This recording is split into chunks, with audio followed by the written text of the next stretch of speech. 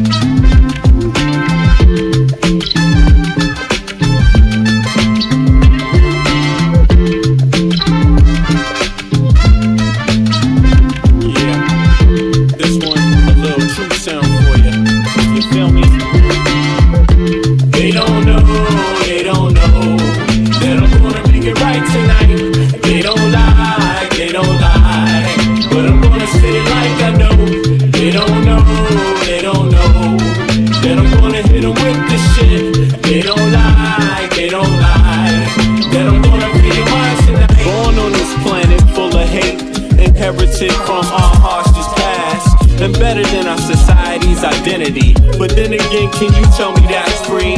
They explain to you what your mind should perceive, suggest things they want you to believe, like your skin color dictates your race.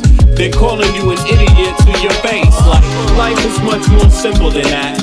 We're all slaves and the cards are stacked, while we fight over problems we can fix. Industrialists turn our kids to addicts. The television does a job, introduce you. The radio's right there to seduce you, keep you locked on the wrong damn track. Cigarettes is just legalized crack. They want you to catch a damn heart attack. They want you to catch a damn heart attack. Stop believing in the flag, it's a trap. cause men rule this world. And some dirty men. They don't know, but I'm gonna make it right tonight. They don't like, but I'm gonna spit it like I know. They don't know, damn. I'm gonna hit them with this shit. They don't lie, yeah. You know what I'm saying? Telling you, your skin color dictates your race.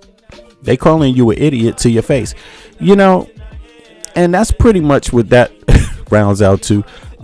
You know, one day you realize you only did it to your brother. You know what I'm saying? Like straight up. One day you realize you only did it to your brother, you know? A homeless baby, a mother, no supper.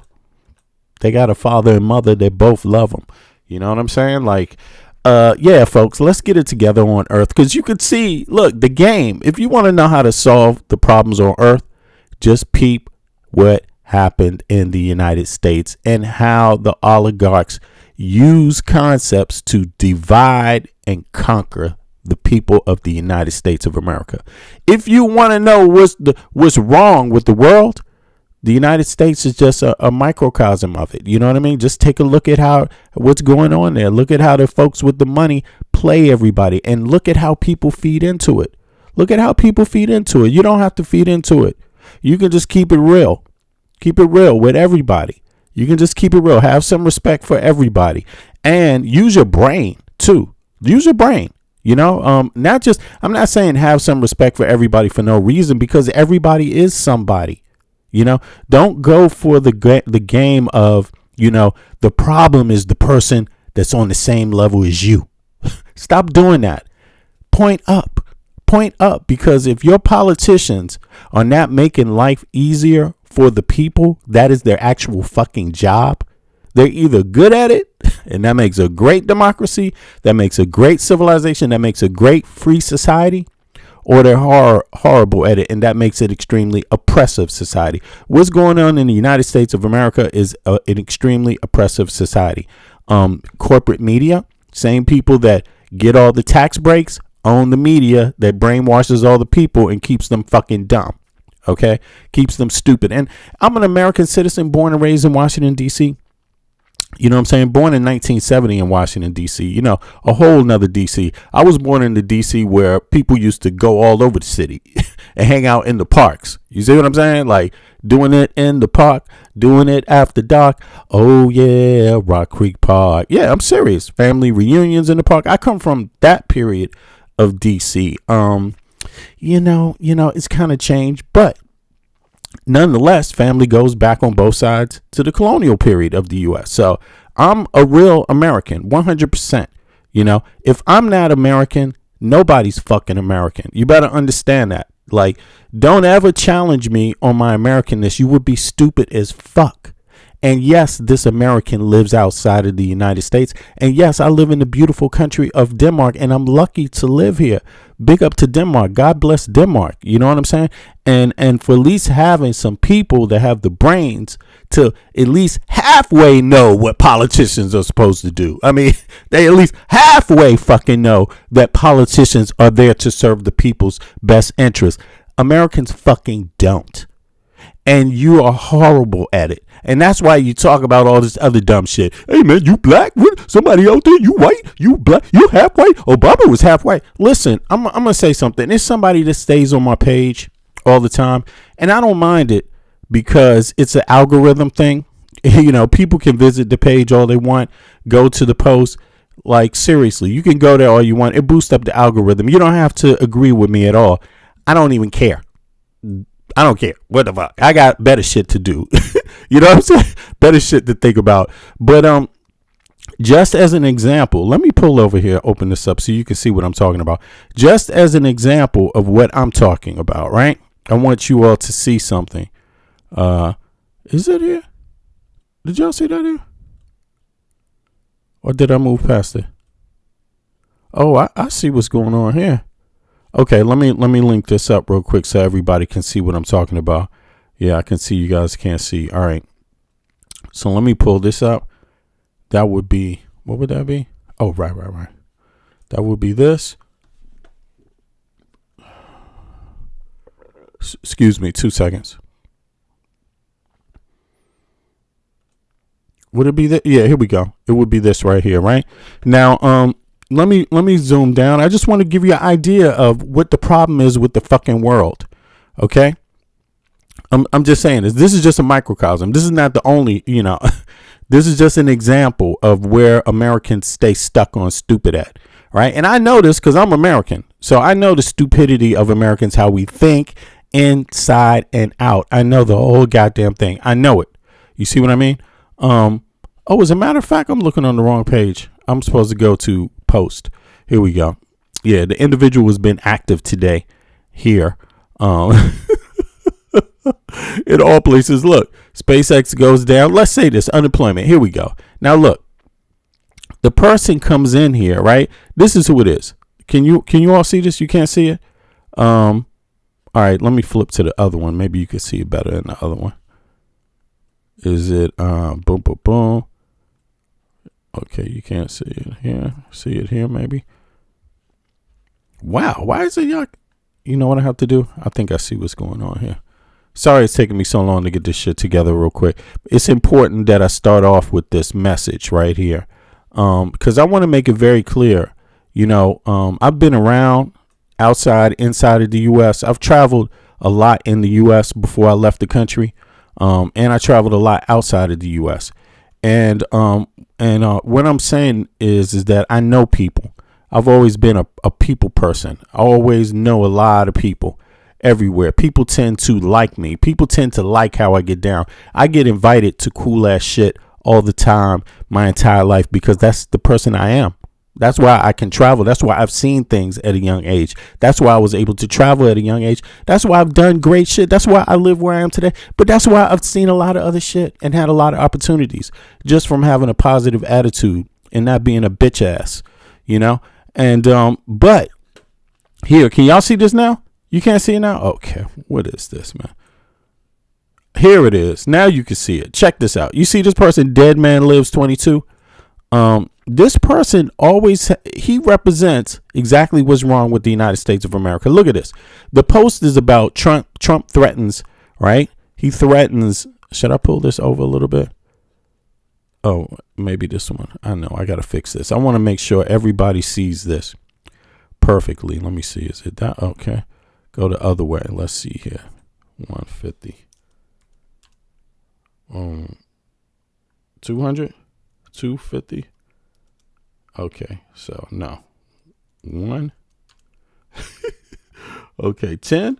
There we go. 10. Now I think, is it better? Yeah, okay. I think you can see it now. Let me just open it up. Y'all can see that anyway, right? It's there. You can see it. Now, this individual, let me pull this back down so you can see the statements. This is about unemployment and Trump shutting it. Here's the comment. Unemployment benefits fraud in my state alone from stolen ID scams. 1.57 billion added to the fraud from the pandemic, right? So this person is just talking about, his views of his own state. He doesn't say what state it is, by the way, which is also irritating.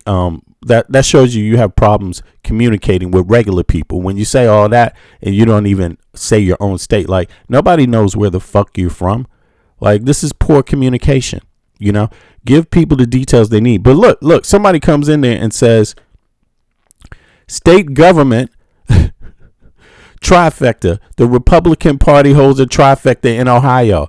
The first person told them that. That means they run everything. You might run a city inside of a state, but the state and the governor control the city.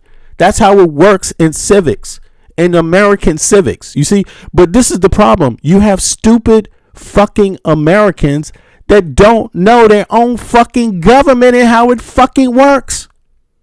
This is the problem. And then look, I'm going to show you something else. Look at where he goes when you try to explain all of this shit. People explaining all kinds of stuff.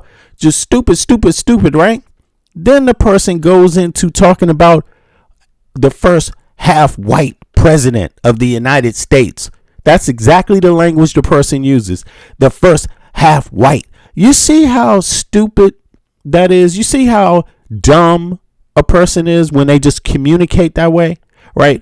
And so the person talks about He doesn't say what president he's talking about, obviously, right? He doesn't say that. So he describes the person as something that person doesn't describe themselves as, right? You see what I mean? So you see right there, that's already out of pocket because you can't claim. I mean, do you want people calling you anything too? Right? Is that how you want people addressing you? Dog, bitch ass, you know what I'm saying? Or something worse. You see what I mean? But instead, he does that to try to, because he doesn't know his own civics. So he's mad. So he starts throwing out things about race now, racial concepts, white, black, da la la. You see, so that person is stuck in that world. You see what I mean? A lot of white people are stuck in that world. A lot of black people are stuck in that world. Not all black people, but let's be honest. The most ignorant motherfuckers of all groups are stuck in that world because that is totally wrong. It's been totally disproven. Okay. Now, racism is real, but you ain't talking about race. Okay. That's for sure. And when you start talking, that's when you start going crazy. Okay. Now, if you have to talk about black and white in different forms of discrimination, great. You see what I mean? That's wonderful. But there's people that really believe in the United States. Like, I'll give you another example. Sean Hannity. He thinks because he's an Irish immigrant, he has some authority about what it is to be American inside of the United States. Why? Because he defines himself as a white man. What the fuck is that? That's not scientific. That's not scientific at all. The motherfucker that we just saw in the UFC talking about Michelle Obama, what does he describe himself as? You see what I'm saying? That's not scientific. You see what I mean? So these people perpetuate shit. And then when you look at all these dumb motherfuckers, black, white, whatever they are, perpetuating the stupid shit, right? Then you look up, you realize they're all poor. All the people perpetuating that stupid shit, they poor or middle class. None of them are fucking rich. These billionaires don't even think like that, man. They use it against you. And when you fall for it, they know they're doing the right thing because you're giving them living proof that you're fucking dumb. That's it right there. Okay. If you submit to that, they will use that on you if you submit to it. So we got to understand this world, right, can be changed. All you got to do is look at the United States. This world can do a whole lot better. All you got to do is look at the mentality of Americans and ask yourself, what the fuck are they talking about and what the fuck are they doing? Americans, 45% at best, 45% of the taxes you pay go to something you can even see or touch. Soon as you leave the United States, it hops up to 60%. And when you get over to Denmark, it's 70 to 75%. Listen, it's not just about how much you pay in taxes. It's about how much of it you see. It's about how much of it you see back in your life. Okay, that's what it's about. It doesn't matter if it's 45. Do you see? Look, you might pay 30% tax, but how much of the 30% do you see? How much? 1%? 2%? Someone else pays 50% and they see 75% of what they pay. Who do you think is going to have it better? Who do you think is going to have a better lifestyle? A person that sees 100 or 75%, 70% of the taxes they pay back in their life positively, childcare, universal health care, elder care, universal education, all these things, right? Or do you think the person that sees 45% of the taxes they pay, who do you think is living better? And who do you think is smarter? And what society do you think is more democratic? What society do you think is more free? What society would you think the people are more happy in? It's in the one where you see more of the taxes you give spent on you. That is the equation that has to be broken. That is the problem with the United States of America. Extreme levels of capitalism that are oppressive towards the people. It's slavery. You people are fucking. So somebody in the chat said evidence. Well, you are the evidence because you're dumb and you don't realize it, dumbass. What the fuck? You the evidence yourself. Where's the evidence? That makes you dumb. Okay? That makes you dumb. Go look it up. Stop being lazy, you dumb motherfucker. You are the evidence, you know? And I know you Americans saying that dumb shit. Evidence? You must be one of the dumbass. Do you know the other motherfucker I was talking about too? You all hang out together because you're dumb. Okay? What the fuck? People have AI. You act like you can't get this information yourself. If you can't get it today, you're stupid. You're lazy. Go get it. It's out there. If you don't know it, you are the fucking evidence of what I'm talking about. You know? Now, in any case, look at the United States. If you take what's in the United States and spread that anywhere, you're going to have disaster anywhere. It's a recipe for disaster. It's a recipe for disaster. And Trump has the nerve to call other countries shithole. The United States is a fucking dope fiend country. It's a goddamn dope alley, okay? They got the nerve to be calling somebody else a shithole country. Do you know how many fucking dope fiends are walking around like zombies in the United States of America and the fucking government doesn't give a fuck about them? Do you know how many? You know how many homeless people there are that ain't even dope heads walking around in the United States of America? Do you? Do you know how many? I mean, you know, everybody wants to be pure. Isn't that a wonderful idea? You could be pure something. Yeah, I could be pure this. I could be racially pure. I could be a virgin. Ooh, and if a woman spreads her legs and just happens to get pregnant, she can't have an abortion. Don't let her have an abortion. She shouldn't be spreading her legs. This is America, yo. This is the United States. They are dumb. Dumb. And now I'm going to play you the evidence how fucked up it is. But we're going to start off with some financial news. Let's see here. This is Norland talking. All right, so we got to talk about the markets and the new Fed chair. And let me show you guys what's going on. Dow closes 500 points lower, right? So markets are down as Warsh's first Fed meeting sets a surge in bond yield. So we're either holding or hiking. I think cuts are off the table. And then you take a look at the markets, like say bubble stock, like SpaceX, it's down roughly 5%. So that was the first red day for them. And then the headlines in from the Wall Street Journal, Fed holds rates steady, but more officials see higher rates as next move. So possible rate hike. Let's take a look at the new Fed chair. This is Kevin Warsh. As you saw a few moments ago, the committee decided to maintain the target range for the Fed funds rate at 3.5% to 3.75% in support of the Fed's dual mandate. The committee also reaffirmed its policy of maintaining ample reserves in the banking system. Economic activity is expanding at a solid pace, despite elevated uncertainty that owes in part to the conflict in the Middle East. Productivity growth and capital investment, both strong. All right, there it is. So this is the new Fed chair. You know that if Trump didn't want him here, he wouldn't be here, right? I hope you know that much. If you want to ask me where the evidence is, I suggest you Google. go and just say, why did we have a new Fed chair, and did Trump want him to be? Just write that in Google and you will get the fucking answer. You don't even need AI. You know, I hope people know you can ask questions in Google.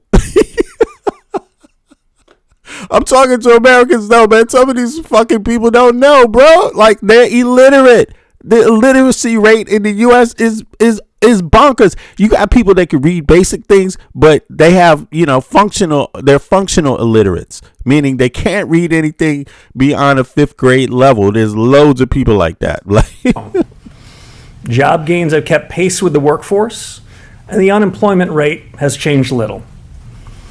We recognize that inflation has been running well ahead of the Fed's long-stated inflation goal of 2%.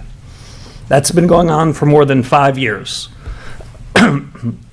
Persistently high prices. It's called stagflation.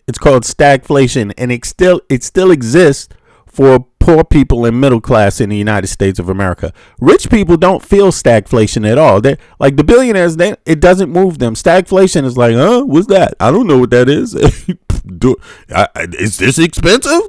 Is that what you call expensive? Oh, wow. Is there a grocery store? They call it groceries. I mean, this is what Trump literally said. They call it groceries. It's like they don't know a goddamn thing. You know, yeah, stagflation. That is, you know what that is? That's the calm before the storm. When the stagflation goes on for this long, let's bring it back. Listen to how long it's been going on. Growth and capital investment. Oh, Patrick, what's up? Both strong. Hold on, let me read this. Jag tror Patrick är danska. Är du danska, Patrick? He says, America has reduced itself to a parody of a democracy and a paper tiger superpower. Exactly. The world looks at the U.S. astonished and realize it needs to get away from being dependent on. Absolutely. And your life depends on it. And let me just tell you, these people, you obviously know, these people, Elon Musk, Peter Thiel, and these folks that are all involved here, they all involved together. They think they can own everybody else, and they are a threat. I'm saying that as an American living in Denmark. These people are a threat. They're a threat, you know, and so everyone that's been dealing with them, you should cut them off, back off with a smile. Yeah. Just keep talking to them. You don't owe Donald Trump or any fucking representative of the United States government any honesty. You don't owe us anything. I'm telling you, you don't owe us anything. You know, it's just trust me when I say that.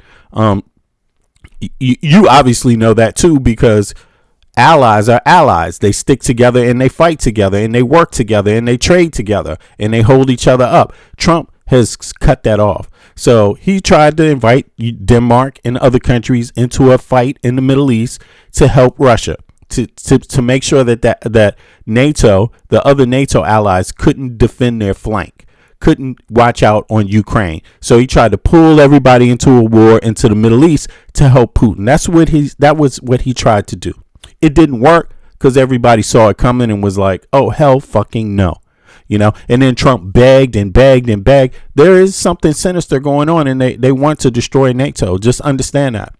These people, goddamn Putin, Netanyahu, they have these files. They have these Epstein files.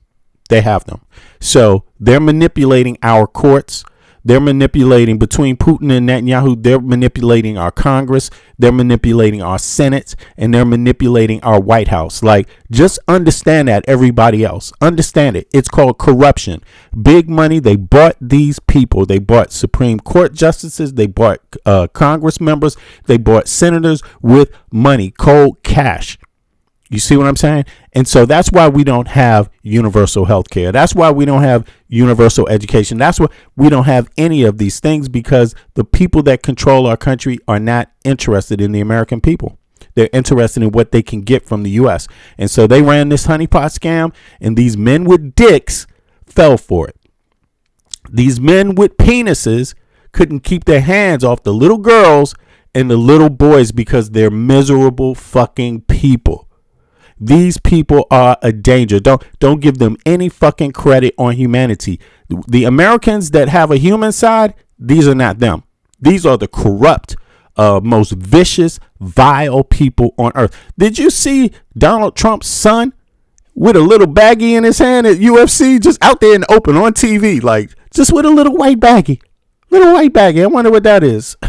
Man, and understand this. Every American in Denmark is going to fight with the Danes. We had demonstration out in front of the American embassy, several demonstrations, man. And that's exactly what we said. We didn't record the demonstrations, what people said, but the people that show up know exactly what we said. You know, it's not a game. They disrespected Denmark. They did it on purpose to try to break up NATO. Fuck Donald Trump. They are treasonous. Fuck them. Fuck everybody that is down with them. These people mean business and they want to destroy NATO. They are your enemy. The people in the White House are your enemy. You have to understand that. You see what I mean? And nobody should play any games. None of us. The politicians are going to do what they have to do to make sure that they keep Donald dumbass Trump confused, right? But they all know. You all knows. Everybody knows. Goddamn pedophile is in power in the United States of America, and somebody got his pictures. A lot of people, they know that, and they're going to keep twisting his ass. And you know, they probably have other things on him. It is our fault as American citizens that we did not clean up the corruption. We could have cleaned it up 20 years ago. We had plenty of time. We refused to do it, and now it's checkmate, and it's over. You see what I mean? So the only people that's going to fix this are the American people if they wake up. But if they don't wake up, then everybody else is going to help the American people that are good fight the American people that are bad. That's how this is going down. That's how this is going down. For real. Canada is going to help us if this motherfucker doesn't get out of office. Mexico is going to help us if this motherfucker doesn't get out of office. And everybody else in the free world that understands these people are a fucking threat is going to help us. They're not all that, you know. Our military, the people in the military are split and that's exactly what they wanted. So our country is weak. Look at Donald Trump. He let Iran. I don't have beef with Iran. I'm not living it. I don't understand why they're so harsh on the people, right? That kind of thing. Yeah, there's some issues with that, with democracy and all of that. Fine, human rights or whatever. But that doesn't mean I agree with how Trump deals with it, and I don't agree with Israel, Netanyahu at all, and how he's dealing with Iran or Palestine or Lebanon. That shit is fucking just a waste. It's a waste. They have fucked over everybody. Like, so many people stood behind them, and they wasted all of that goodwill. You know what I mean? So there has to be a change. The middle powers have to come together, and yeah, until the cancer in the United States is ridden. Until it's ridden, it's going to be a threat. It's a threat to civilization. That's what I'm saying. And if you hear me saying this, I tell people all the time, I'm out here with my face and I'm saying this. Yeah, I am saying it. It's my First Amendment right. This is what I believe. What are you going to do about it? Nothing. This is what I really believe. So, yeah, big up to Denmark and big up to the EU for standing up for itself, for being clever enough. But then again, the EU believes in its people. They invest in their people. They make sure that people have something to do. They make sure that people are busy understanding new industries. Being industrious. At the bottom with the base of the people. Where the real people are, where the majority of the people are. The EU does that. Our country, the United States, haven't. We've abandoned our people. We got people that don't even have access to any kind of fucking education, just nothing. Sitting there in trailer parks. You know what I'm saying? Like nothing to do. Kids can you imagine in the United States, there's a kid that wants to go to school and he can't figure out where the money's going to come from? That's what's going on. Just that simple. Somebody that wants to do something can't figure that out. Can't figure out how it's going to happen. Just simple. It's right in their face. Can't access it. You see what I'm saying? Look at the prices in Washington, D.C. I live in Copenhagen. The prices in Copenhagen in the last 20 years have gone up. There's been inflation, but it's nothing compared to the inflation that has gone up in Washington, D.C. Goddamn, the flat I live in would have been the same in Washington, D.C. when I left. The same price 20 years ago. 20 years ago, it was the same price. This flat I live in would have been the same price in D.C. The flat in D.C. is like 6 fucking times more expensive now. Mine is not even double. You know what I'm saying? It hasn't even got double in Copenhagen, the capital of Denmark. You see what I mean? So, just keep that in mind. The United States, the average person is not doing well at all. And if you see anybody on the net acting like that's a joke, they're probably a troll. Ask to see their face. You probably won't see them up here like me. By the way, the panel is open. Here we go. Let's go put it here again for anybody that wants to prove they ain't a troll, right? Of course, they're not going to hop up. I don't expect any person in the chat that supports Donald Trump to hop up here because they are cowards. And they know I will eat their fucking ass up. It will be a vicious mauling, Here we go. Here's the Discord link. If any of you punk ass traitorous fucking Maga trolls want something. But in any case, let's get back to the financial news and move on with the show. I appreciate that and explain why you only have Democrats and Republicans. You need independent parties. Yeah, exactly. Denmark has like 20 damn parties, probably like 15 ones that are really significant, maybe 10 that are really significant. The U.S. has only two, and people pay both sides, just to make sure nothing really happens for anybody. The corporations got it good, man. Look at Elon Musk, the richest man on earth. He could pay off all the Congress and the Senate and the Supreme Court, and they would all do it. That's simple. That's corruption. We should have had campaign finance laws a long time ago. Denmark, you know what? People need to look at what the laws are in Denmark with campaign finance. They're a lot different, and Danes should be very happy that they are a lot different. Not to say that there's not a little bit of corruption or there isn't corruption, but it doesn't compare at all. We have open end fucking corruption. The United States is for sale. It is for sale. And we have a lot of our citizens that are for sale too. Like straight up. These Trump people are for sale. They are traitors. Like straight up. Job gains have kept pace with the workforce, and the unemployment rate has changed little. We recognize that inflation has been running well ahead of the Fed's long-stated inflation goal of 2%. That's been going on for more than 5 years. Persistently high prices. So that's 5 years. Stagflation for 5 years. Trump has been in office a year and a half. Has it changed? No, it hasn't changed. So nothing Trump has done.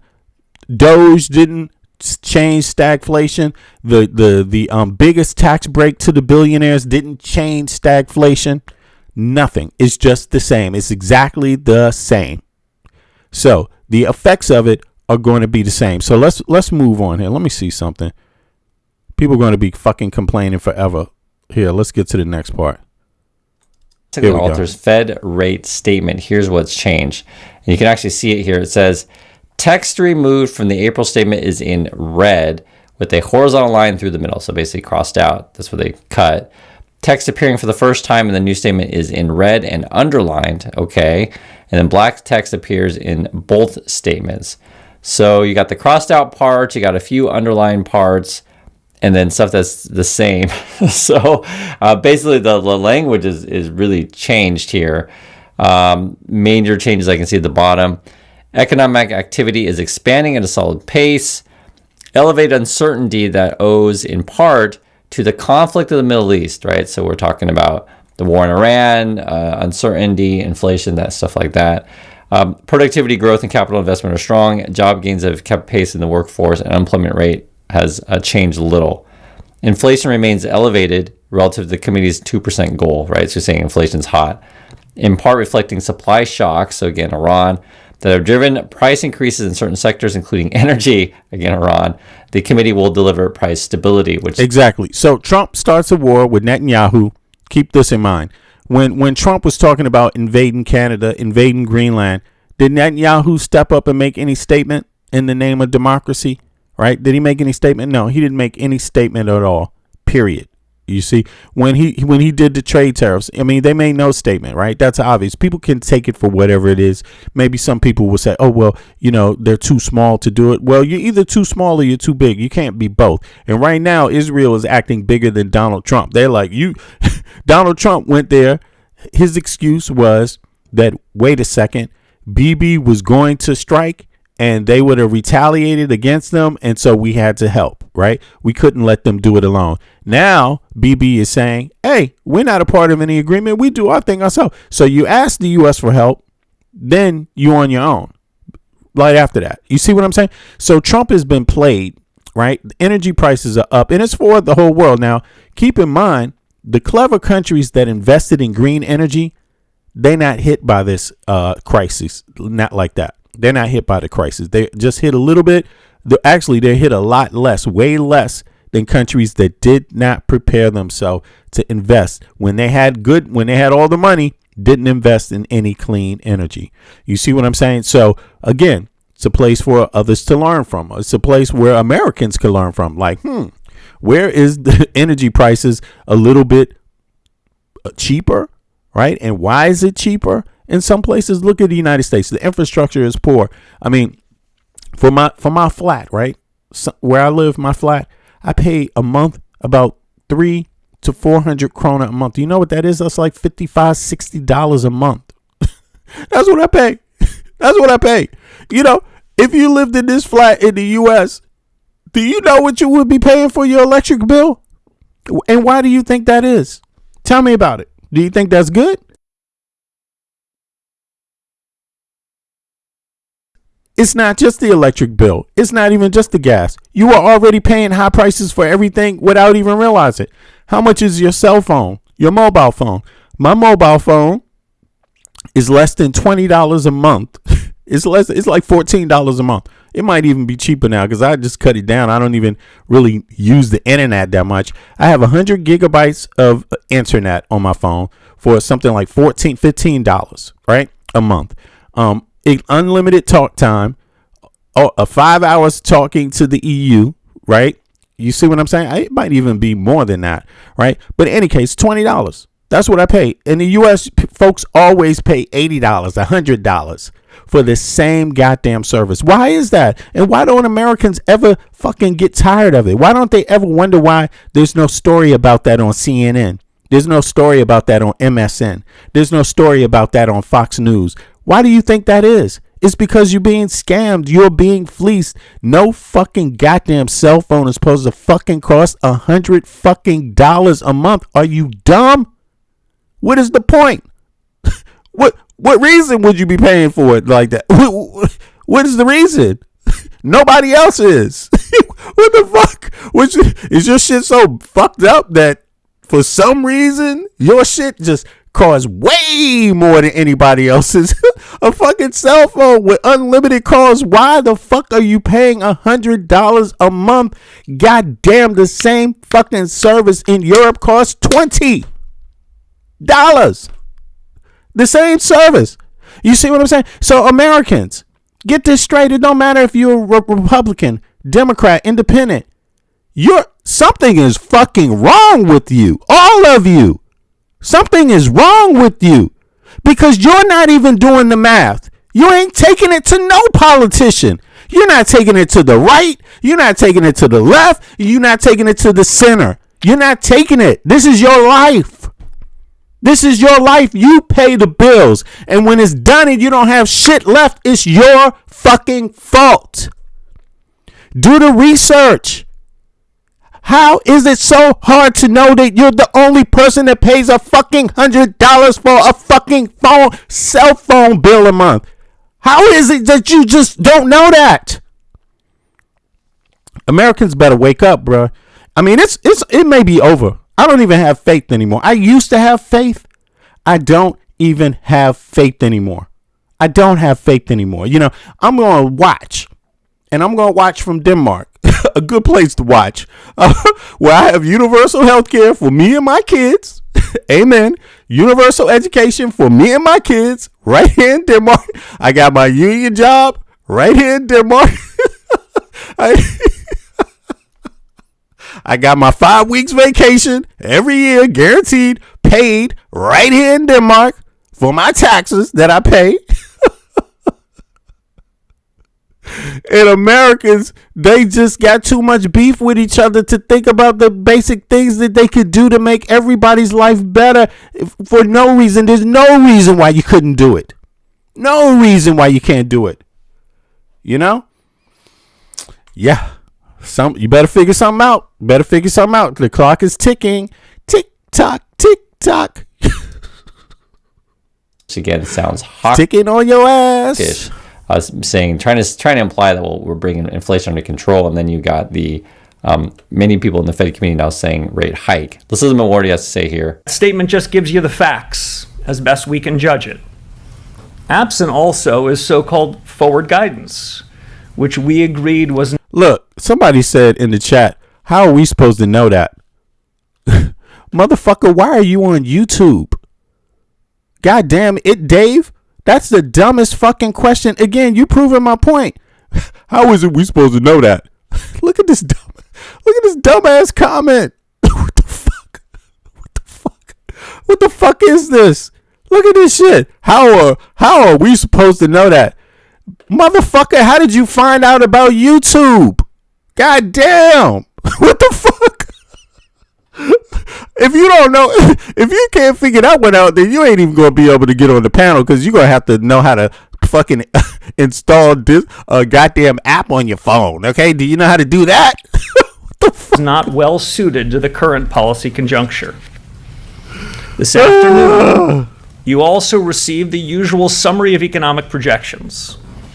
It's been the practice of this committee for participants to submit these projections, and I have encouraged my colleagues to continue to do so.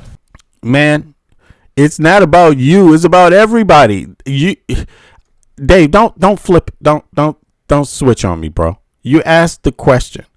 The answer goes for everybody. I'm not just talking to you. What the fuck? There's plenty of people that ask that question. How am I supposed to know that? Because your ass depends on it. How about that? Take some responsibility for yourself. What the fuck? That's how I know. What the What do you think? I got some superpowers? I care about my life. What the fuck? That's why. That's how you supposed to know. If you don't care about your life, you ain't never gonna know, man. I, however, have refrained from offering any projections of my own consistent with my long-held views on the SEP, at least as currently structured. So he's going to be less transparent, long story short, and you can see him talking about it there. Let's go through some more details. Fed holds rates steady, but more officials see higher rates as next move. Okay. The Fed held its benchmark rate steady in a range from 3.5 to 3.75 in unanimous vote, but officials' quarterly economic projections told the story of the shift. Here's the number. Anyway, y'all, nothing I'm saying is personal. It's all examples. Anybody can hop up on the link.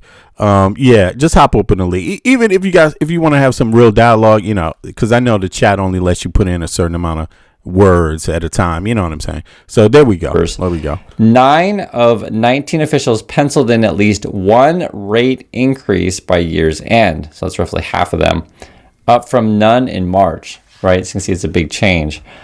Just one foresaw a cut, down from 12.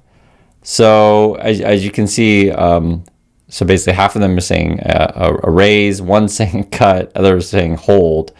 Investors had embraced in recent weeks for higher for longer posture from the Fed, but this was sharper and reflected a committee inching from a watchful hold toward readiness to raise rates, right? So again, the bias seems to be raising. This is then the dot plot. And basically what these things show you is where various committee members are, hike, raise, hold, and then where projections are in the future if you average it on out, right? So by the end of 2026, it looks like we're getting closer to raising at least once. And then I guess one cut next year. Overall, it's going to be hold or up. That's what it looks like to me. The U-turn reflected in 6. It looks like we're getting closer to raising at least once, and then I guess one cut next year. Overall, it's going to be hold or up. That's what it looks like to me. The U-turn reflected. Right. Yeah. So the financial numbers that Trump is putting out, or the outlook that Trump is putting out, it's, you know, they're trying to put a good spin on stagnation, and they want you to think that it's slowing down. But think about this. Trump has been saying that from day one, that it's going down, it's slowing down, it's slowing down. What people told him to do is don't change the Biden economy. The structure, the way it works, do not change it. It is getting better. And it was headed in that direction. Trump came in, gave the billionaires their tax break, and then added tariffs. And he added tariffs, right? Howard Lutnick was the spokesperson for the tariffs. Right? He came out and sold the idea of tariffs every fucking day, basically on TV to millions of Americans, right? While his son company was betting on the tariffs being found to be illegal by the Supreme Court and buying up the lawsuit rights, the rights for the compensation when it's overturned. His son did that. Howard Lutnick is selling the tariffs, and his son is saying, yeah, and we gonna make money when they declare it illegal. Yeah, we set up right. You see what I mean? And American people just go along with that. I mean, yo, better fight for your life. Better fight for your life, yo. Better fight for your life. It's not going to get good. Look, listen, you have a government that wants to stop the elections. They want to stop the election. Trump is already calling the elections rigged. You knew he was going to do that. Everybody said, why does he always do this? He did it before. He's been doing it the whole time. He's the only fucking candidate to ever call elections rigged every time he won. Right? But this time is different. This time he is in the White House. He is the head of the judicial branch. Right? They can do whatever they want. They could say someone's a criminal all they want. You're convicted. But if Trump says do not execute, do not go and arrest people, it's not going to happen. You see what I'm saying? So that means even if the Supreme Court, even if for some reason Trump loses this election, which he will, but he's not planning on giving up power because he's the executive branch. You see? So there you have it. There's no one to enforce it. There's no one to enforce it. An economy that has run hotter than the Fed expected. Inflation has reaccelerated this year, driven up by the energy shock from the Iran war, right? And a surge in demand tied to the boom in artificial intelligence. Okay. And then you're going to look at higher borrowing costs, and it just goes over here. Brandon Price. Brandon, you didn't know that? Howard Lutnick's son went around to companies buying the rights for future compensation and over lawsuits based on the fact that he knew he hedged his bets. He knew that the Supreme Court would overturn the tariffs, and then the government would have to pay back the corporations that were charged the tariffs. Yes, and guess who have to pay back the corporations who were charged the tariffs? The American taxpayer. They defrauded the people right in their face. This is the government you have. It is a fleecing government. They're all there. Elon Musk, Peter Thiel, their whole thing is like this. They're not leaving until this motherfucker is dead. They're going to suck everything out of it before they leave. And you know why they're going to do that? Because they believe Americans are stupid. And let me tell you, a lot of Americans are fucking stupid. They're going to be talking about race. They're going to be talking about all kinds of things. Not that racism is not an issue. I'm not saying don't talk about issues, right? But what I'm saying is that they're going to be talking about it in an irresponsible way. Like, yeah, and Miss Obama is a monkey. They're going to be doing these things that keep people blind, the racial things, the things that keep people feeling good when they're poor. Yeah, at least I'm not a nigga. Ha ha, I'm supreme. Living in a trailer park. I'm going to vote for Trump again, damn it. Listen. And then you got other people. The country is so divided. That's what I'm saying. They know this. They know exactly how people think. And they are going to continue, because one thing Americans have proven is that they are more divided than anyone else. They will not help their own people, and they will not help each other. They will not stand up together. They will not see each other as equals. And they want one group to be over the other. You ain't going to be ahead of me. Me first. No. You won't replace us. You know what I'm saying? And the rich people are like, yeah, that's right. Let's tweak that algorithm. Keep these people fighting each other. Keep these broke asses fighting each other. And they're going to fight each other. They either they're going to fight each other and die, the whole country's going to die, or they're going to wake up and save their asses. We're going to watch. We're going to see. For households, the message is that relief on borrowing costs is unlikely to arrive soon. The Fed's benchmark. Do me a favor, click the like button, everybody. Yeah. I see people watching. If you're watching on your TV, pick up the remote for me. Click the like button. Also, it makes a big difference. Also, everybody in the chat, click the like button. If you're watching from your mobile, click the like button. It helps more people find the stream. Rate, mostly direct short-term borrowing, such as credit card. Yo, Mike from Brooklyn, what's up? You there? What's up? I'm here. There you go. Yeah, what's good? What you want to say about this, man? This the economy, for starters, right? I mean, we saw the grift happening from well before, right? When he fired the last individual. So, like, when we see this, this was him doing his best attempt to not lower it immediate, right? Not lower the Fed rate immediately when every sign says we should raise it, right? And for people who don't understand what, obviously the basis points are, when the US economy is doing steady or supposedly, especially when it comes to the stock market, doing well, we want to raise the basis points so that way we can get more out of our money when we're lending it, right? It becomes a bit more expensive to lend, right? Or the interest gained and collected on the money that is lent, right, allows for us to gain more money. So when we don't raise the basis points when we should, when the economy is thriving, it negates our money, right? Our ability to gain money. The buying power of the dollar, it starts to lessen. And it affects the average person more than the rich folk. And that's where, right? Oh, of course. Exactly. So the average person may not understand what the problem is clearly. So I'm glad you're going through these details, bro. Yeah, go ahead. Because the basis points, especially the Fed rate in particular, it is used when we have economic downturn. It is used as a tool to incentivize buying through lending, right? So let's say the economy starts having a downturn, people start having a mindset of austerity, which means hoarding, right? You're like, you know what? No, I can't go buy this because, it's getting bad in the economy. Right. Now the economy sees less stimulation. Holding on to their money instead of letting it circulate. Yes. Yeah.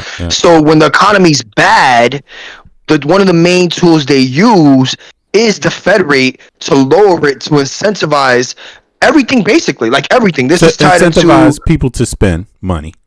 Yes. Exactly. This is to get the economy kicking. To get it kicking and moving again. Yeah. There you go. Because it generates by use and work and movement. That's how it generates in mass. Right. Exactly. There you go. Exactly. Right?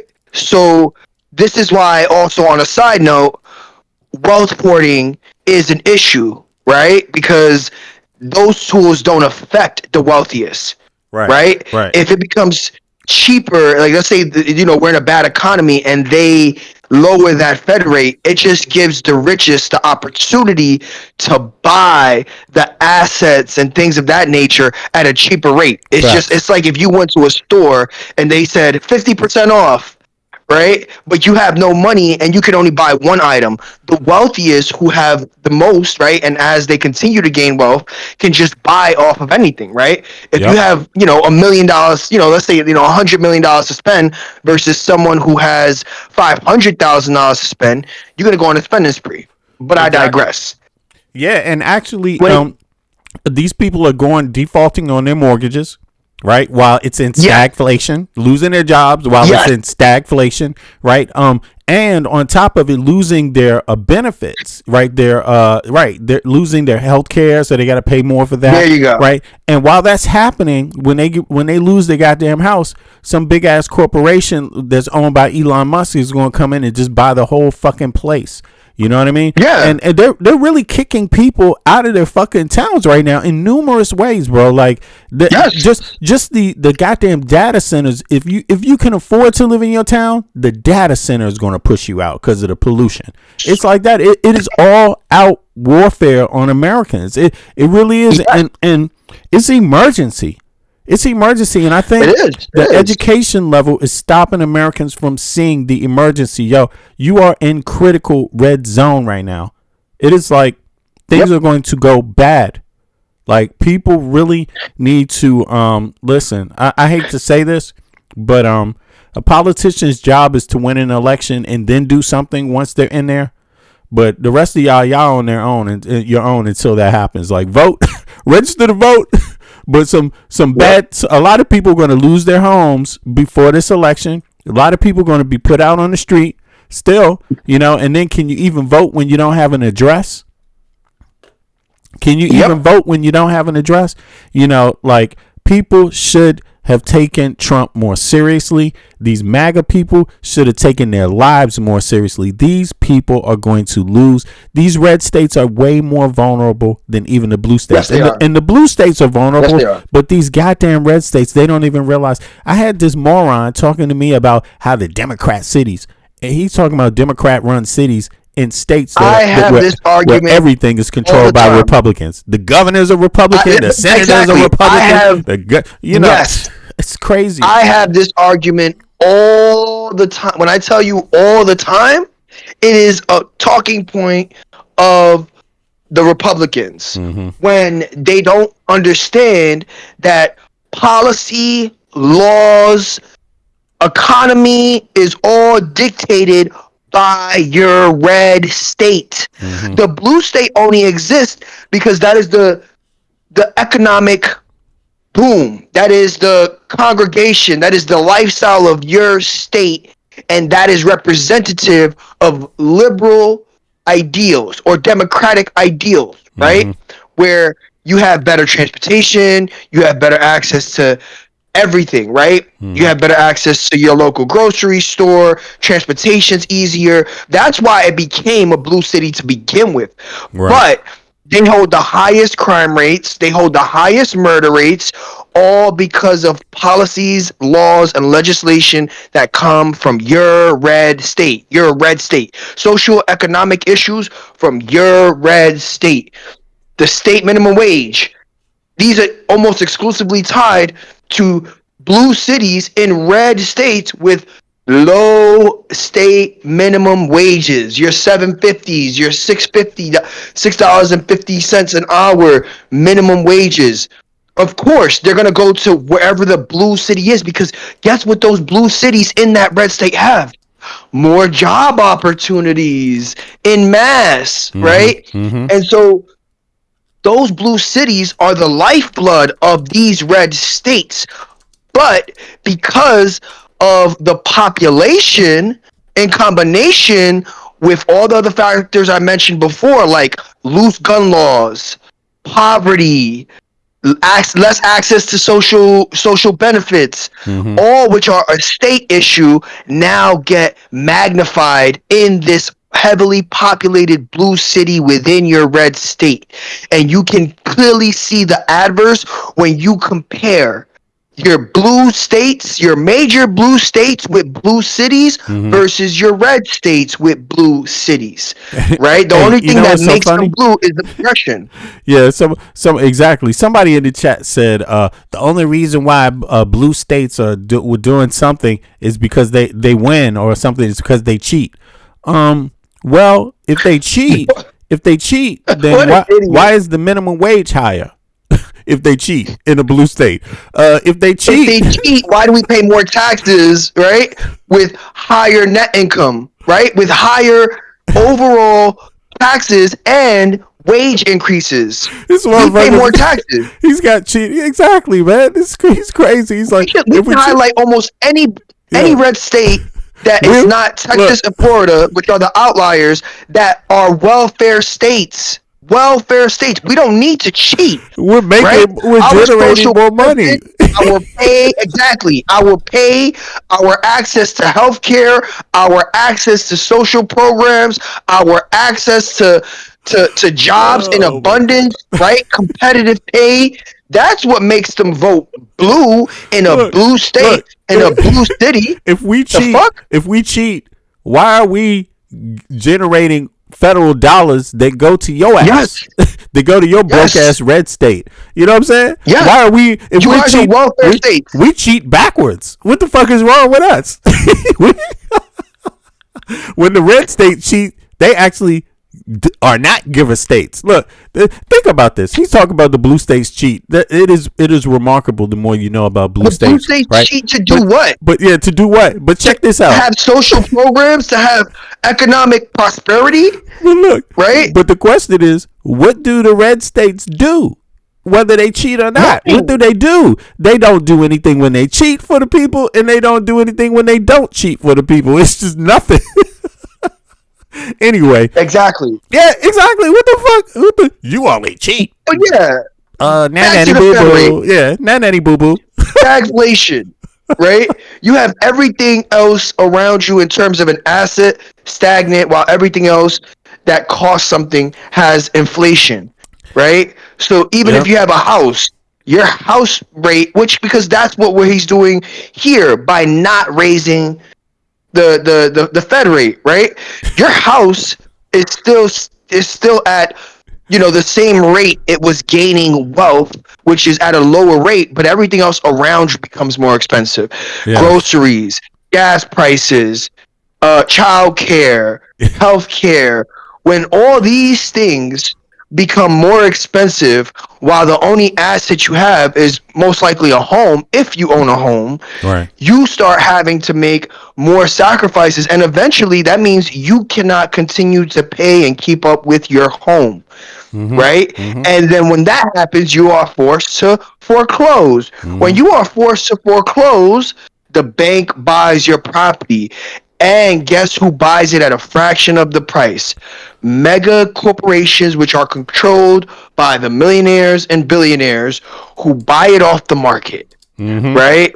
And now that data center, guess what? You don't have a vote because you don't own a home in that county no more. Right? Because eventually that's what's going to happen. Right? They'll buy up because that's why they're hoarding their wealth. Right now, I can buy up any opposition. Right? I can price them out, Yeah. buy those homes, and you have less of a vote. Yeah. Right? So now, when it's time to protest against this data center being built, you won't be there to vote against it because you won't exist. You won't own that home. You won't be a part of that county anymore. Right? Facts, And we bro. know that this is true. Like, they've done it time and time again. BlackRock, yes, right? Scary. It's exactly what happened during the 2008 housing crisis, right? The major beneficiary and shift. This is when the major wealth shifts right here. Things like this shift that wealth to the 1% and the bro. top 10% If the disproportionately. Yeah, facts, bro. And if the American people make it past this, it's because they had a lot of luck. Because the situation is not on their side. It is not on their side. Like, it is code red. It's a five alarm fire right now. Look, defaults. Speaking of this economy, look at this. Yes, defaults and delinquencies on housing loans are up. Data from Mortgage Bankers Association, MBA, and the Federal Reserve that we were just listening to, right, show a steady rise in past due housing loans. Recent numbers. According to the MBA's National Delinquency Survey, the overall mortgage delinquency rate for residential properties rose to 4.44% in the first quarter. This marks a clear increase compared to previous quarters and a 40 basis point jump from a year prior. A 40, god damn. Serious delinquencies, loans that are 90 days or more past due or already foreclosure are ticketed up to about 2.03. Why are they rising? Economists and housing analysts point to the three major factors driving this upward. Okay. Expiration of pandemic relief, right? So the pandemic relief was cut for some people. A major catalyst for the recent spike was the formal end of the pandemic era Federal Housing Administration FAA relief programs. So those are cut, right? So it's damn. So people getting kicked out of their homes during the pandemic. Now we're going to look at what states this is happening in. During the pandemic, borrowers could pause or defer payments easily. You see that? The government stepped in and said, okay, we don't want this amount of people losing their homes. It's not good for the society. It's not good for the economy. It's not good for anyone, right? For America, right? Now, here it says, hold on. Let me put that on pause, bro. There's some noise in the background. Let me see that.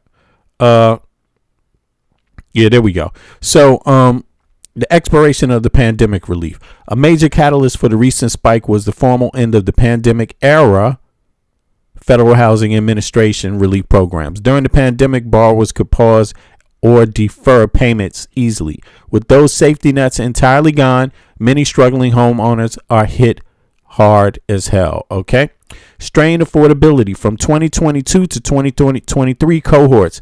The New York Fed notes that the defaults are heavily concentrated among people who bought homes or refinanced between 2022 and 2023. This was the window when home prices spiked and mortgages interest rates surged from 3% to over 7%, heavily stretching borrowers' monthly budgets. The income divide. The rise in defaults is heavily localized. High income areas with strong credit profiles are remaining relatively flat. The interest rates, right? Damn. The rise in the... Wow. High income areas with strong credit profiles are remaining relatively flat. However, lower income zip codes in areas experiencing local jumps in unemployment have seen their serious delinquency rates surge significantly over the last year. Okay, so the amount of people in the middle class and poor areas has spiked, right? With losing their homes. Okay, so it's concentrated to the middle class and the poor. It has nothing to do with whether you're MAGA or not. MAGA people are being affected by this. Now, you could say, whose fault is it? You could argue about that. Whose fault is it? Or you could say, hey, my fellow American, even though you vote different from me, we should all be together on this because this is wrong. We should get a fair shake in our society, and something is wrong from the top down. You could say that, or you could say it started with Obama. You could say that. Yeah, but if Biden, you could say that. Go ahead for it. Go ahead and say that. Obama, Biden, yeah. Forget that we can come together and do something about that because the rich are getting over and the rest of us average middle class and poor Americans are going through the same thing. We should stick up for each other. Probably not going to happen in the U.S. The big picture. While the administration is facing these rising numbers, the silver lining is that the spike is not an immediate sign of 2008 style housing crash. Okay. Economists note that on the longer term historical timeline, mortgage defaults are simply returning to normal. Listen, I don't buy that shit at all. I don't buy it at all. Listen, there is no guarantee that this problem is going to subside. You already heard this is 5-year stagnation. You know, Donald Trump said he was going to fix it on day one. His whole cabinet said on day one. Okay. They also said, yeah, the reason why you have it like this is because of Biden's poor policy, and we're going to change that on day one. Mr. Trump is going to do it. Now it's day 900 and something. Is it day 1,000 now? It's a year and a half. You know what I'm saying? What is it? No, not 900. It's that would make it 500. Yeah, it's day 500 and something, right? Something like that. So it didn't go away. Now let's hear a little more. Loans, which will stay elevated as long as the Fed holds, right? But the costs that matter most to families, mortgage rates track longer term treasury yields and have been climbing as investors brace for a Fed that sits on its hands. So you're looking at higher for longer is what it looks like. You're looking at increased borrowing costs, right? And you're also looking at slower growth, which is part of what the Fed was saying here. And he mentioned, I think, also in his statement. This is from Heather Long over at Navy Federal. Wow, take a look at the Fed's new projections. It's textbook, quote, hot inflation. PCE inflation forecast is up almost a full percentage point since March. 1 rate hike by the year end. Slightly slower GDP growth for 2026. So that sounds like stagflation, right? Higher inflation, low growth. And then you're going to have to keep interest rates higher. You can take a look at some more key things here. All right, so look, we're gonna play a little game in the chat. I want everybody to tell me what state they are in right now. What country and state or city are you in right now? The chat is open, so that means everybody that's in it has to participate. If I see one person that doesn't answer that question, then I'm gonna look at their comments and then consider in a minute timing them out, because I want people cooperating. It's good to have debates in the chat, but if you don't know anything about the person you're debating, it kind of, we're missing a lot in terms of the data. So that's why I'm asking. Let me know, and let everyone else you're communicating with know what state or what country and what city you're living in, right? Just so people can have an idea about all the other qualifying factors. Like you could say something like, yeah, I live in a red state and, because of this and blah, blah, blah. It's like, okay, what state? Because I want to know what healthcare provider you got, motherfucker. Because you acting like you doing that well, don't. We want details. We want to know. We need some shit to back your comment up. You know what I'm saying? We need some data. You live in this state. This is how many broke asses live in your state, and you acting like you have it good. What the fuck? That's why over here we always say, what state do you live in, and who's your healthcare provider? Because that helps balance out some of the cap these trolls be having. All right, good enough. Report anyone who didn't answer the question to me immediately. Thank you. Top plotted rate projections show officials split over whether to raise interest rates by the end of 2026. 9 to 18 officials penciling in a rate hike, as we talked about. One official did not submit any interest rate projections. A second official withheld a rate forecast for 2028. Okay. Bradley, did you answer the question? Bradley, what state do you live in? Okay. What state or what country and city do you live in? All right. So that's the question for everybody that's coming in the chat. And I think one of these people should be Warsh. I don't think he's going to submit his projections. And then these are the numbers here. Then median Fed official sees core inflation at 3.3 by the end of 2026, up from 2.7. So inflation is much higher than we thought earlier. And then growth is down. GDP at 2.2 compared to 2.4. Fed says job gains, quote, have kept pace with the workforce and unemployment rate has changed little. Okay. One of the things that I want to add in here, though, is that the good jobs are few and far between. I think you guys know this. Right. Yeah. Moreland is sharp on his data and his economic breakdowns. Now, listen, Patrick says in the chat, he brings up a good point. Your average take home pay, he's talking about Denmark unskilled, is around $2,364 per month for a 37-hour week. The average net is $842, leaving you approximately $1,022 a month. Damn, where'd the comment go? Oh, maybe he made a mistake. I hope somebody else didn't time him out. Let me see. Eric, why you? Oh, he deleted it himself. Listen, this is another factoid though. For the Americans listening, look, if you do the data, if you compile all the data from the EU, because Patrick was maybe he made a slight error in his comment, but he was on to something.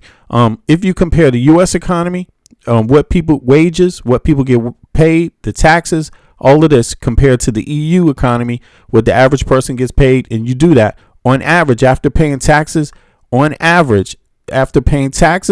and living expenses, house, food, all that shit, right? All the things you need to live plus your taxes. After that, Europeans bring home on average 1,000 more US dollars in their pocket than the average American.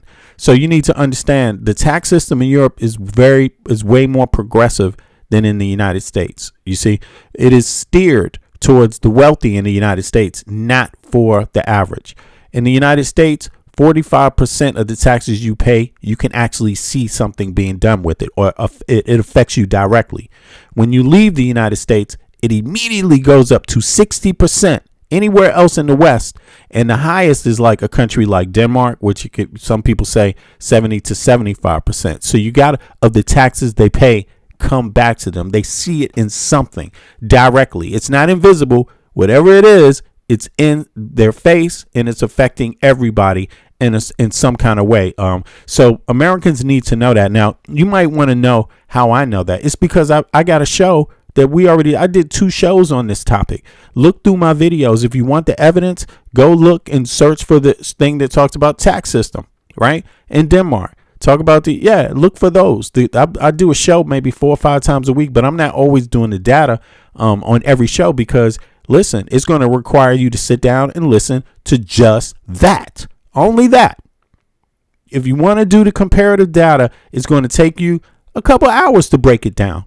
You see what I mean? So, but you can do it. If I did it, and I did it several times, and I know it like the back of my hand. And I also know the differences in the healthcare system too. You see what I mean? I know the differences in the tax system and the healthcare system because I've done the data. So can you. So it's not an excuse to not know. If you don't know, it's because you didn't take the time yourself to actually do the math. Your existence demands that you do. It does, because legacy media, Fox News, CNN, MSNBC, they ain't going to fucking tell you. They're corporate media. They get the tax breaks. But you are responsible for your own ass, you know? And if you're walking around here being robbed and you happy with everybody else having a better life than you and your kids, something is wrong with you. If you're happy about that, you should not be happy when everyone else is having a better life than you and your kids in the Western world. You should also want to have an equal lifestyle, you know? But if you don't want it, hey, it's on you, man. Maybe you like slavery, you know? And then often we keep seeing in multiple things to where wage gains are not keeping up with inflation. So real incomes are actually down. Big first press conference for the Fed Chair Warsh. Top takeaways: he will tame inflation. Quote, we will deliver on price stability.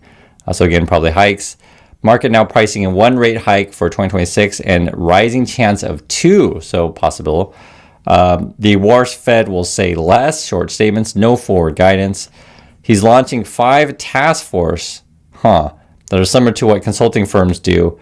Look at what Fed doing and make recommendations for change. I would stop right there because look, if you're hiring, who you going to hire and are they going to fix the numbers? I see this don't sound good, but look, somebody in the chat said, let me see, that was Restore Live, Restorative Path. Okay. I've been seeing in the news that protest and public sentiment and generally negative towards Americans who are moving to Europe. Is that true? No. It's not about average Americans. It's not about Americans. These protests are not about Americans. There are some protests. It's about the U.S. government. It's about Jared Kushner.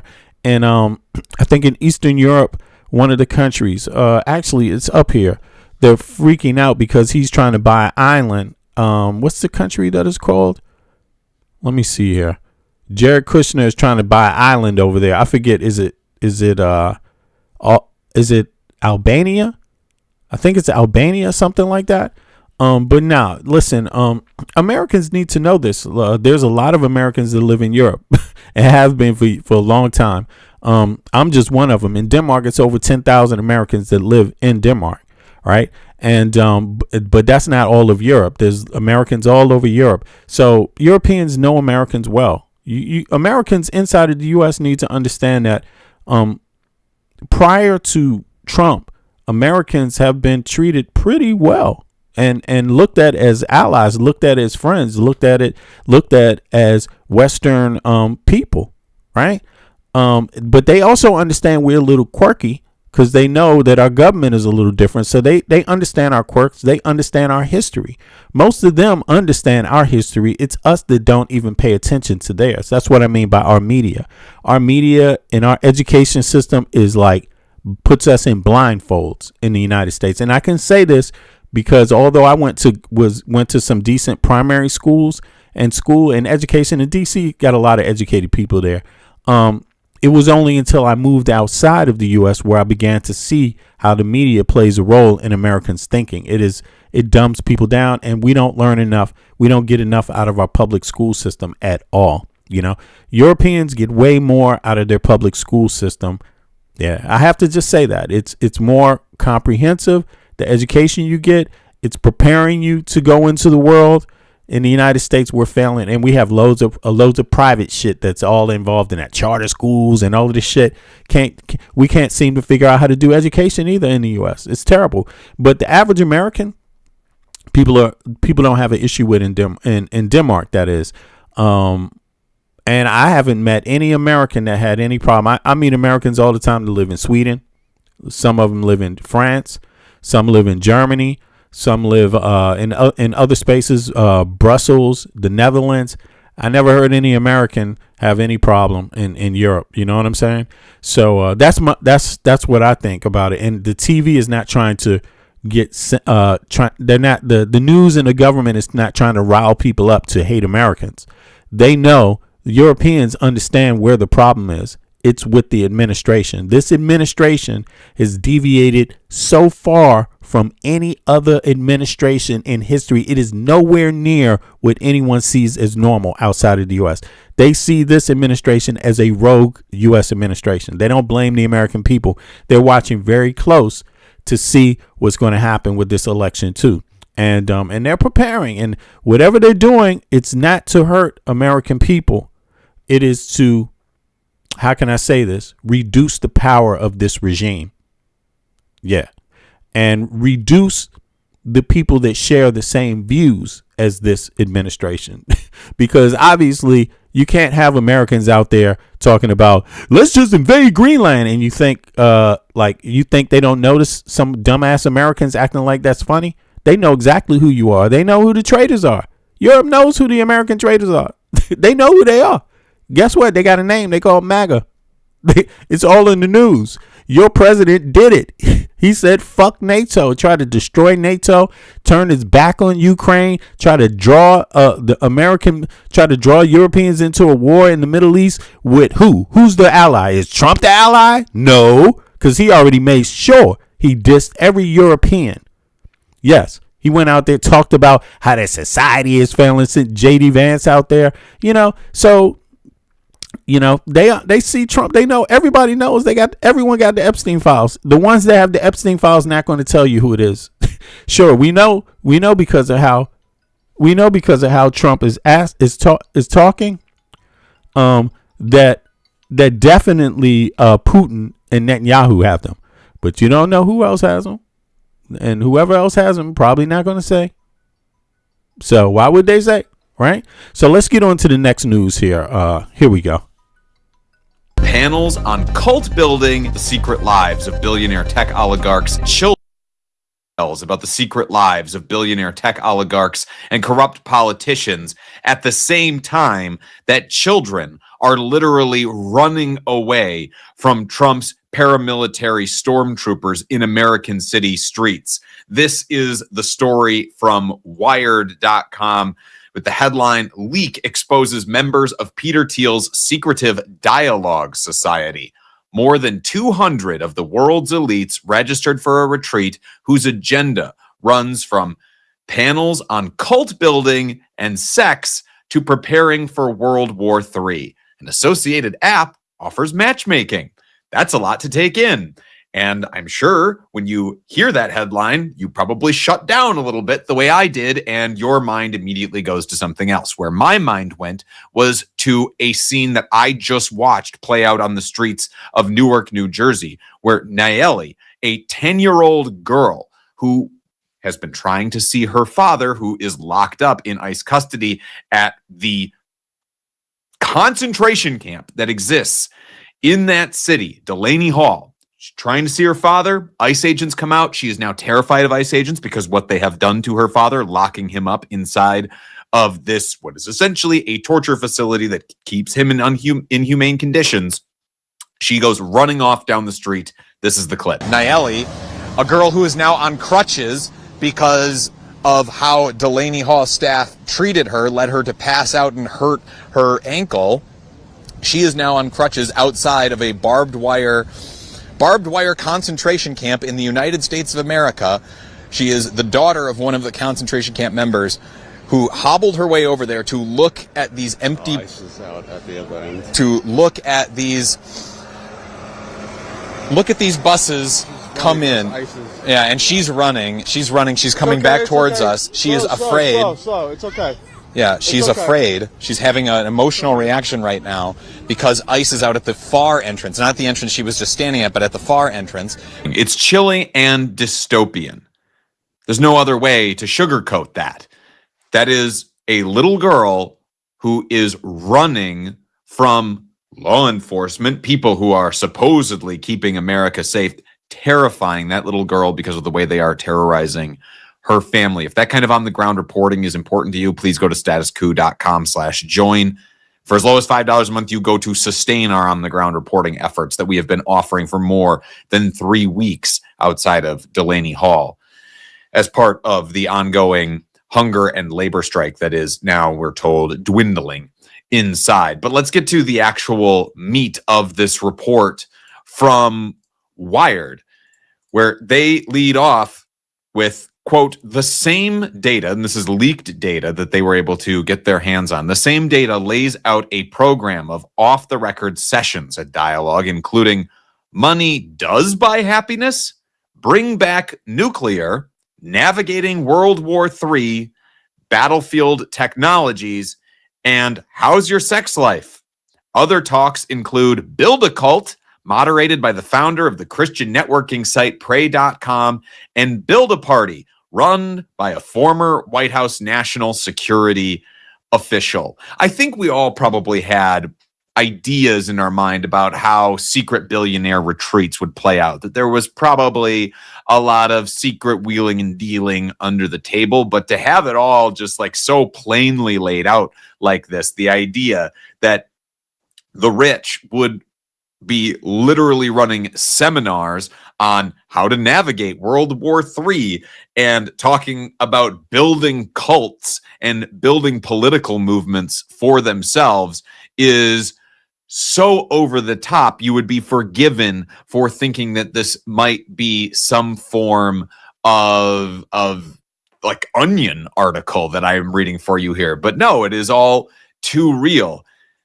The idea that the rich get to so blatantly shape world events would be hysterical if it weren't so terrifying and immediately threatening to the working class way of life.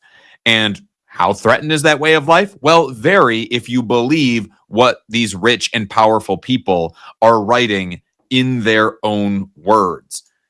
They write here on Wired, quote, AI will reorder work, war, education, and belief within a few years. Several foresee mass labor displacement and a swing back towards unions and government programs. Others predict an AI winter, domestic terrorism targeting data centers, criminal defendants choosing AI lawyers over public defenders, or religious revival provoked by the disruption. Quote, social degeneration, predicted one person, quote, will continue to accelerate. These are predictions, but these are based on the actual lived experiences of these rich and powerful people. These are the ones who are shaping that future. So it's not just throwing a dart at a board while blindfolded. They have real influence over that societal degeneration that they are talking about there. They can bring about an AI winter. They can bring about mass labor disruption if they put their minds to it. And it seems to be that is exactly what they are doing. Now, at a certain point here, I know that I am preaching to the choir because I am not in this club. If you're watching this video, you are likely not in this club either. But just how... All right, yeah, none of us are in this club. Sorry about that. I had an actual phone call I had to take while I was playing this. But I hope folks been listening because this is real. There's a few other articles about this, but they actually, let me go over, not articles, there's a clip also I have here that I wanted to play. Let me go back to that clip, and there's some more information about this. Let me see. Here we go.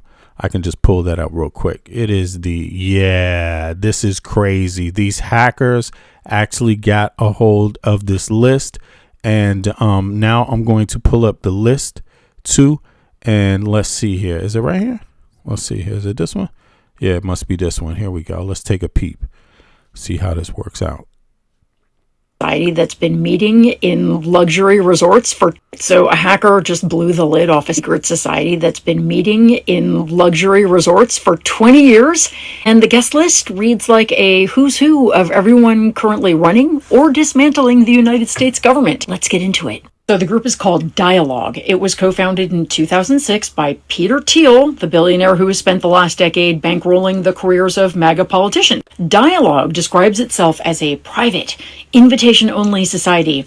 It holds annual retreats at places like the Ritz-Carlton, a Venetian Palace. It charges over $16,000 to attend, and it has spent 20 years refusing to disclose who belongs to it. Right. So you see here, this is what people need to think about, man. This is the same thing as the Epstein files. This is the same thing. All these people were in on the same shit. Like, this is American people. I really, MAGA people, we know why they haven't figured it out yet, because they can't imagine how evil some people can be. They can't imagine the mindset that these folks have.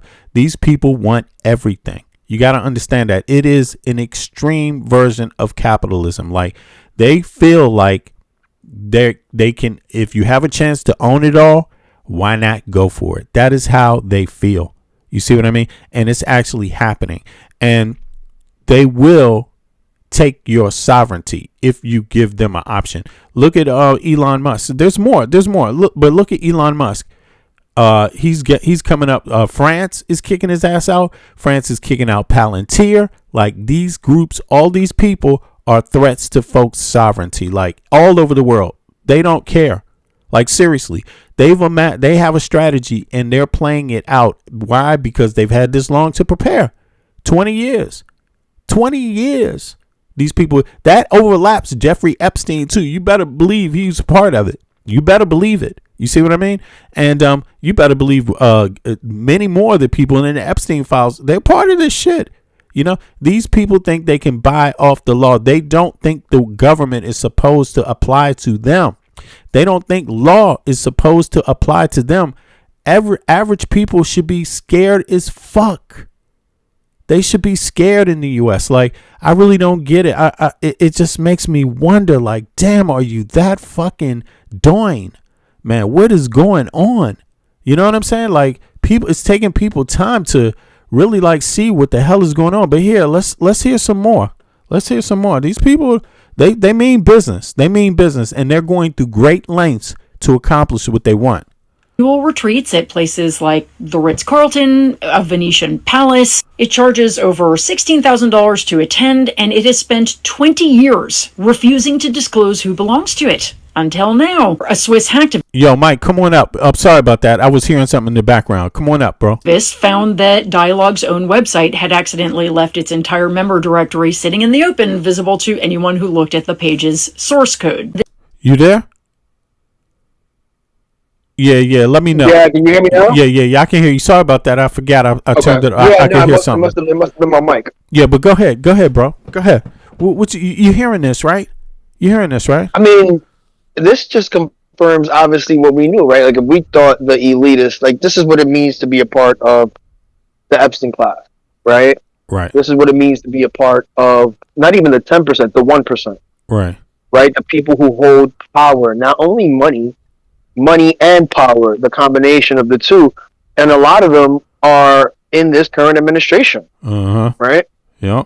And when we look at something like this Wired article, because I briefly read through it, it has the Hakeem Jeffries of the world's involved in there, you know, paired up with the Ricky Rubios. Wow. Right? Wow. With the Mark Rubios of the world, right? So you have the two, Mark Rubio and Hakeem Jeffries, in this supposed same group, right? Hakeem Jeffries, who is the speaker, right? Like, this man is it. He is the Democratic base, right? That is not a coincidence, right? That's not a coincidence. Marco Rubio. Yeah.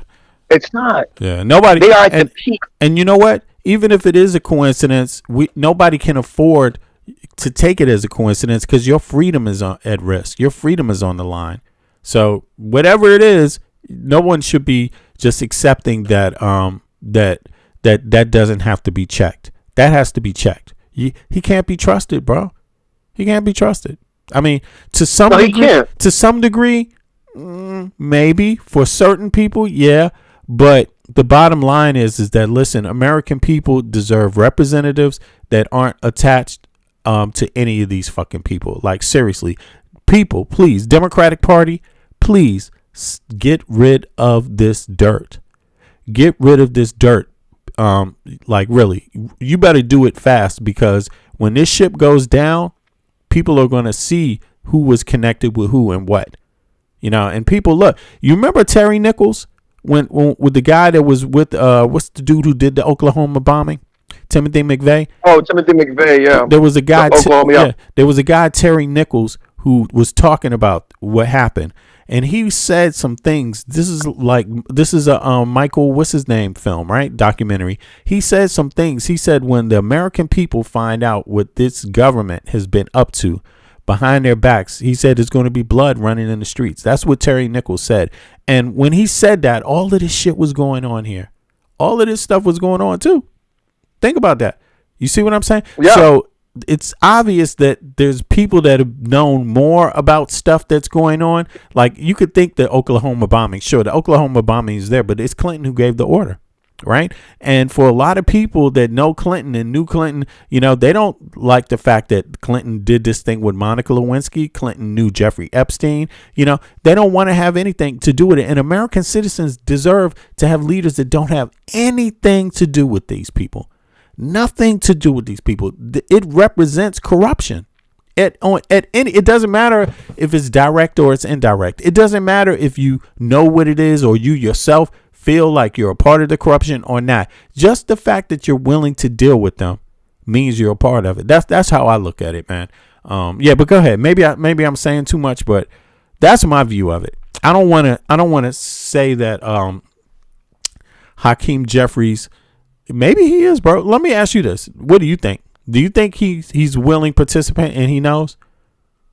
There's nothing that has me think otherwise. Okay. Right? There you go. I just want to know what you think. No. It shows that the two parties, like, this is how they maintain a two-party system. Yeah. Right? Yeah. Basically. They have to work together. They have to. There's is a no corrupt world side. where they don't work together. Yeah, there's a corrupt side to a two-party system, period. So there has to be some corrupt elements on both sides that make it work. That's how you stop the independence from growing. That's how you stop the other third party, fourth party from growing, right? True. You collude together, right, for each other's interest while giving pennies to your constituents to have them still believe that they're enemies. Right. When at the end of the day, you know, I think that's what makes Trump more of a factor. Aside from Trump, the Republican and the Democratic Party have more in alignment in terms of the increased wealth. It's the APAC money. Yeah, I mean, right? That's just one of them. That's just right? one like, of the APAC PACs. Yeah, that's just one. APAC, exactly. Yeah. APAC is one that they both align on. Exactly. Then right? you have and the Americans. Circle back to, you got the American the corporations. NDAA, okay. The NDAA has advanced, right? So they're preparing that bill. It advanced more recently, like if not today. It's reaching the floor. It's closer and closer to reaching the floor to have that vote. The HR 8800. Yes, the HR 88. Yes, okay, the NDAA Act. Yes. Yeah. Section, exactly. The section is particular, right? But it's essentially 22. the NDAA Act is. I think it's 224 section. I think something like that. 224. Yeah, 224. Section 224. Something like that, right? Yeah. Exactly. Okay. So that bill is scheduled to hit the floor. It's closer and closer, yes. Yeah. It's any day now. It's any day it's going to be on the floor. And notice how many people not talking about it. Notice how legacy media is not talking about it. Have you heard anybody in legacy media talking about this? No, they don't. They don't speak about it, right? They don't speak about it because they don't want to be signaled out. They don't want to be highlighted in a negative way that puts them under this lens. Right. And I think what's even worse is we don't have our politicians speaking on it. We all know that the Republicans are mostly in line with it. But on a Democratic level, we still haven't heard any other representatives or senators vehemently speaking out against it. Right. Not yet. And it's because, facts, you know, they're term limits. Right. So when you have a representative, they're there for 4 years, right? And a senator, their term limits year over year. Obviously, they get reelected in.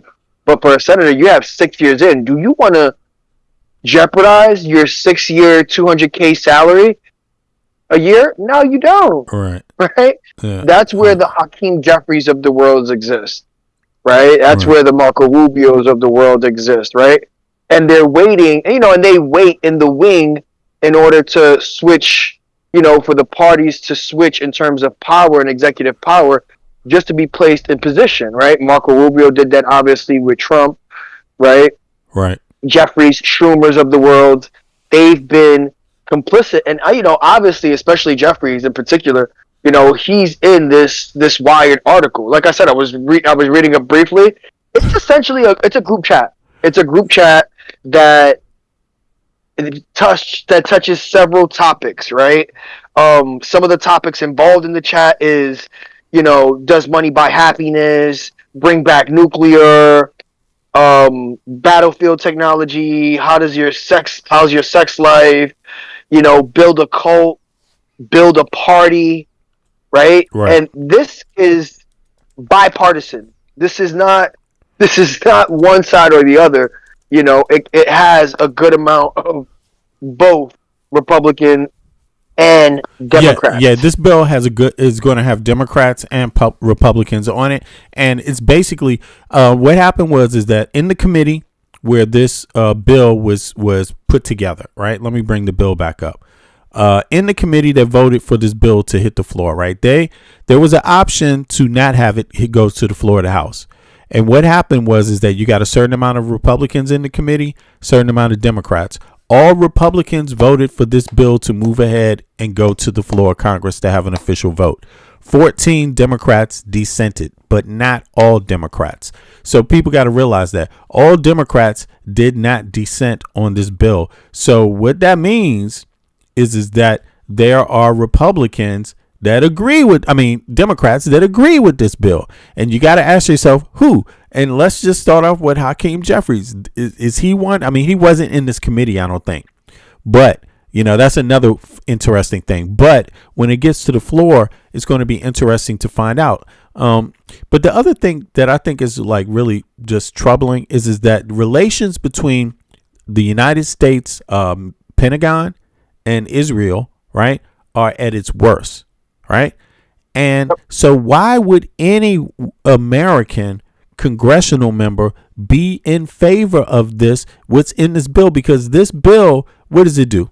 What does this bill give Israel that they never had before? You remember? You want to explain it or unlimited funding. So we perpetually fund Israel on a military level without approval of Congress year over year. We share sensitive information in terms of intelligence with Israel transparently, right? This obviously goes over the last public statement, which was the Pentagon sees Israel as a critical threat to our infrastructure. Say that again. Espionage. Say that again. Say that one more time. Critical threat to our infrastructure in terms of espionage. The Pentagon sees Israel as a critical threat regarding espionage and what? Infrastructure. Espionage. And how can a bill like this even be fucking headed to anywhere with their shit inside of it? Seriously, you can't fund them. And the vote was to decide, should the Israeli parts be in this or not? And the Republicans all voted to say yes. And what it means is that they get this funding, and they don't have to come back to Congress every year after that. It will be over. Congress won't have to vote on funding Israel. Right now, every year they have to vote on new funding. Every year. That's how it's always been. They want that changed, right? The Israeli government proponents in the U.S. government, whoever accepts AIPAC money, they want it changed so that Israel automatically gets this money even without a vote every year. And we will be buying weapons from them now in this bill. We'll be buying weapons from them. We'll be buying shit from them.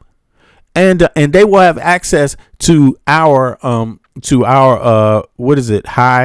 What do you call it? Top secret information too. There's a lot in this bill, and the parts that are concerning are in section 224. So it's not available online. Let me just see if HR 8800 is available online.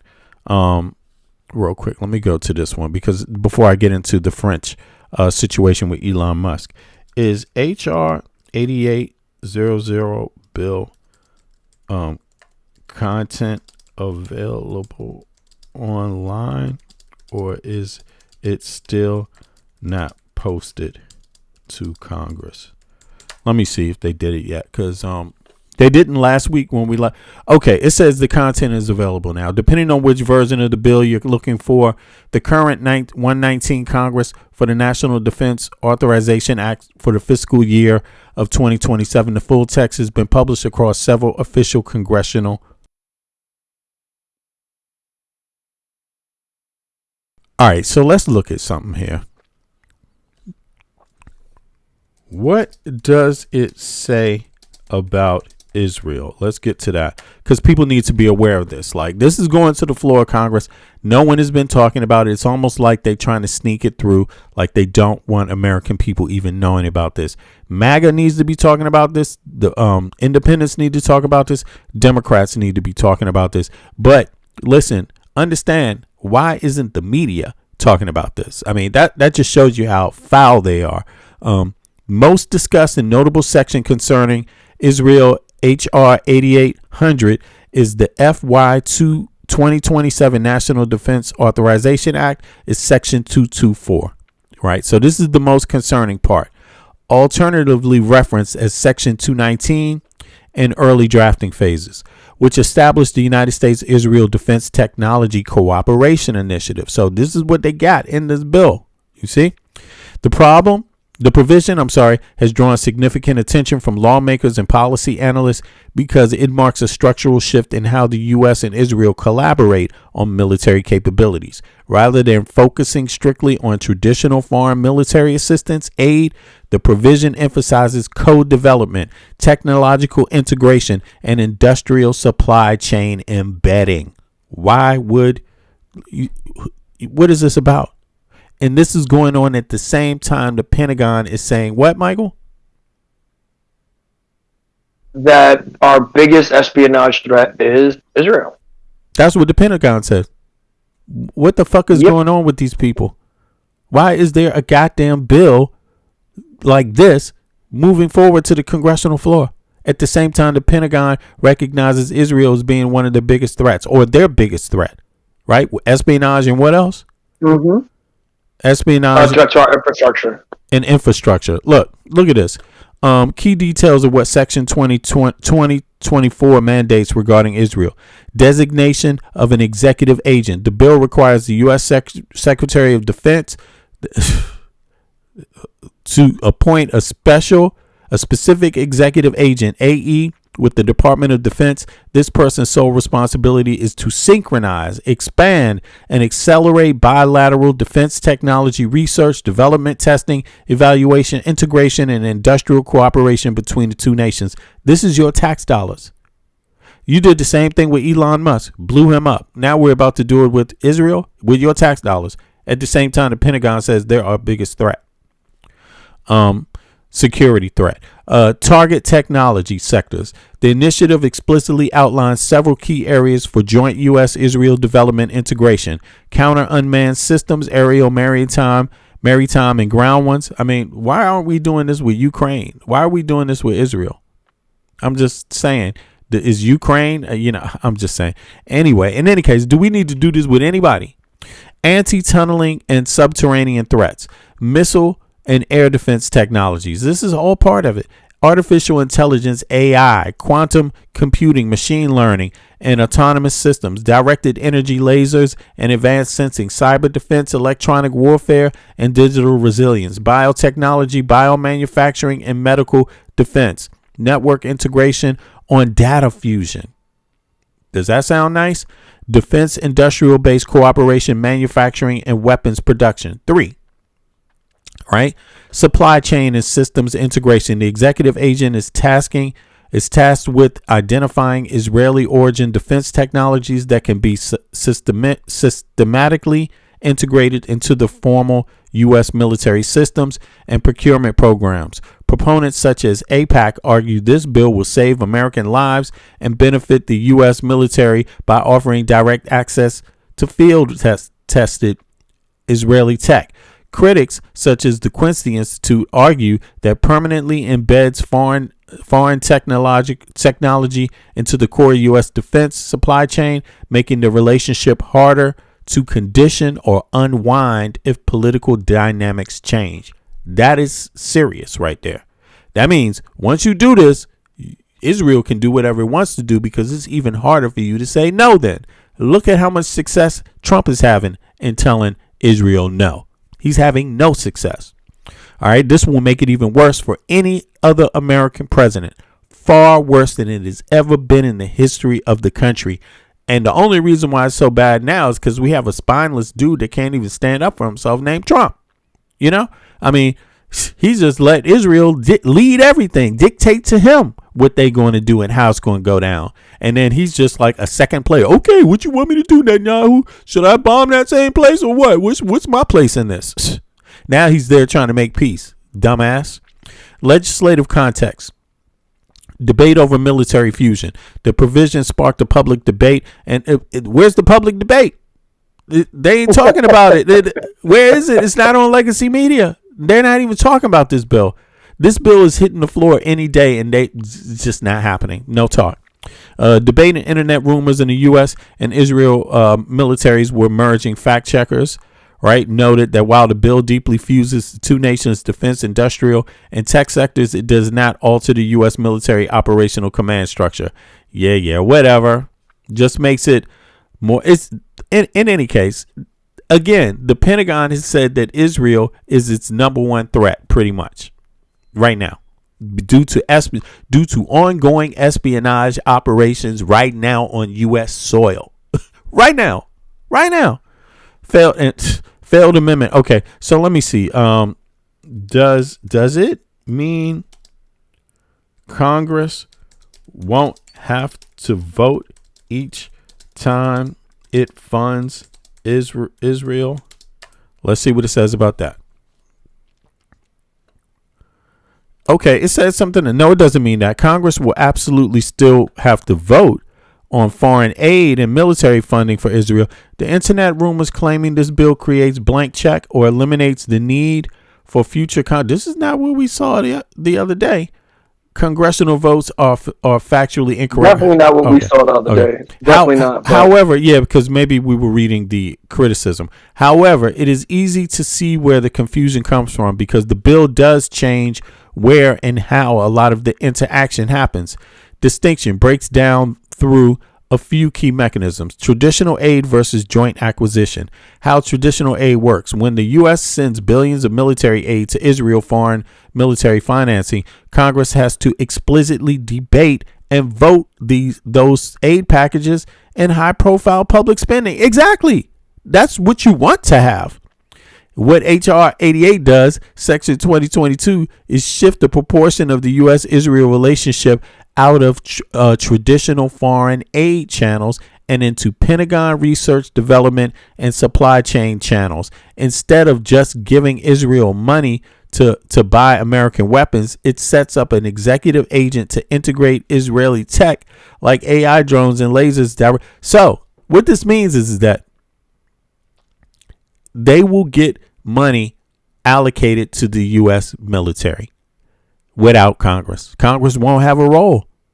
That's what this is. Why critics say it bypasses traditional oversight. The reason policy analysts and critics of the bill are alarmed is not because it cuts out voting entirely, but because it reduces visibility. Regular aid packages expire and require very public, highly debated renewal. Yeah.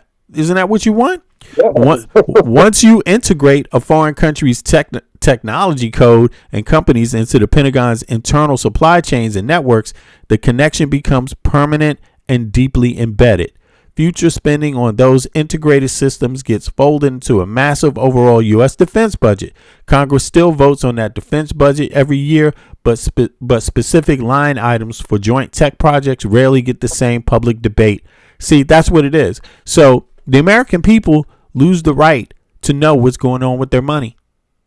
You lose the right. And also it integrates Israel into your country, man, into your own defense systems. Like, what is this? Now I'm going to ask the audience something. Put a 1 in the chat if you think this is a good idea. And put a 2 in the chat if you think this is the most insane idea you've heard since the last insane idea the Trump administration has had. I mean, what the fuck? They're all insane. Like, you see how slick these people are. And look, again, like you pointed out, Michael, Some Democrats voted for this. Some Democrats voted for this too. All Republicans voted for it. 14 Democrats said no, but there were still some Democrats that voted, and this is why the bill is going to the floor. You see, this is just ridiculous. Now, let me see. Somebody asked me a question. I'm sorry, y'all. I missed the chat a little bit, but somebody asked me a question some time back. I meant to answer it. Let me see here. Can I get back there? Okay, I missed it. I'm sorry. I saw somebody ask me a question. Sorry about that. I missed it. Now let's get back to this one. Right? Just in case you have any question. Sorry about that. Let's get back to this one. We're going to finish this. All right. So now this is back. You see how they're joined together. Look, keep in mind. I'm sorry. What's this guy? Epstein, right, was one of these people connected with Peter Thiel, all these secret folks. Think about this. They're having all these secret meetings, Epstein and everything. Now, Epstein, people pretty much accept that he was working with Mossad, right? Giving blackmail information on American politicians, wealthy businessmen and shit like that to Mossad, Israeli intelligence, and also selling it to Russian intelligence, right? This is what's pretty much accepted, right? Now, Peter Thiel, they overlap. Peter Thiel knew Jeffrey Epstein. Elon Musk overlaps with Epstein. They all knew each other. These are just the rich people in the rich club. So let's go back to this one real quick. Let's get into it. So the group is called Dialogue. It was co-founded in 2006 by Peter Thiel, the billionaire who has spent the last decade bankrolling the careers of MAGA politicians. Dialogue describes itself as a private, invitation-only society. It holds annual retreats at places like the Ritz-Carlton, a Venetian palace. It charges over $16,000 to attend, and it has spent 20 years refusing to disclose who belongs to it. Until now, a Swiss hacktivist found that Dialogue's own website had accidentally left its entire member directory sitting in the open, visible to anyone who looked at the page's source code. This list is very concerning. Dialogue doesn't just mix politicians and tech billionaires in the same room, it mixes the regulators with the people they're supposed to be regulating. Just a couple of examples. The chairman of Dialogue founded two of the biggest location data broker companies in the country. These are companies that make money selling your personal data. He is listed in the same society, Dialogue, as Treasury Secretary Scott Bessent, whose department writes the rules on financial data. Also, Senator Ted Cruz, who chairs the Senate committee that oversees the FTC's Data Privacy Authority. So a guy whose business is selling your personal data is in the same exclusive club with the two people most responsible for deciding if that's even legal. Then there's Palantir's other co-founder, whose software runs data systems for ICE and the Pentagon. He's chilling out in Dialogue with the Army Secretary and also Congressman Jim Himes. He is the ranking Democrat on the House Intelligence Committee. That is the committee that oversees the agencies that Palantir does business with. And if you follow me, you know that Himes is also the most powerful Democrat when it comes to deciding whether FISA Section 702, which is the government's warrantless surveillance program, gets reauthorized with what privacy protections. And civil liberties advocates have been ringing the alarm bell about him for pushing to renew it without meaningful reforms. Now we know why. It goes on and on. Ezra Klein is on the list, Cory Booker, Wes Moore, Julian Castro, hanging out with Jared Kushner, Ted Cruz, Leonard Leo, and Epstein pal Lawrence Summers. The whole thing is just stomach-turning. Right.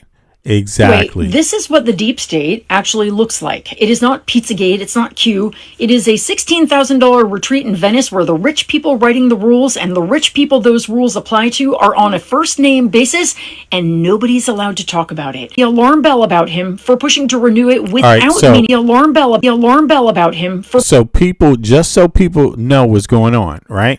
What she said is very, very powerful. Very, very interesting.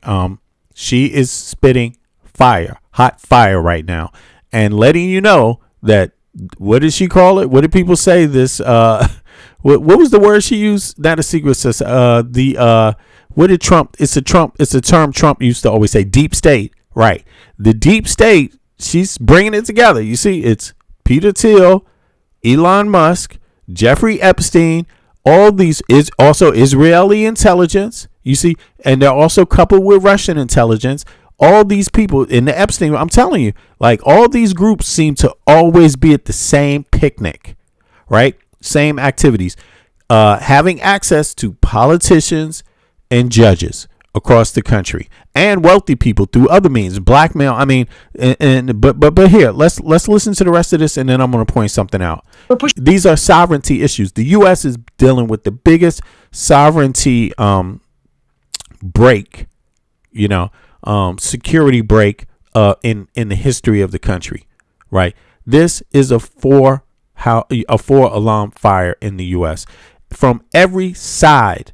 The U.S. is being hit by the same from the inside. They have collaborated. They've conspired against the United States government and the people of the United States. You got to understand that, and the people need to understand that. Even if the fucking government and the congressional members don't want to say it, and the senators don't want to say it, and the Supreme Court don't want to say it, the people need to say it first. If the people aren't clear and aren't understanding about what's going on, then they ain't going to concede to shit. They know what's going on now. Pushing to renew it without meaningful reforms. Now we know why. It goes on and on. Ezra Klein is on the list, Cory Booker, Wes Moore, Julian Castro, hanging out with Jared Kushner, Ted Cruz, Leonard Leo, and Epstein pal Lawrence Summers. The whole thing is just stomach-turning. Anyway, this is what the deep state actually looks like. It is not Pizzagate, it's not Q. It is a $16,000 retreat in Venice where the rich people writing the rules and the rich people those rules apply to are on a first-name basis, and nobody's allowed to talk about it. And on. Ezra Klein is on the list, Cory Booker, Wes Moore, Julian Castro, hanging out with Jared Kushner, Ted Cruz, Leonard Leo, and Epstein pal Lawrence Summers. The whole thing is just stomach-turning. Anyway, this is what the deep state actually looks like. It is not Pizzagate, it's not Q. It is a $16,000 retreat in Venice where the rich people writing the rules and the rich people those rules apply to are on a first-name basis, and nobody's allowed to talk about it. Stomach turning. Anyway, this is what the deep state act turning. Anyway, this is what the deep state turning. Anyway, this is what the deep state actually actually looks like. It is not Pizzagate, it's not Q. It is a $16,000 retreat in Venice. There you go. So now let me flip over to this thing. Now let's go over to France, okay?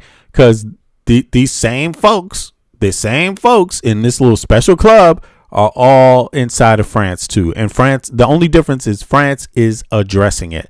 They're kicking motherfuckers out.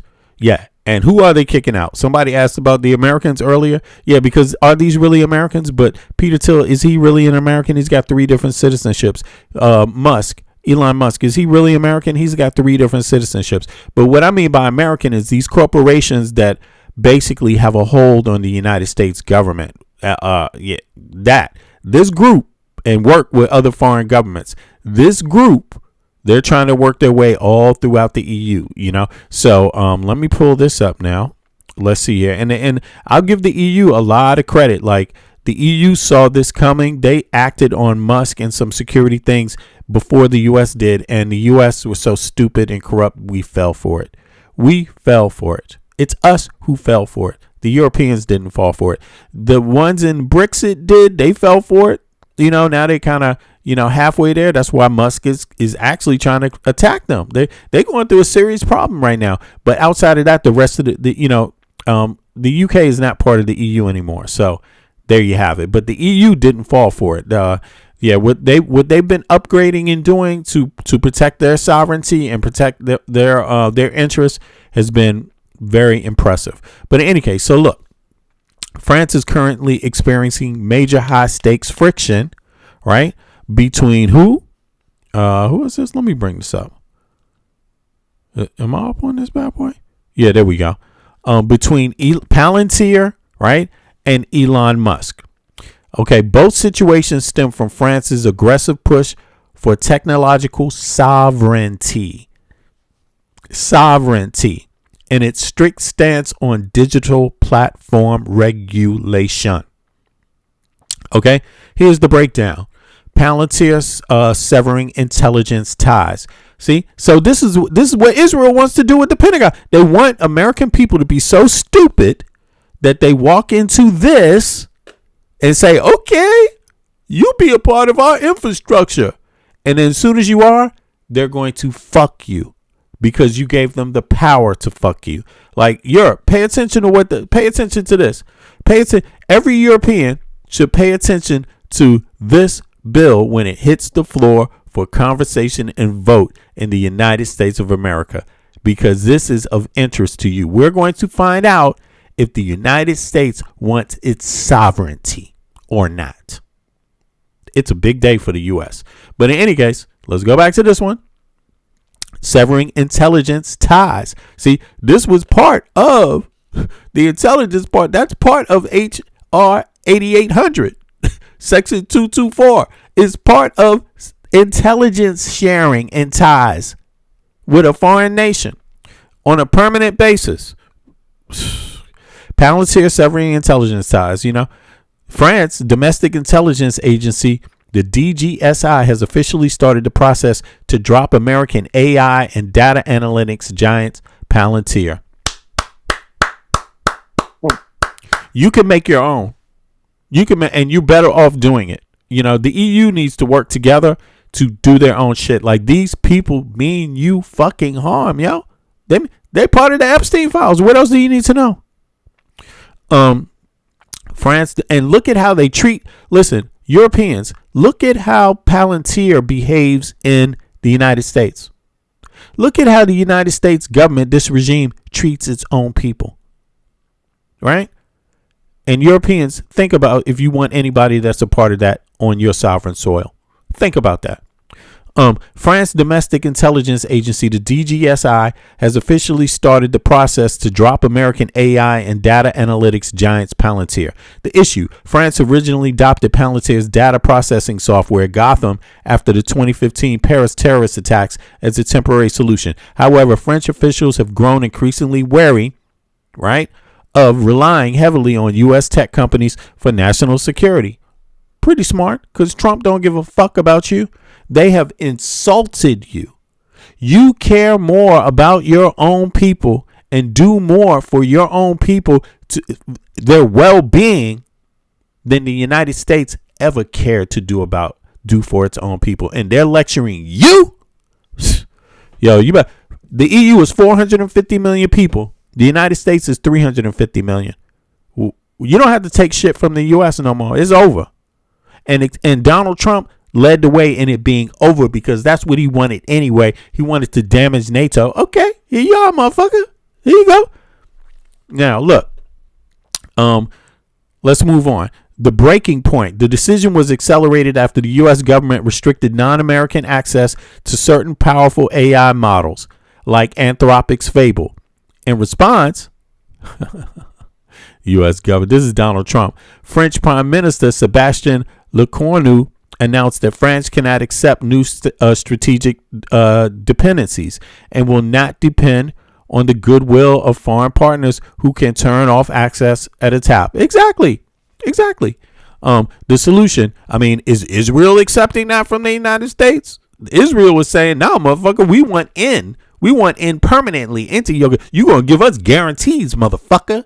That's what Israel's saying. So why would France go for that?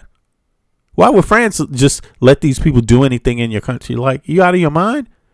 If little ass Israel ain't doing it, why should anyone else do anything like that? Like, seriously, Israel is dog walking Donald Trump and the U.S. government right now. Why would you listen? Why would you let the U.S. government do anything to you when they can't even fucking control Israel? Like, that makes no goddamn sense. And you're an inroad for the EU. The EU should drop everything.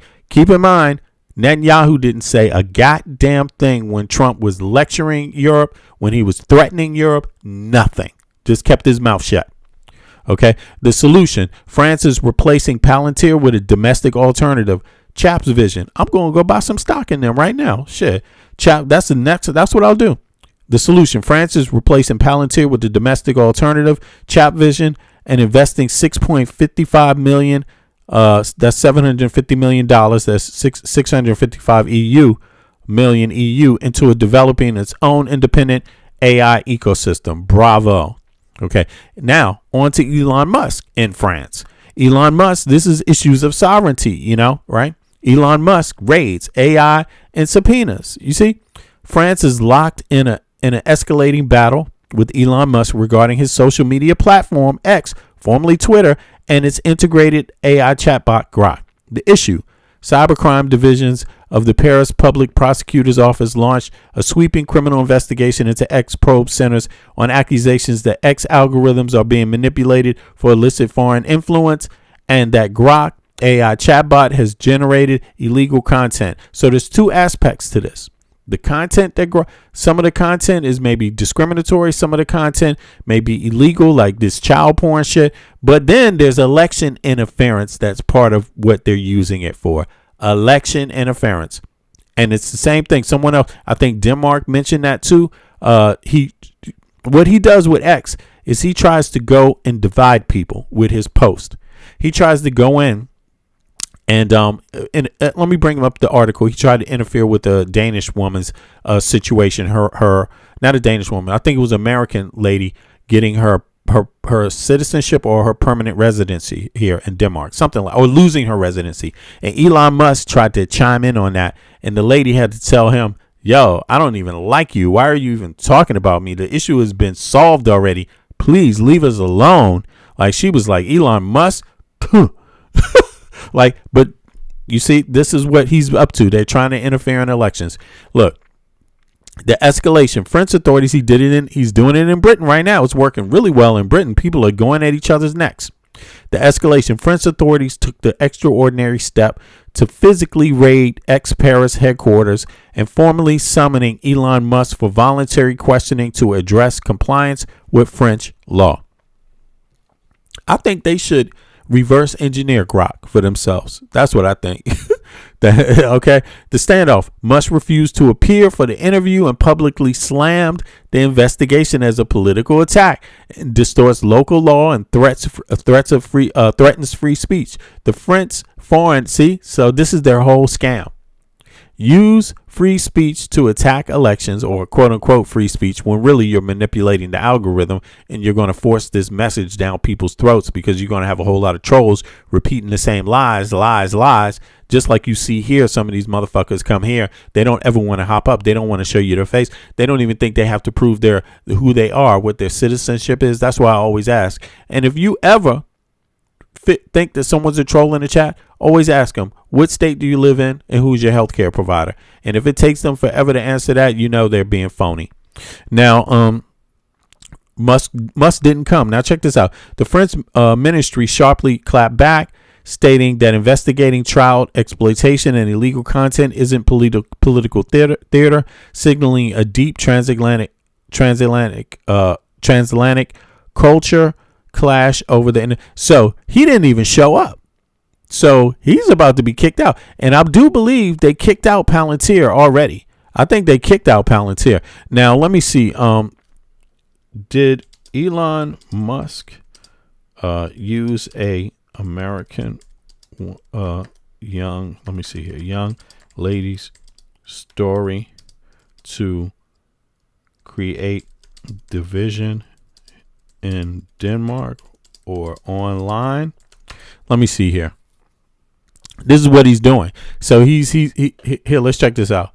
Yes, look at this. You see, you're likely thinking of a highly controversial incident involving Elon Musk, a 19-year-old American young lady named Audrey Morris, and the Danish immigration system. So what he tries to do is create problems instead of resolve, right? So anywhere there's a problem, he's going to, just boost the algorithm.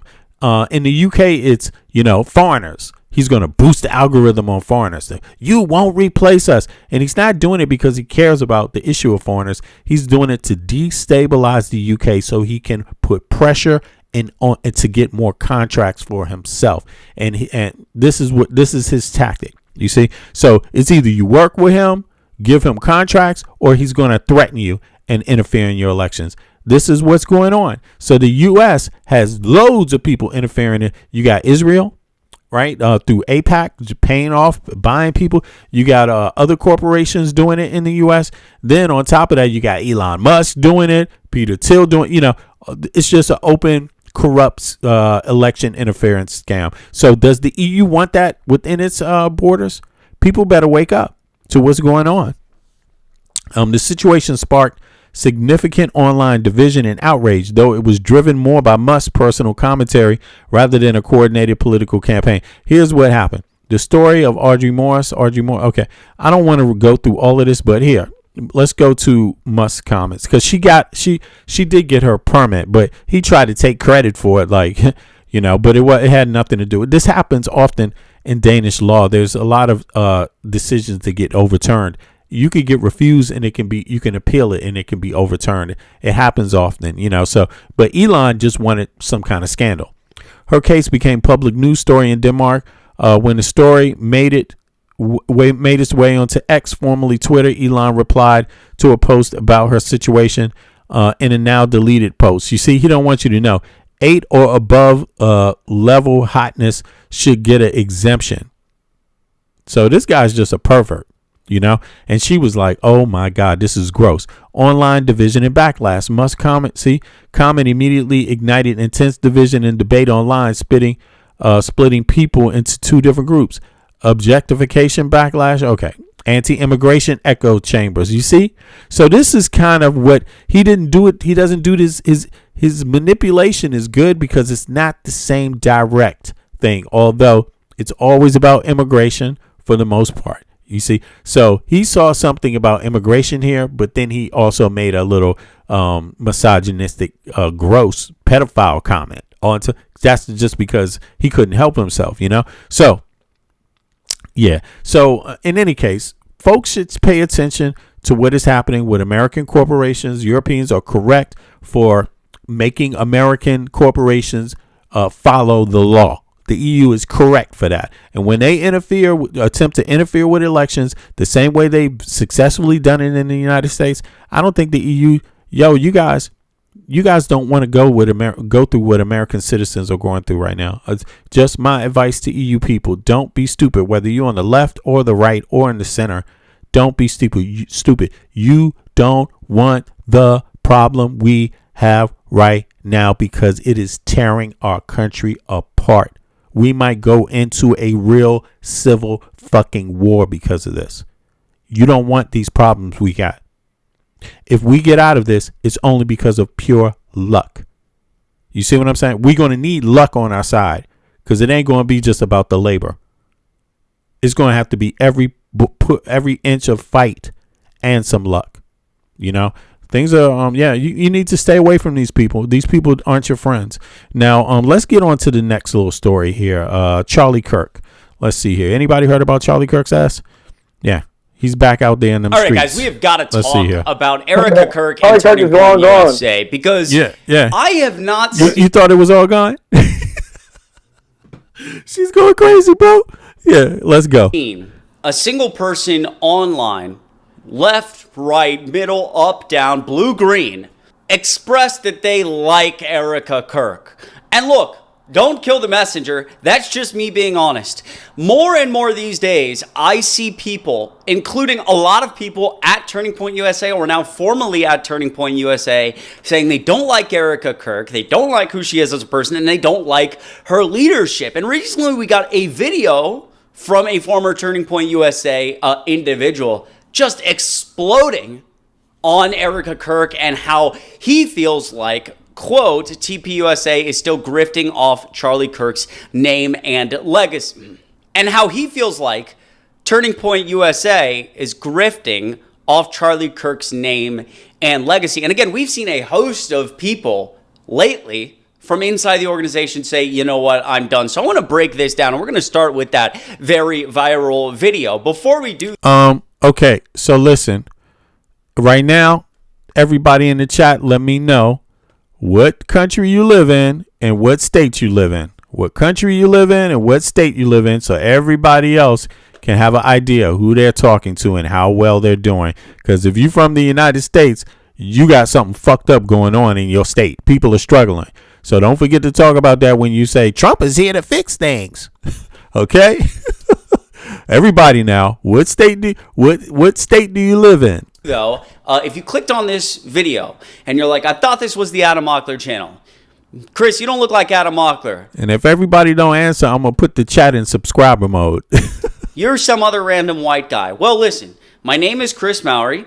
I do a daily video here on the Adam Mockler channel. If you enjoy the way that I do these videos, it would mean a lot if you go right down below, check out my YouTube channel, hit like and subscribe to my most recent video. It really helps me out. And even if you're a proud American, put the state you live in, okay? That answer is not good enough. I don't care if you're a proud American. That's just what all Americans say, okay? So, yeah. Here on the Adam Mockler channel, we're trying to build something big to punch back against MAGA media from a Gen Z perspective. Obviously, Adam's here multiple times a day. I'm here once a day, always adding new faces and trying to bring you guys new content. So if you appreciate that and you want to stay informed and see our most... See you later, Dave. Bring your ass back here in 24 hours, punk ass. Next time, you better hit the panel, too. Stop being a little bitch. Okay, stop being scared. Show people who you are. All right, you want to say fuck Denmark? Well, hop up and say it. Don't be a little coward. recent videos. Make sure at least Dane's got healthcare, motherfucker. What about your family? How they doing? Okay, every kid in Denmark can go to higher education for it's paid for. It's guaranteed. What about your family? Every kid in Denmark.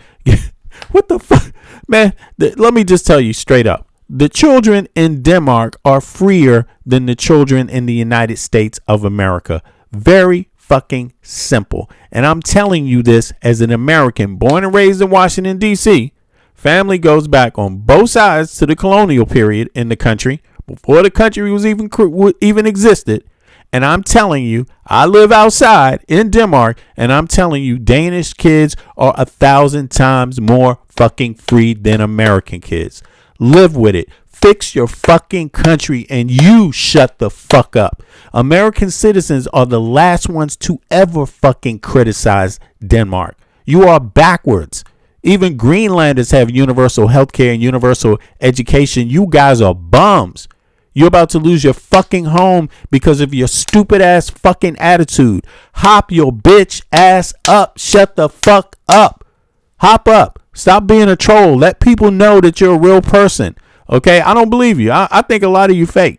Ferguson, you're not an American, man. You're just a bitch.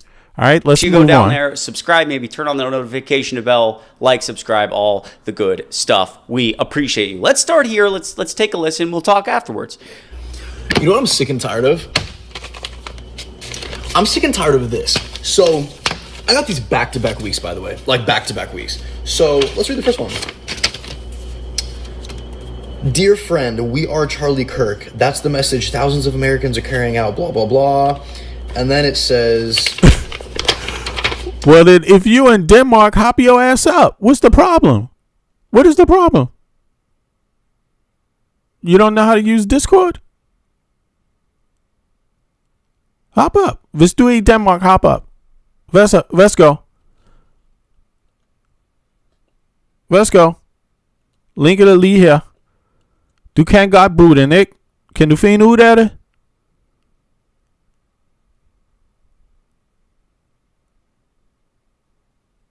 No, jeg har ret. Jeg har ret. Der er mere frihed i Danmark. 100%. Have you ever lived in the US? Hvornår var det? Hvor længe var det? That's what I mean. Hop your ass up, man. Stop making these little tiny ass comments. Hop up. Yeah, so you can see you all don't understand Danish, but I do. This person hasn't lived in the U.S. So I'm an American that's lived in both countries.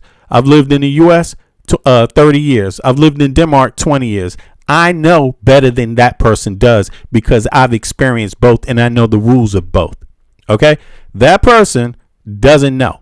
Period. And that's why they don't want to hop up. So, I'm glad you're here, but you don't know what the fuck you're talking about.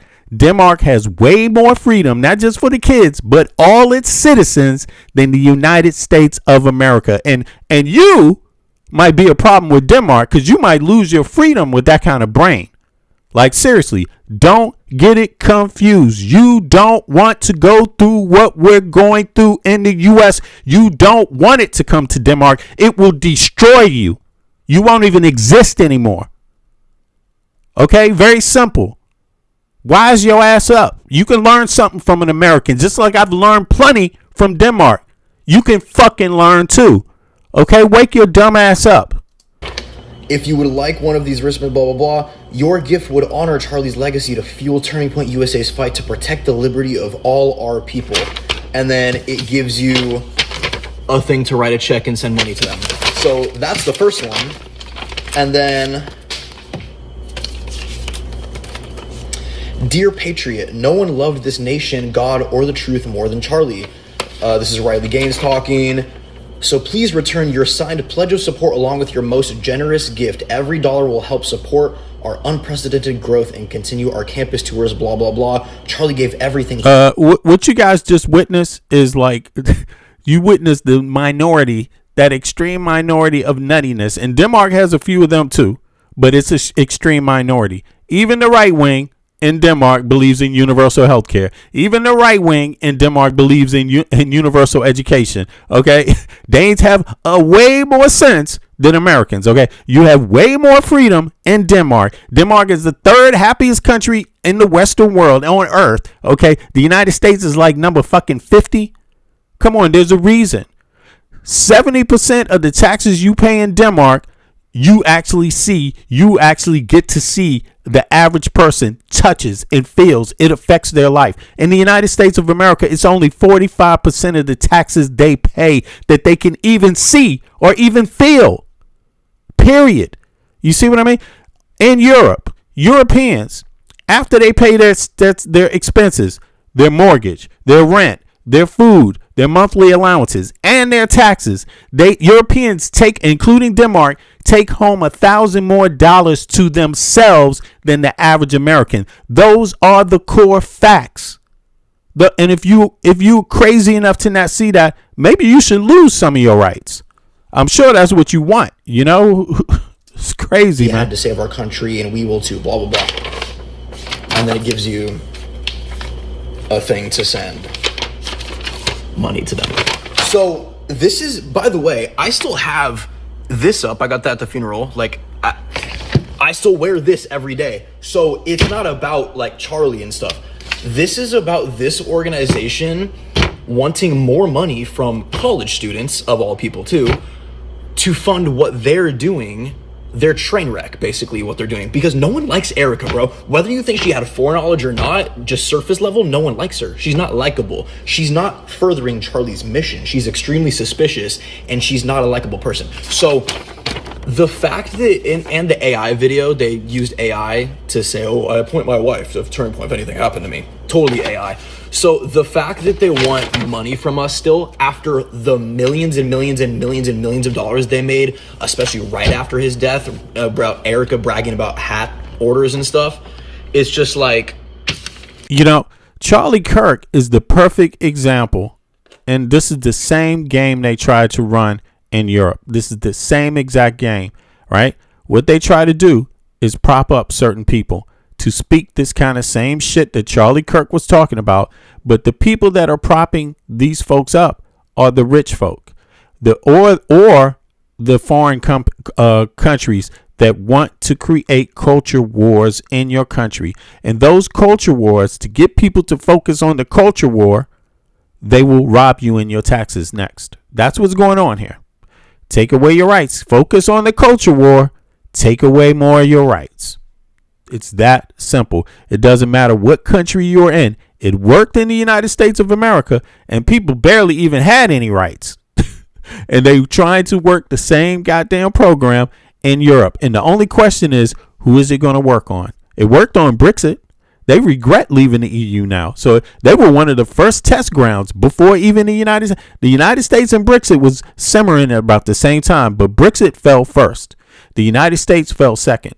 They're looking for more places to fall, and they're willing to align themselves with Russia to do it. And listen, you may not know this, right?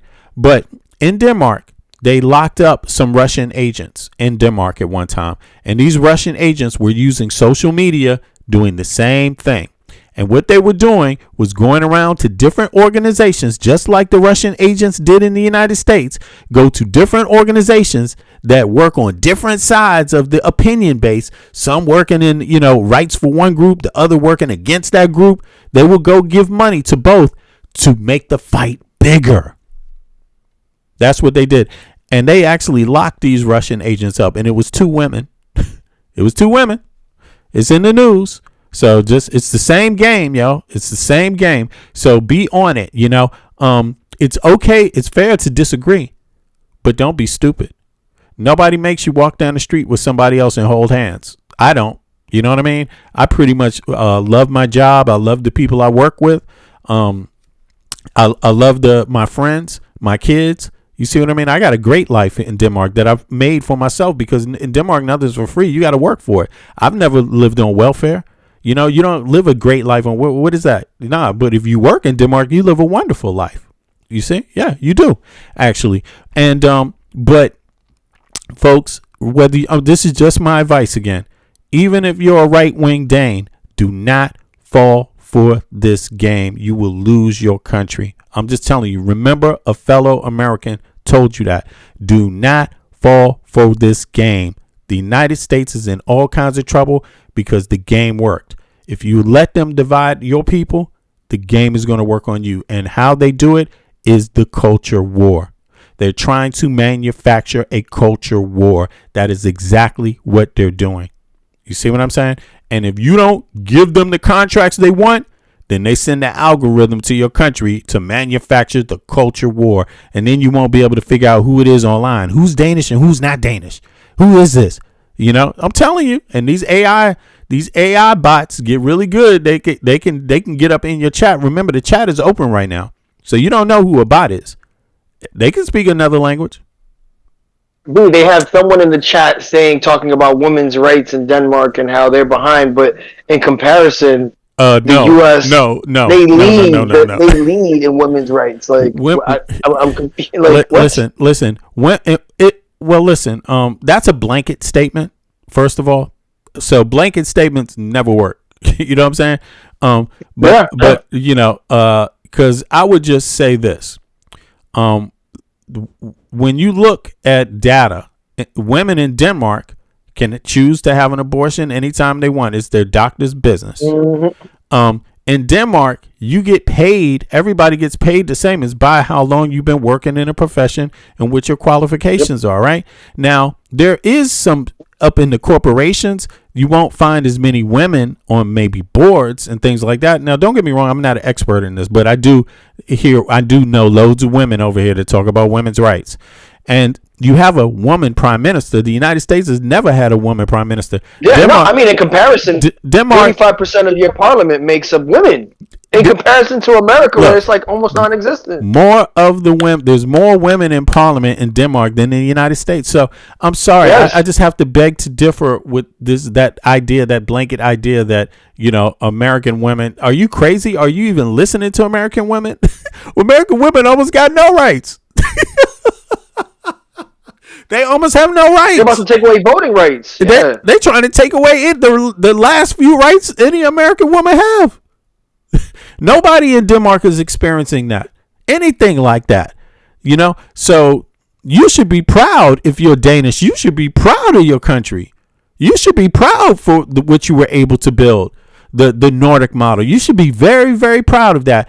And if you're stupid enough to let somebody trick you out of it, don't say I didn't tell you, because we getting tricked out. We could have been strong in the U.S., but we decided we wanted to go down the other path. You see, and we're gonna pay for it. You know, we're gonna pay for it dearly. But let me tell you, Denmark's a smaller country. The United States, if we get out of this problem, it's because we have to work our ass out of it, and because we will have luck. We need some luck too, a lot of luck. Understand something, Denmark, if you take this problem and make this problem in your country, you may not survive it. This is a real motherfucking game they got going. And Putin is a part of it, just like Peter Thiel is a part of it, just like Elon Musk is a part of it, just like Trump is a part of it. I don't think you listened. I don't think you really heard. Here, let's go back and review something. Something you might want to think about while you listen to me and you listen to have those ideas. Just blew the lid off a secret society that's been meeting in luxury resorts for 20 years, and the guest list reads like a who's who of everyone currently running or dismantling the United States government. Let's get into it. So the group is called Dialogue. It was co-founded in 2006 by Peter Thiel, the billionaire who has spent the last decade bankrolling the careers of MAGA politicians. Dialogue describes itself as a private, invitation-only society. It holds annual retreats at places like the Ritz-Carlton, a Venetian palace. It charges over $16,000 to attend, and it has spent 20 years refusing to disclose who belongs to it. Until now, a Swiss hacktivist found that Dialogue's own website had accidentally left its entire member directory sitting in the open, visible to anyone who looked at the page's source code. This list is very concerning. Dialogue doesn't just mix politicians and tech billionaires in the same room, it mixes the regulators with the people they're supposed to be regulating. Just a couple of examples. The chairman of Dialogue founded two of the biggest location data broker companies in the country. These are companies that make money selling your personal data. He is listed in the same society, Dialogue, as Treasury Secretary Scott Bessent, whose department writes the rules on financial data. Also, Senator Ted Cruz, who chairs the Senate committee that oversees the FTC's Data Privacy Authority. So a guy whose business is selling your personal data is in the same exclusive club with the two people most responsible for deciding if that's even legal. Then there's Palantir's other co-founder, whose software runs data systems for ICE and the Pentagon. He's chilling out in Dialogue with the Army Secretary and also Congressman Jim Himes. He is the ranking Democrat on the House Intelligence Committee. That is the committee that oversees the agencies that Palantir does business with. And if you follow me, you know that Himes is also the most powerful Democrat when it comes to deciding whether FISA Section 702, which is the government's warrantless surveillance program, gets reauthorized with what privacy protections. And civil liberties advocates have been ringing the alarm bell about him for pushing to renew it without meaningful reforms. Now we know why. It goes on and on. Ezra Klein is on the list, Cory Booker, Wes Moore, Julian Castro, hanging out with Jared Kushner, Ted Cruz, Leonard Leo, and Epstein pal Lawrence Summers. The whole thing is just stomach-turning. Anyway, this is what the deep state actually looks like. It is not Pizzagate, it's not Q.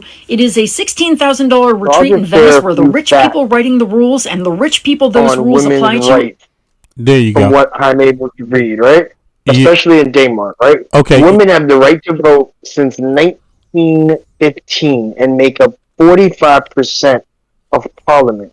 Say that again. Right? Say that again. He's going to break down some facts about Denmark, the women in Denmark versus American women, and the difference in their rights. All right, go ahead. Start over again, bro. Women have had the right to vote since 1915.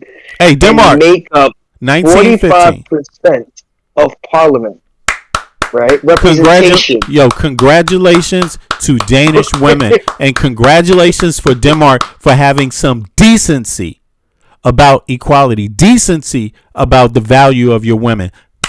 You should congratulate yourself. Say those numbers over again, bro, about Danish women. Go ahead. They have the right to vote since 1915. And make up 45% of parliament. Yep. Leadership. Women hold key leadership positions across government sectors through gender quotas. Are not utilized for parliament seats or listed for corporate boards. Right? Even with that. So they're not forced to, but they're encouraged to. When it comes to military composition, Danish women age 18 plus are registered for military assessment, aligning conscription's requirements with those of men. Work and family leave. Paternal leave. Denmark offers generous, gender-neutral parental leave. Parents can access up to 18 months of leave with legal safeguards protecting career progression during absences. That is probably one of the biggest things, especially when it comes to in comparison to the U.S. Equal pay. Despite strong equal treatment laws, men continue to earn an average of 12% more, which is drastically more in the U.S., with a portion of this pay gap. Key legislation. Gender Equality Act. First passed in 2000. This act requires public authorities and universities to embed gender equality into operations to ensure balanced representation, right? So not only are they protected just through encouragement, they are required to, through legislation, right? In comparison to the U.S., where it's the reason why we had DEI. DEI existed and disproportionately helped benefit women of non-color, right? White Right. women, right? They benefited the most from DEI because women as a whole are considered less than and have been treated less than. Yeah, bro. I mean, Denmark, look at this. Here's some other ones. Just straight off of the bat, globally, women, peace, and security, right? The Women, Peace, and Security Index ranks Denmark number 1 in the world for women's well-being, inclusion, and justice, while the United States sits significantly lower, largely due to gaps in systemic protections. So, listen, I don't know where people get these. These are obviously trolls or people that don't know nothing about Denmark and how it ranks. But I've been telling you, I'm not talking with the information that I share. My experience is not theoretical. I'm not talking about Denmark because I never lived here. I live in Denmark. And I'm not talking about the differences between the U.S. and Denmark because I've never lived in the U.S. I've lived almost an equal amount of time in both. I'm 56 years old. I left the U.S. when I was 30 to live in Denmark first. Then I was back in the U.S. a little bit and then came back, right? So, the only other place outside of the U.S. that I've lived a significant amount of time or even close to it is Denmark. So I know Denmark very well. And I'm just telling you this. I mean, there's so much. What else is there? It says Denmark features universal health care, eliminating medical bankruptcy, and provides free, easy access to abortion and contraception nationwide. Yep. In the U.S., reproductive rights and abortion access are determined on a state-by-state basis, and healthcare costs remain a major financial burden. And just so the viewers know, the most common debt and bankruptcy in America is medical debt. Is healthcare. That is one of the major healthcare. Yep. Healthcare.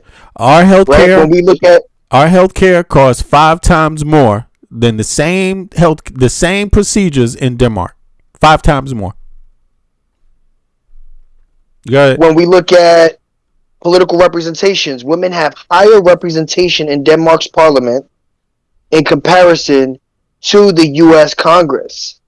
When we look at, just again, we can circle right back, Gender Equality Act, which we don't have, right? So in the workplace, they have overall better pay gaps, better occupational segregation all around in terms of all around, bro. all around.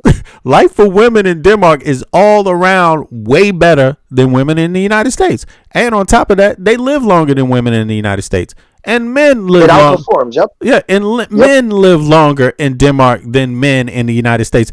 There's no fucking listen to me. I'm an American, born and raised in Washington D.C. Family goes back to the colonial period on both sides.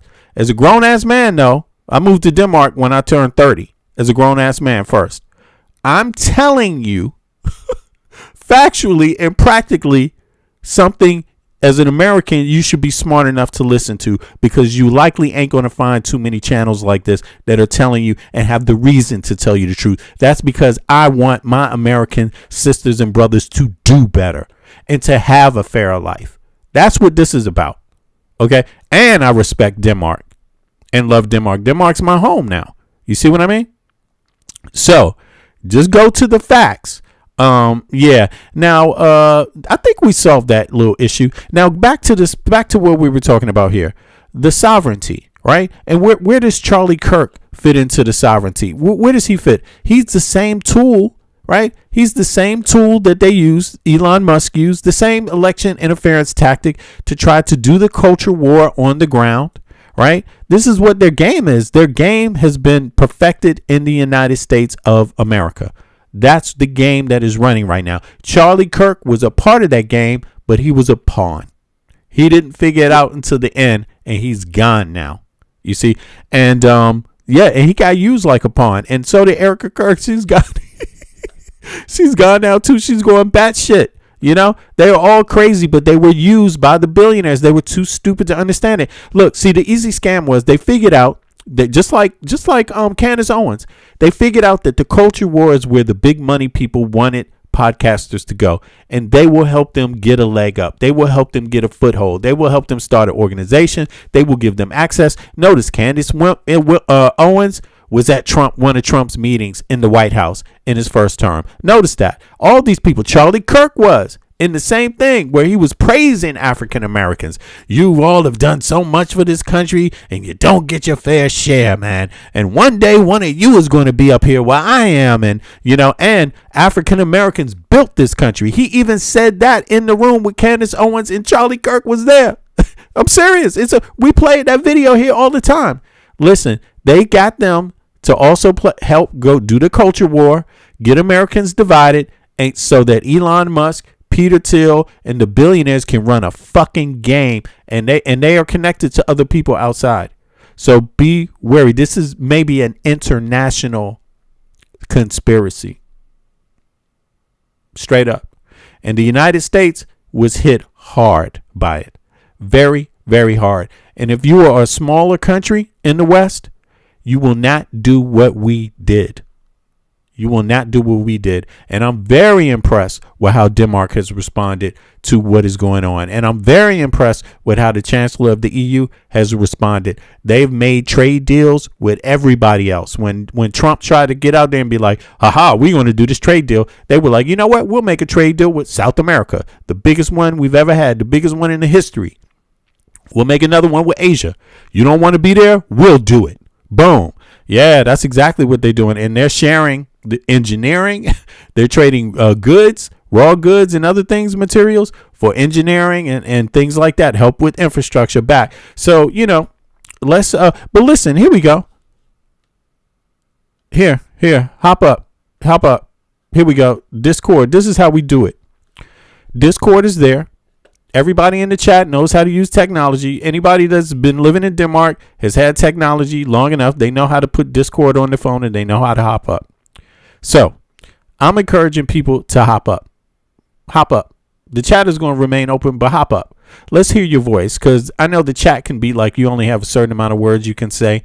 That doesn't always work in a conversation, in an in-depth conversation. So let's move on now. There's a link. Let me put the link in there again.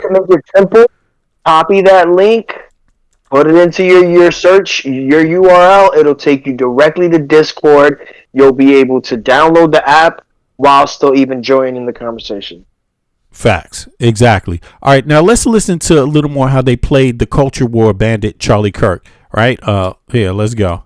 So Blake or Andrew or Erica, whoever sees this, I don't want these anymore, bro. Stop sending these to me. Back-to-back weeks, by the way. So yeah, I quit for a reason, and it's because they're scammers. They want our money after all of this. So how about some transparency? How about all the videos he said, oh, we have so much pre-recorded stuff, we're so excited to show this stuff at Charlie. What about that, Erica? What about that stuff that you said on the podcast days after you got assassinated, after you were accepting being appointed CEO of a multi-million-dollar company? So what this shows you is that this culture war stuff, what is really behind it is two things. People with money that don't want the average taxpayer to get their value out of the tax system. That's what this is about. So they divide people, and they use the culture war as the primary method to divide people. It could be about women's rights. It could be about Muslims. It could be about foreigners. It could be about anything. It all depends on what country you are and what the hot topics are. Right? So they play this game, and they employ people. So you have the same type of dynamic that often goes on in Europe, but the thing about it is that most people in Europe like the fact that the tax system is working more for them than it does in the United States for Americans. So they have something to think about. Also, there's multiple parties. There's many different parties. So just buying anyone off doesn't always work. You see what I mean? It's not as easy in Europe to run that game. They do try it, but it has some components there that are more frustrating for corruptive elements. Like, not that there's not corruption in Europe, there is, but the corruption in the United States is a fucking 10,000 times worse. Okay, imagine having the richest man on earth living in your country, and then you compound that times that, multiply it by the amount of corruption. Of course, there's going to be way more corruption. and the corruption is dangerous because this type of corruption don't want you to have any fucking rights at all. Forget your civil rights. And they definitely against Denmark. Denmark is a beacon for democracy. They hate that shit. So look, when you look at these culture war groups, the first thing you need to do is ask who's paying them, who's giving them the money to do this, because this game is up. All right, the game is up. The math speaks louder than the rhetoric. All right, so let's continue now. Let's get back to the corruption. There's more corruption to go over. Ghislaine Maxwell, growing pressure, right? Ghislaine Maxwell. These people want to continue to talk to her, and maybe even let her out of jail now. And of course, if you get Congress to talk about it, right? If you get Congress to discuss it, it's easier for Trump to then do later if he has to. But he's got his Republicans in Congress that are trying to set up the lane to soften her up, to make her look like it wasn't her fault, to kind of make it, just to control the situation. But yeah, will it work? Will American people go for it? Well, American people go for a lot. So let's see. Today on Acting Attorney General Todd Blanche as he angles for Senate confirmation to that post. The scrutiny particularly focused on his role in moving Epstein accomplice Ghislaine Maxwell to a more reduced security facility. Yesterday, congressional staff visited the federal prison camp in Texas, where Maxwell is currently serving her 20-year sentence. But the top Democrats on the Judiciary and Oversight Committees, they say that despite an extensive tour, prison staff, quote, repeatedly shut down our lines of questioning or could not provide basic information about our central concerns. With me now, California Democratic Congressman Robert Garcia, ranking member of the House Oversight Committee. Congressman, what did your staff learn from that visit and what questions still remain? Let me just begin by saying that we sent a team of 5 Democratic staff, oversight and judiciary members. Obviously, they were there touring the Camp Bryan. And what's really stunning, I think, is that all of them agreed that the facilities themselves, they all described as a park-like community college. It was open. Folks were walking around freely. There were few restrictions. It was clearly a place that folks were there and were building their own relationships and activities. And what's odd is, of the entire Federal Bureau of Prisons system, this actual facility is ranked the least amount of security in the entire system. And that's where Ghislaine Maxwell was moved.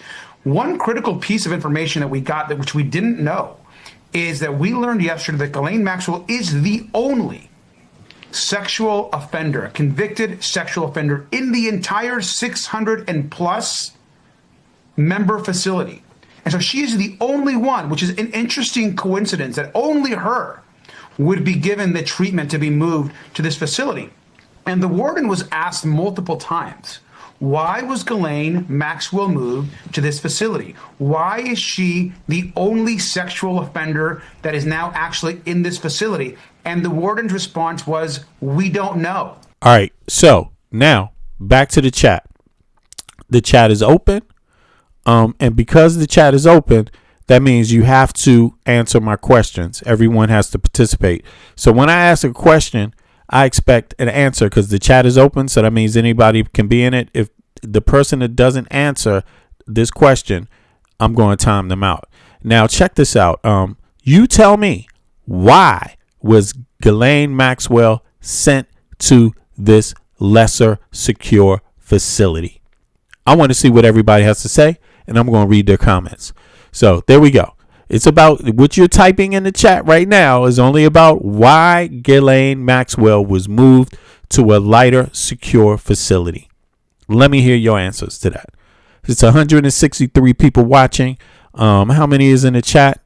I don't even see. How many is in the chat? Probably about what, 50 something? I don't know. But let me see. We got some answers here. Let me see. Adam says she's not. Okay, Adam, no problem. Here. You think she's not even in jail? Let me hear your conspiracy, Adam. Go ahead. Okay, now Norma Murray says she was able to bribe Trump. That makes sense. The Travel Goods says she has all the dirt of Trump. That makes sense too.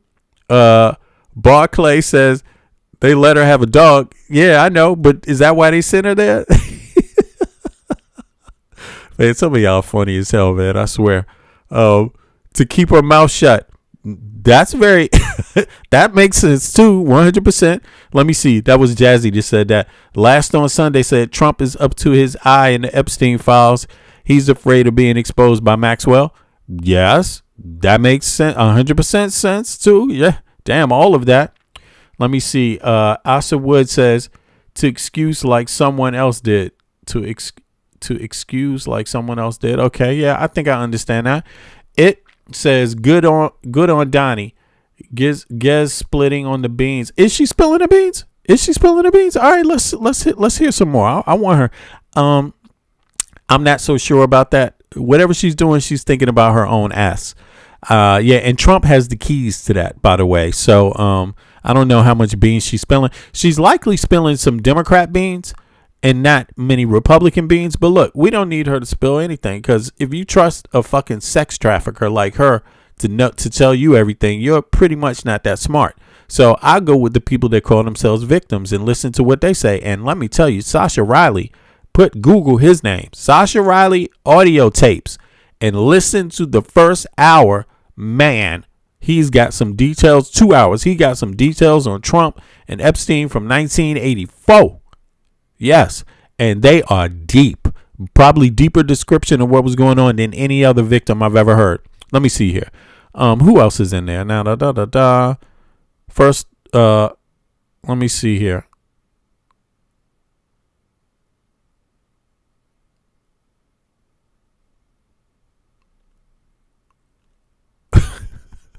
Some people are crazy, man. Let me ask you, Ryan, what state do you live in and who's your healthcare provider?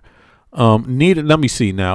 Needed to be protected because nobody wants her around them. I don't know what that means. Yeah. Now Trump's buying a new island to get his business of sex trafficking. Yeah. All right, so let's continue. Now. I just wanted to see what people thought about that. Let's go. To this facility. Why is she the only sexual offender that is now actually in this facility? And the warden's response was, we don't know. We don't have an answer. No one at the facility had any idea why she was there. And so this begs so many questions and goes back to the original question. Who ordered Ghislaine Maxwell to be moved to a less secure prison? And what was offered in return? And that's a question that the Attorney General Pambondi, that I asked her directly, she directed the question to Todd Blanche, and Todd Blanche must appear before our committee and answer that question, and surely should be asked that question in the confirmation hearing, because up to right now, nobody knows the answer. Right, and the fact that there are so many questions allows these conspiracy theories to fester. Speaking of which, I want you to take a listen to Vice President Vance on The View. He offered some contradictory comments about Epstein during that appearance. Take a listen. I am, frankly, kind of a conspiracy theory on the Epstein stuff. And that story says that that's one of the things that's true, is that some people called me a conspiracy theory on the Epstein stuff. I think that it's crazy that you had this guy who is clearly a sex predator who is hanging out with a lot of very wealthy and powerful people. Like, that really bothered me. I don't know what's there, of course. Nobody knows exactly what happened unless you were there. But that really bothered me. And I wanted to have full transparency. What I disagree with is the idea that the White House wasn't committed to full transparency. If there was, in fact, so full transparency. Yeah, go ahead. So, all right. So, here is the question I got for you. And this is for the chat again. This is ridiculous. Did the United States government right now, under Trump, have they complied with the release of the Epstein files? Have they been fully transparent? Put a 1 in the chat if they have been fully transparent. Put a 2 in the chat. Put a 2 in the chat if that's a crock of shit. All right, let me see here. I'm going to put a 2 because I'm not stupid. You know what I'm saying? I expect shit from my I expect shit from my government, man. You know, like, damn. But I just want to know who the hell, again, we need to qualify who's here. You know what I'm saying? And these questions are how we do it. You know what I mean? Who the hell is out here? That if you put one, that will explain a whole lot about the rest of your comments, because they got to be totally irrational. You know what I'm saying? And same thing with 67 and 69. If you put that, it says a lot about your comments too. Now, don't get it twisted. All right, let's go. No, I mean, that's just laughable. I mean, look, the president of the United States spent the beginning of his presidency essentially blocking the release of the files. He called it a hoax. The attorney general put out memos saying there was nothing left for the investigation. His former defense lawyer, now about to be the AG possibly, saying there's nothing else to release. We had to force them by not just legislation, but the American public demanding a release of the files to release the files. They did nothing.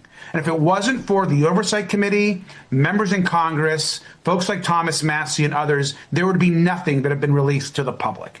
In addition to that, they have stalled every single step of the way. There are probably about 2.5 to 3 million files, almost half of the entire amount of files that have not been released to the public. And in fact, the vice president was asked about this, and he demurred and wasn't sure what they Patricia, what's up? Duplicates, maybe their information that's privileged. Give me a break.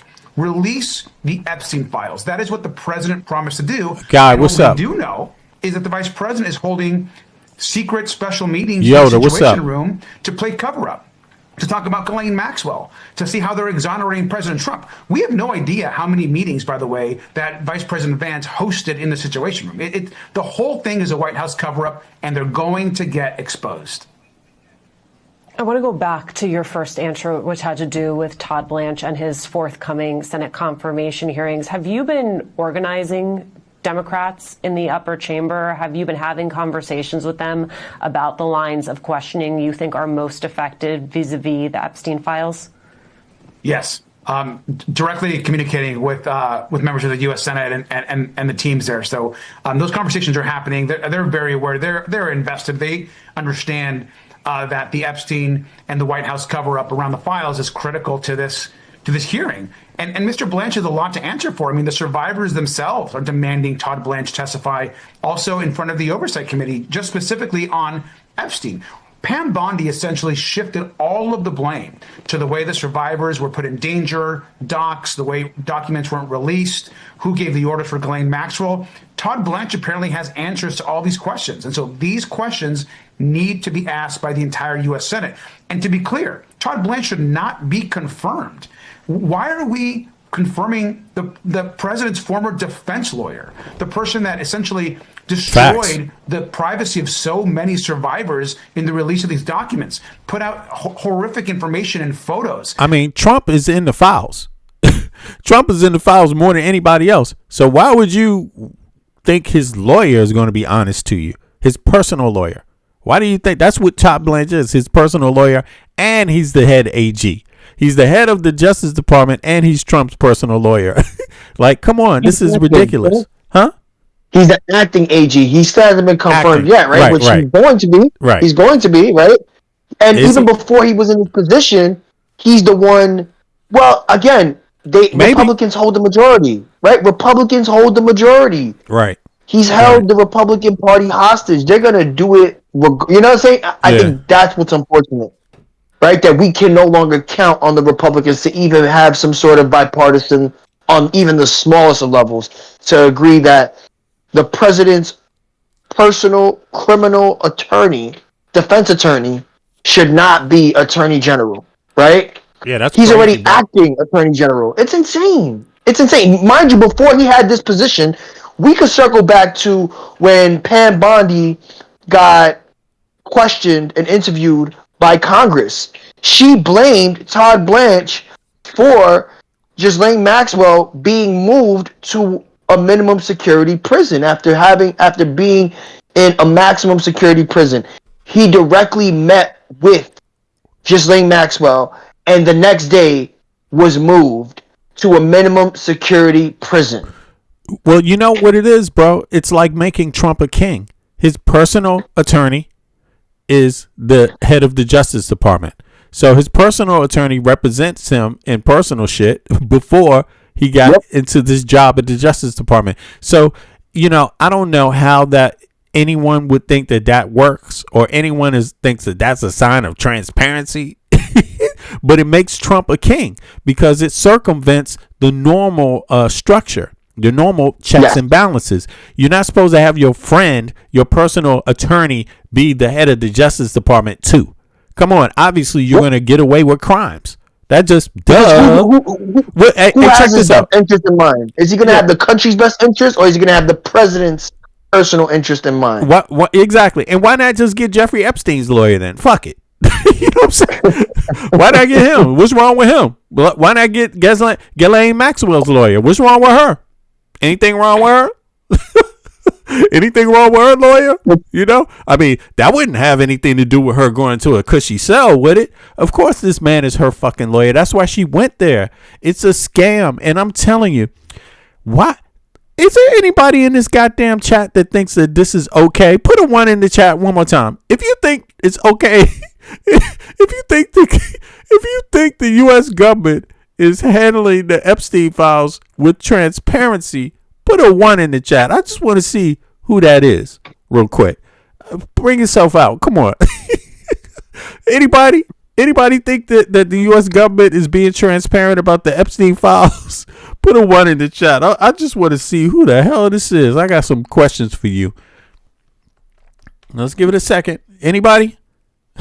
Nobody dare put a 1 right now. They're like, never mind. He gonna ask me a question. Fuck it. I'm a troll, so I don't want no questions.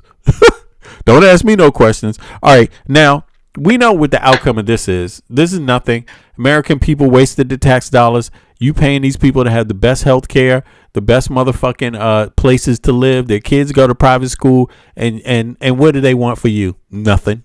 None of the above. And as long as you're willing to give someone else you think someone else should have a better life than you will always be last. Now let's see here. It should be equal. You should have the same standard, okay, as these people right here when it comes to healthcare, when it comes to housing, right? When it comes to the schools your kids can go to, you should have the same opportunities they have. Yeah, you'll pay. Exactly. You know, but American people just haven't figured it out yet. Now, let's move on to another scandalous piece of shit here. Have you heard about the anti-AI terrorist threat that's happening in America right now? Or how about the anti-tech extremists? Have you heard of those? Yeah, neither have I. Well, according to the feds and U.S. law enforcement, they need to raise the alarm about how a whole brand new category of threat has emerged.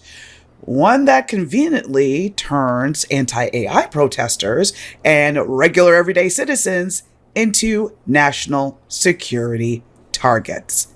Yeah, so if you don't want an AI data center in your backyard and you're planning on organizing against it, does that make you a terrorist now? Let me break that down. Hi, I'm Melba Pearson, also known as the Resident Legal Diva, and this is The Breakdown.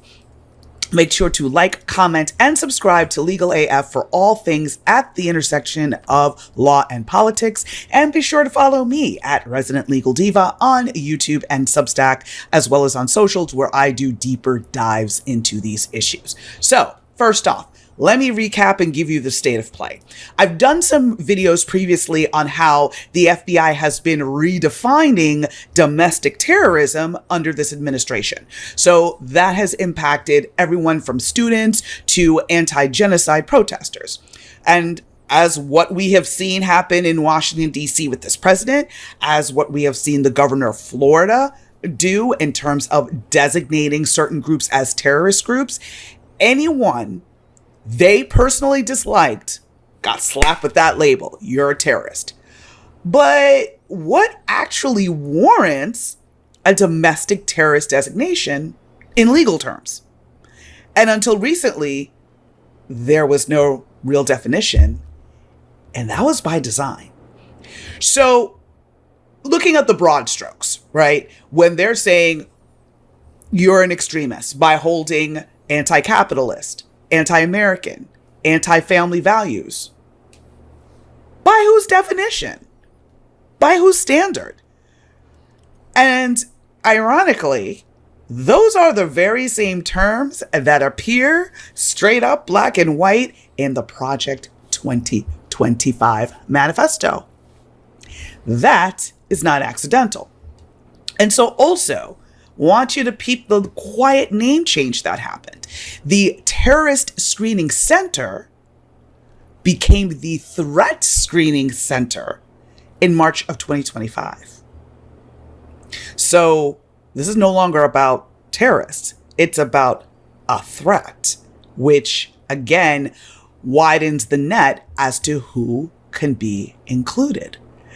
And so there's been an internal memo, which I also previously covered, the National Security Presidential Memo 7, which is a memo that attempted to paint that First Amendment protected speech as terrorism markers. So they were over here calling people who damaged Teslas because they hated Elon Musk domestic terrorists. You're starting to see the connection here. Starting to see the pattern. This isn't a good thing.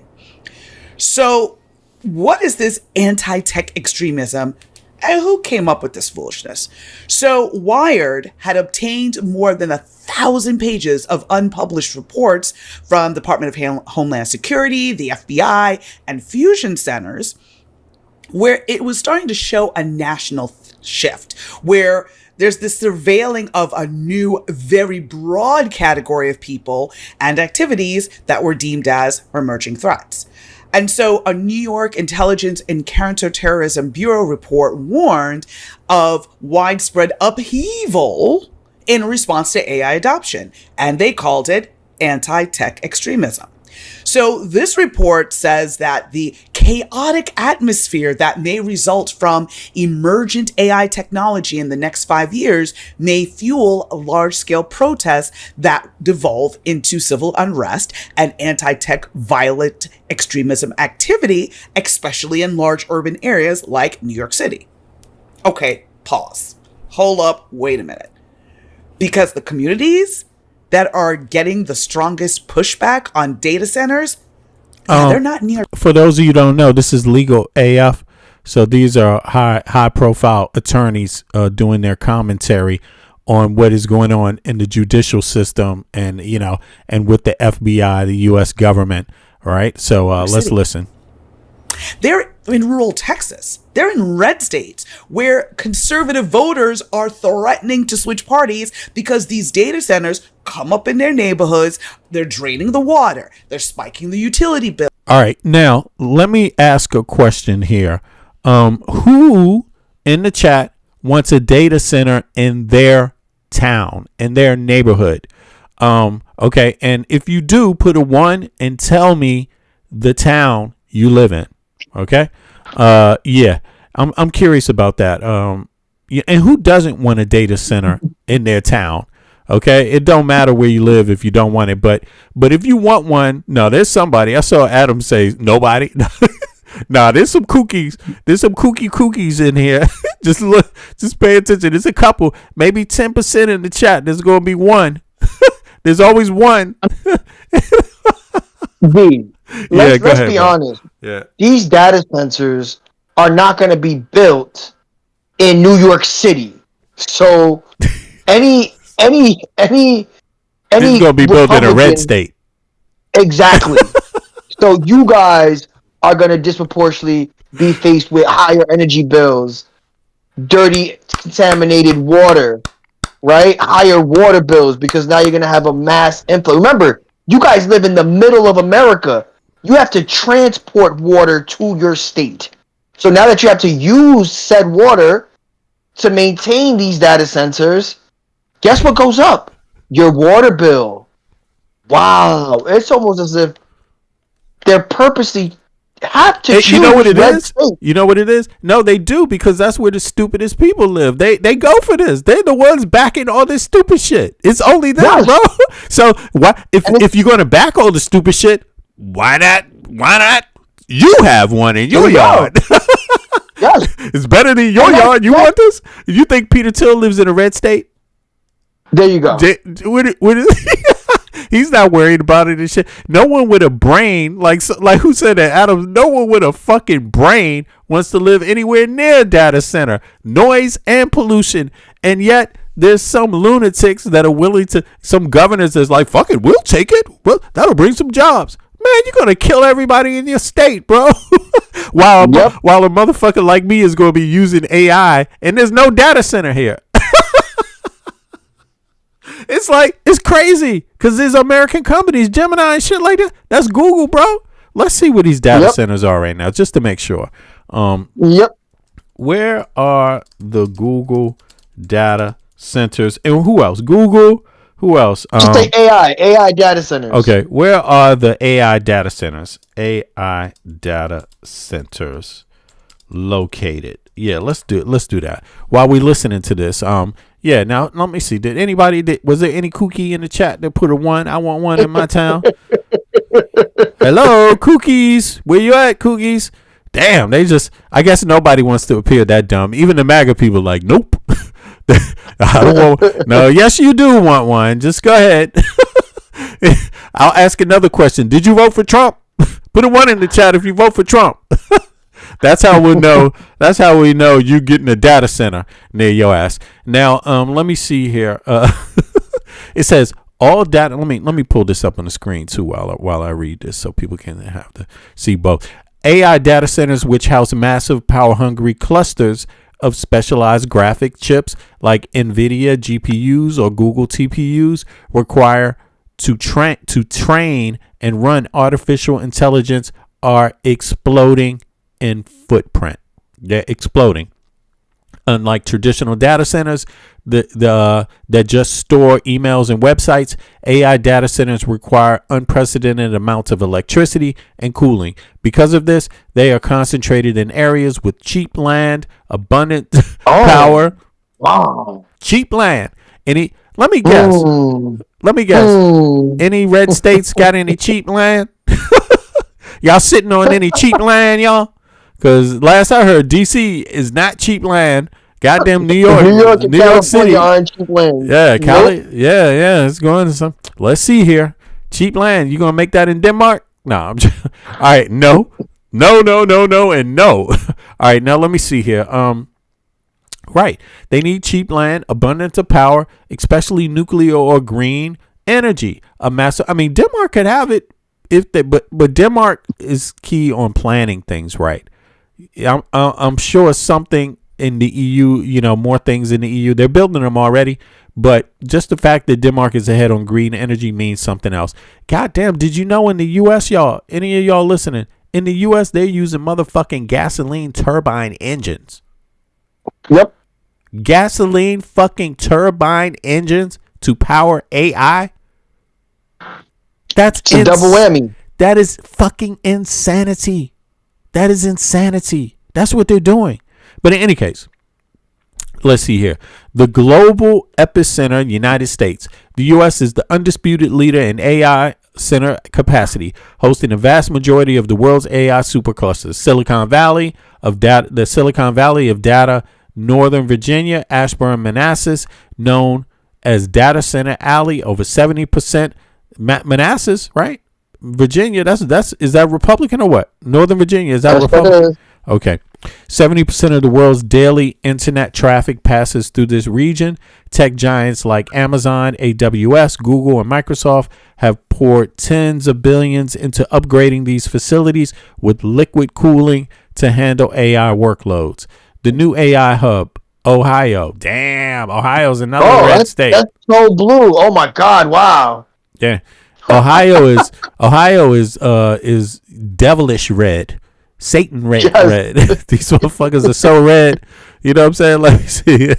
This area is quietly becoming the world's largest unified AI training hub. Google operates its massive Columbus clusters here, where the Gemini models live, and Meta's massive Prometheus AI supercluster is located directly across the street.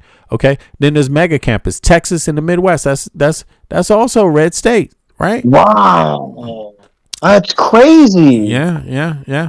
They're there.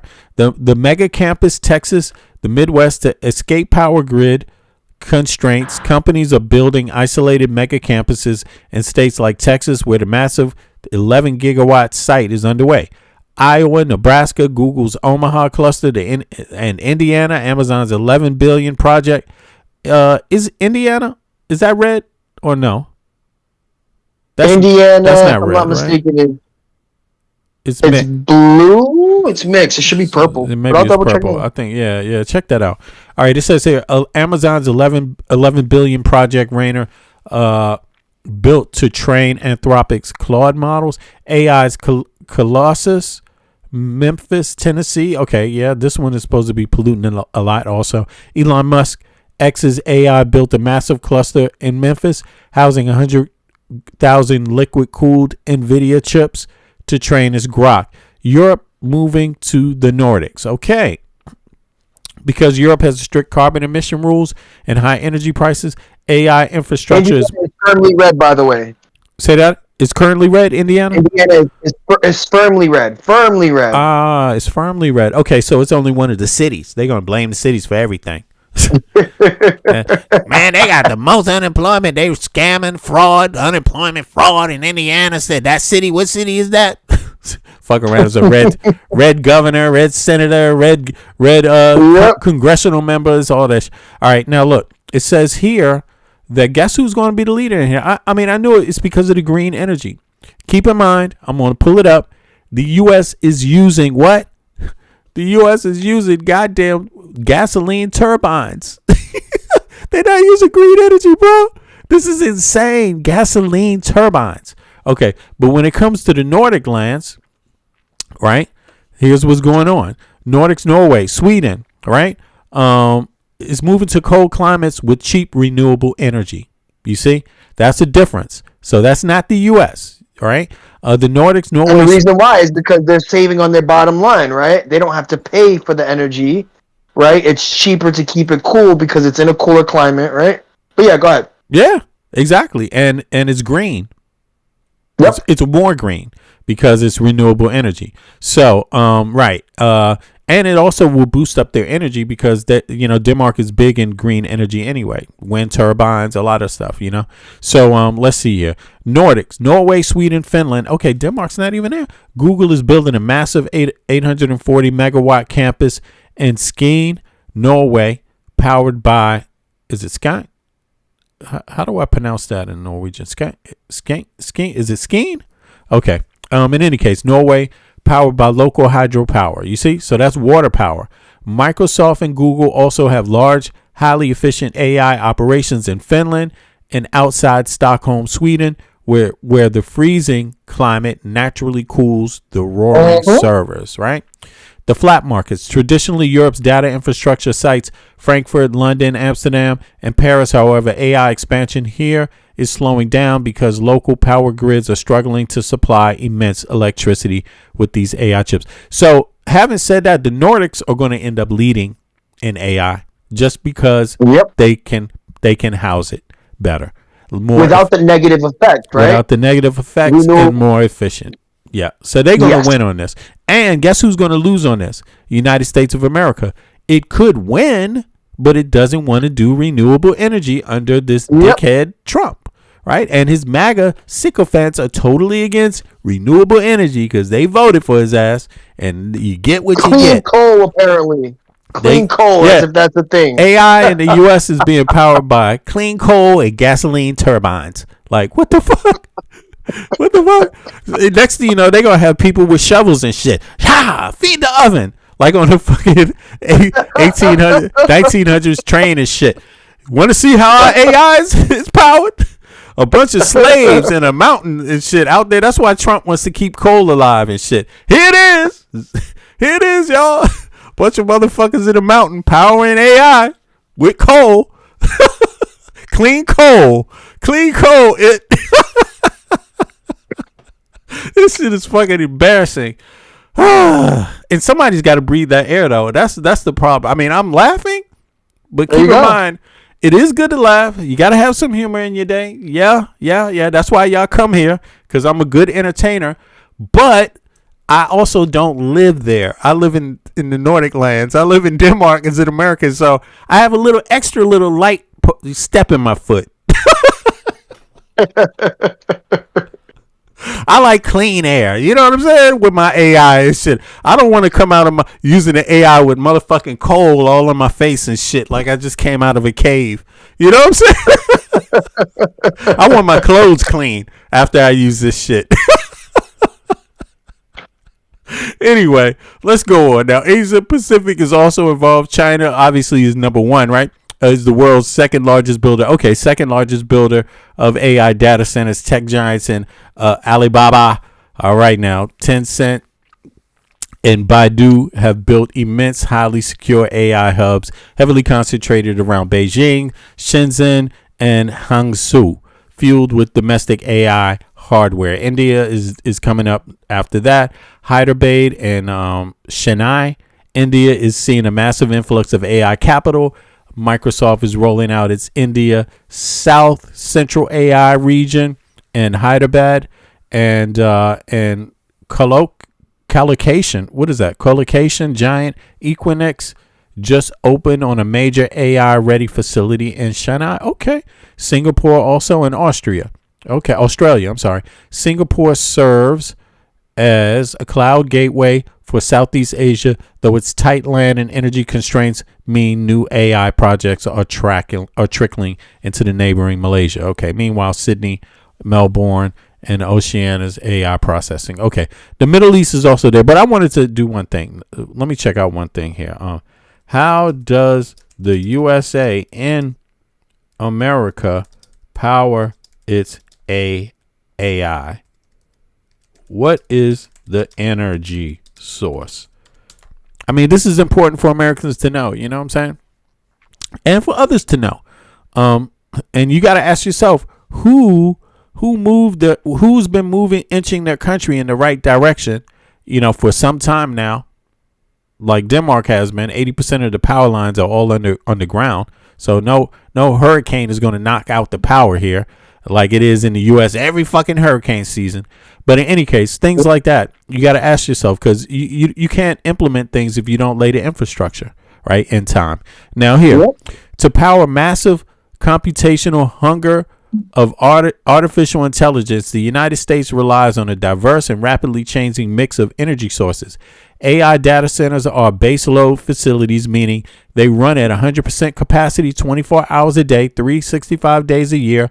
They cannot simply shut down when the sun goes down or the wind stops blowing. As a result, the U.S. grid currently powers AI data centers using a combination of fossil fuels, renewables, and massive new wave of nuclear energy. Okay. The current heavyweight natural gas, 40%. Look at this bullshit. I mean, y'all looking at this?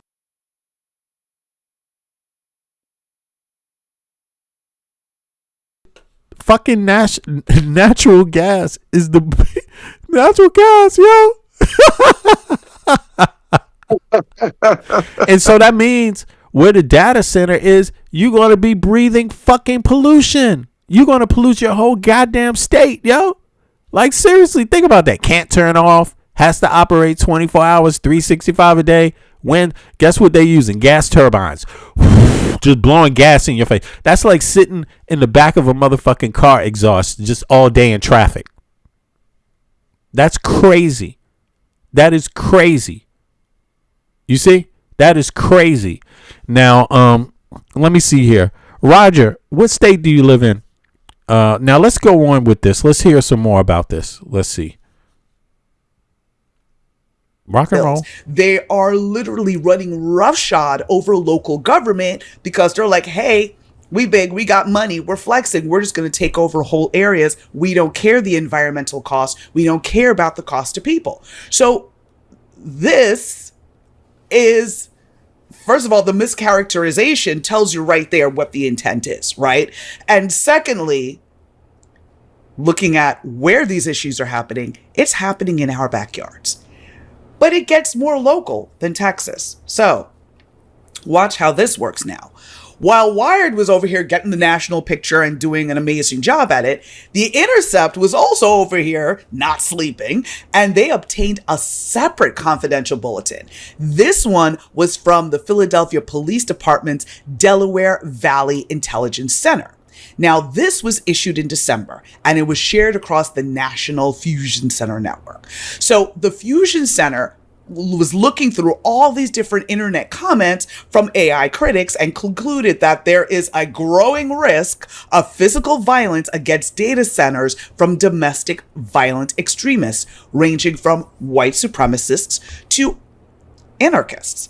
And this bulletin was talking about extensive criticism of higher utility bills resulting from AI data centers is something that police should monitor and treat it. All right, so that's a key element right there. So let me go back to this.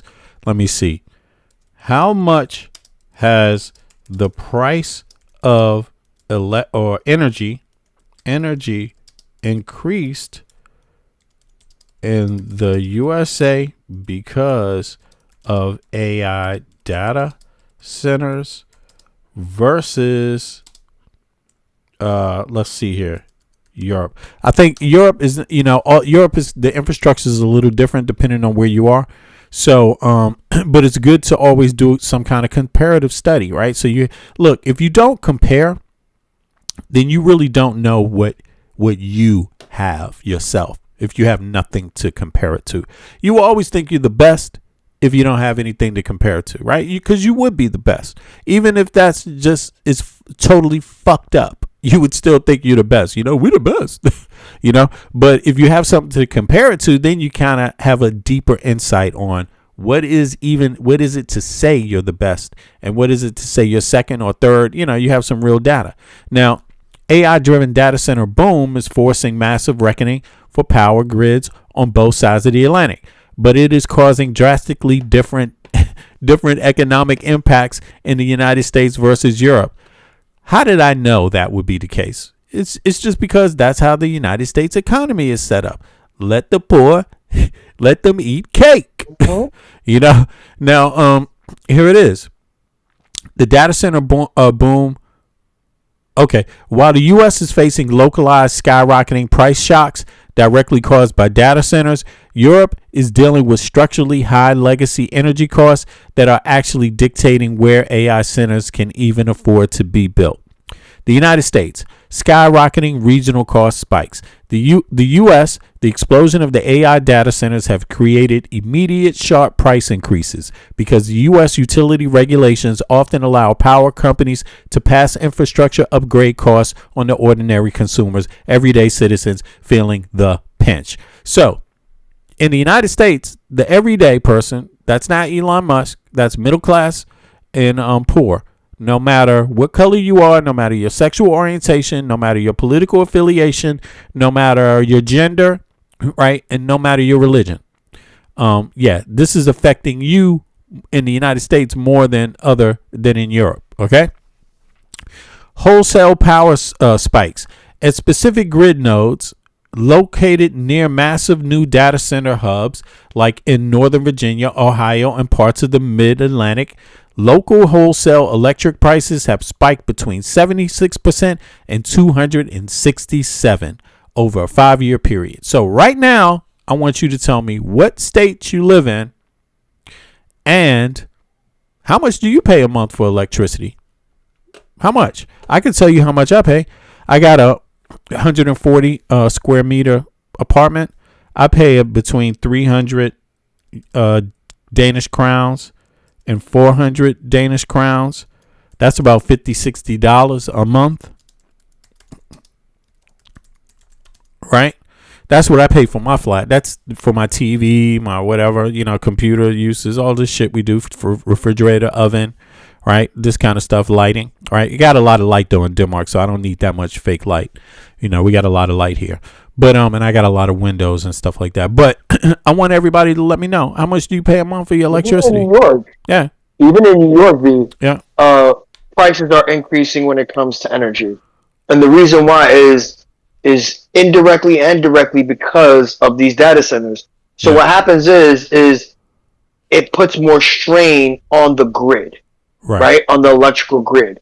Right. And that makes it more expensive overall for your rates when it comes to transferring or receiving, right? Like they have a transportation fee for when where you receive your electricity, and that price is what goes up overall. That's the cost and price that affects everyone, right? The cost in delivering your electricity. You can look it up. Please look it up. And that's where, everyone loses, right? And I think that's what a lot of people don't understand. Yeah. It becomes increasing overall over time. Right. Look, hold on. Look, Roger, I'm going to make an example out of you because you heard the question, man. Come on now. Good grief. The question is very simple. It's how much do you yourself, it's not anybody else, doesn't matter. Let's get some real data. Let me know. I just gave you my data. I got a 140 square meter apartment, right? I pay between 340 Danish crowns a month for electricity. That's about $50 to $60 a month. That's for my refrigerator. That's for my TV. That's for my computer. That's for my lighting, everything. That's what it is. I'm letting people know. Come on now, let's cooperate. Let's learn something. Let's have a purpose here. Or we could go talk about, fat asses and who Jay-Z is going to get out of jail. What the fuck? We can do that if you want. That's better. Okay. What the? Okay. Jen says New York less than 100, not home much. I got you, Jen. There you go. You rocking and rolling. Jen. I pay more than 100, and I live alone. So that's that. Kudos to you. Yeah, kudos to you. You got 100 is all right there. I pay about 70. I pay more. Okay, what city is that, Norma? Norma, what city is that you live in? Just curious about that. She lives in the dark. Yeah, nothing wrong with that. Yeah, nothing wrong with that. I understand. Chicago. Okay, there you go. Okay, so about 70 miles. That's good. 70 to 25. That's good, though. Norma, you doing good. You're doing good. I pay close to 100, and I'm never here. I'm barely here. I pay closer to 100 in Brooklyn, New York. I'm curious. Let me just bring it. Matter of fact, because I see everybody a lot of people may not even know what they pay. That's crazy. But yeah, maybe if you're not the head of if you're not a bill payer, you wouldn't know, right? Yeah, for the most part, you wouldn't. You wouldn't know, right? So let me see here. You'll probably contribute as a part of it, not. The average cost of electricity in the USA due to data centers for each state and town or city. Let's say city, right? Something like that. I'm just curious about that, and then we can move on. There's some more about this. Let me see. By the way, Cash Patel, he had a database, and that's what we're going to get into, and then a few other things, and then we roll out of here. Look, data center stages, Look at this. Here we are. So let me here we go. So this one, I can make this bigger for everybody. So let me try to do that. Put this in here. So here. Right. Let me make this one a little smaller real quick. Then people can see. I appreciate everybody coming out. Do me a favor. Click the like button if you haven't clicked the like button. If you like the content, if you appreciate it, we doing some good content here. Me and Michael from Brooklyn. Big up to Michael from Brooklyn, by the way. Yo, Mike, put your data in the chat so people can click on your channel and subscribe also. Yeah, if you don't mind. Yeah, here we go. So let's let me try to make this a little bigger so people will be able to see when I pull this up. How about this right here? Now, these are the costs. This is what the costs look like. Right? Here we go. Are we there? Annual data center power use for Virginia 24. Right? What is that? What is TWH? Let me see here. Terawatts per hours. Right. Now, so this is measured by terawatts per hour. Okay. Average in Virginia industrial electricity rate 8.5 cents to 9.5 cents a kilowatt. That's in Ashburn, Loudoun County, and Prince William, right? Then we got, let's see here. Let's go back. We got Texas. That is 17 terawatts per hour. Right? Is 6.5 cents. So it's cheaper here. It's to 7.5 cents. That's a little cheaper in Dallas, Fort Worth, Austin, and San Diego. Okay. Now, but this is just where data centers are. So most of these data centers, right? Okay, well, we got California here. Look at this, bro. Look at this. Look at this.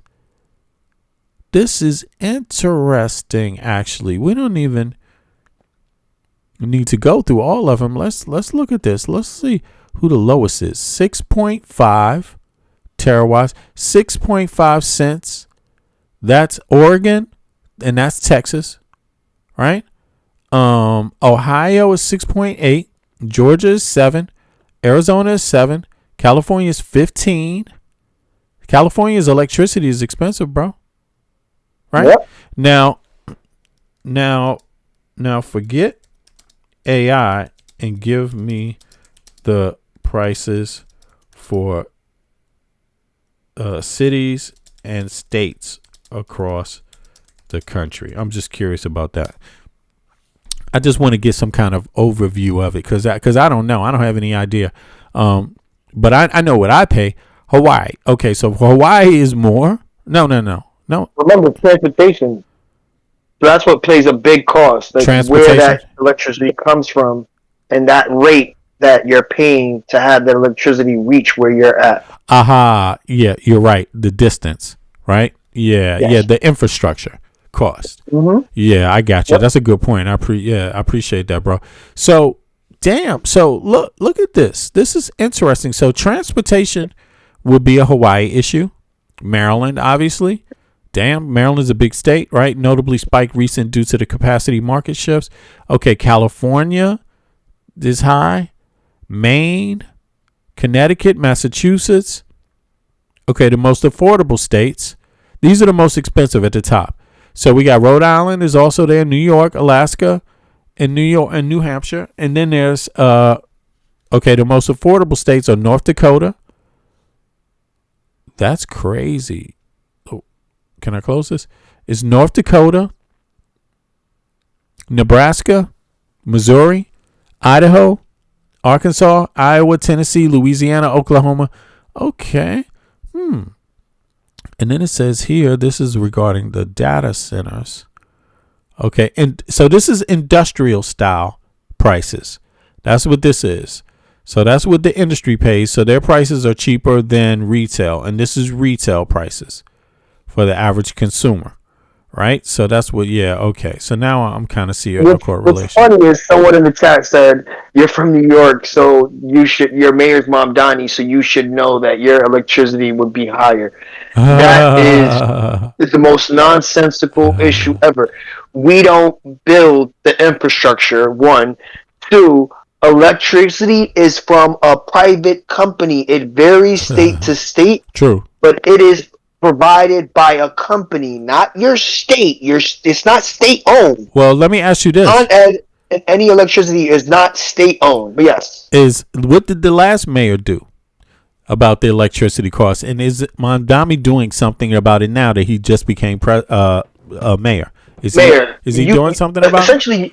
Essentially, you can't, right? Because you don't have control over regulation on a federal level. There's no regulation that you could put in place that indiscriminately taxes an electric company, right? Okay. I mean, the only thing you can do is invest more in infrastructure, right? So that those travel costs for the electricity now come down drastically or at least significantly to the people paying. But otherwise, if it's not infrastructure-wise, there's nothing you can do. Okay. There's nothing. Okay. All right, just curious about that. All right, well, now that we looked into this, let's go back. Cash Patel did something else that I want to get into here. Yeah, this motherfucker. Cash Patel is all over the place. I mean, let me just ask this about the data centers. Are you guys happy with the progress of the data centers in the U.S.?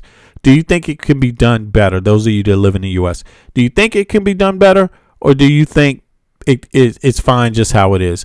Let me know. Oh, let me see here. Rafika said you pay about $100 a month. Okay.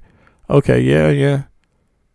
Lock in your rate, 20 cents per kilowatt. Okay, yeah. Let me see here. BlackRock going to own electric company soon. Hey, I hear you, Grab. I hear you. You're right. So what's happening even before when Biden was in office was that you would have a lot of people moving towards solar energy. So to offset the increased cost of the transportation or transporting of your electricity, which is the main cause of the increase in the bill, solar panel was a very big part of people's investing. But a lot of those companies ended up closing down because they were receiving subsidies. So that's what I mean about infrastructure, right? The Green New Deal gave subsidies to a lot of these newer solar panel companies to incentivize and increase the solar panel movement. Right. And when Trump came in office, he destroyed the Green New Deal, so that killed a lot of the incentives and a lot of the subsidies that were going towards solar panel companies, right? Right. Because they want to switch back to fossil fuels. Okay. Right? Hence the gas turbines, right?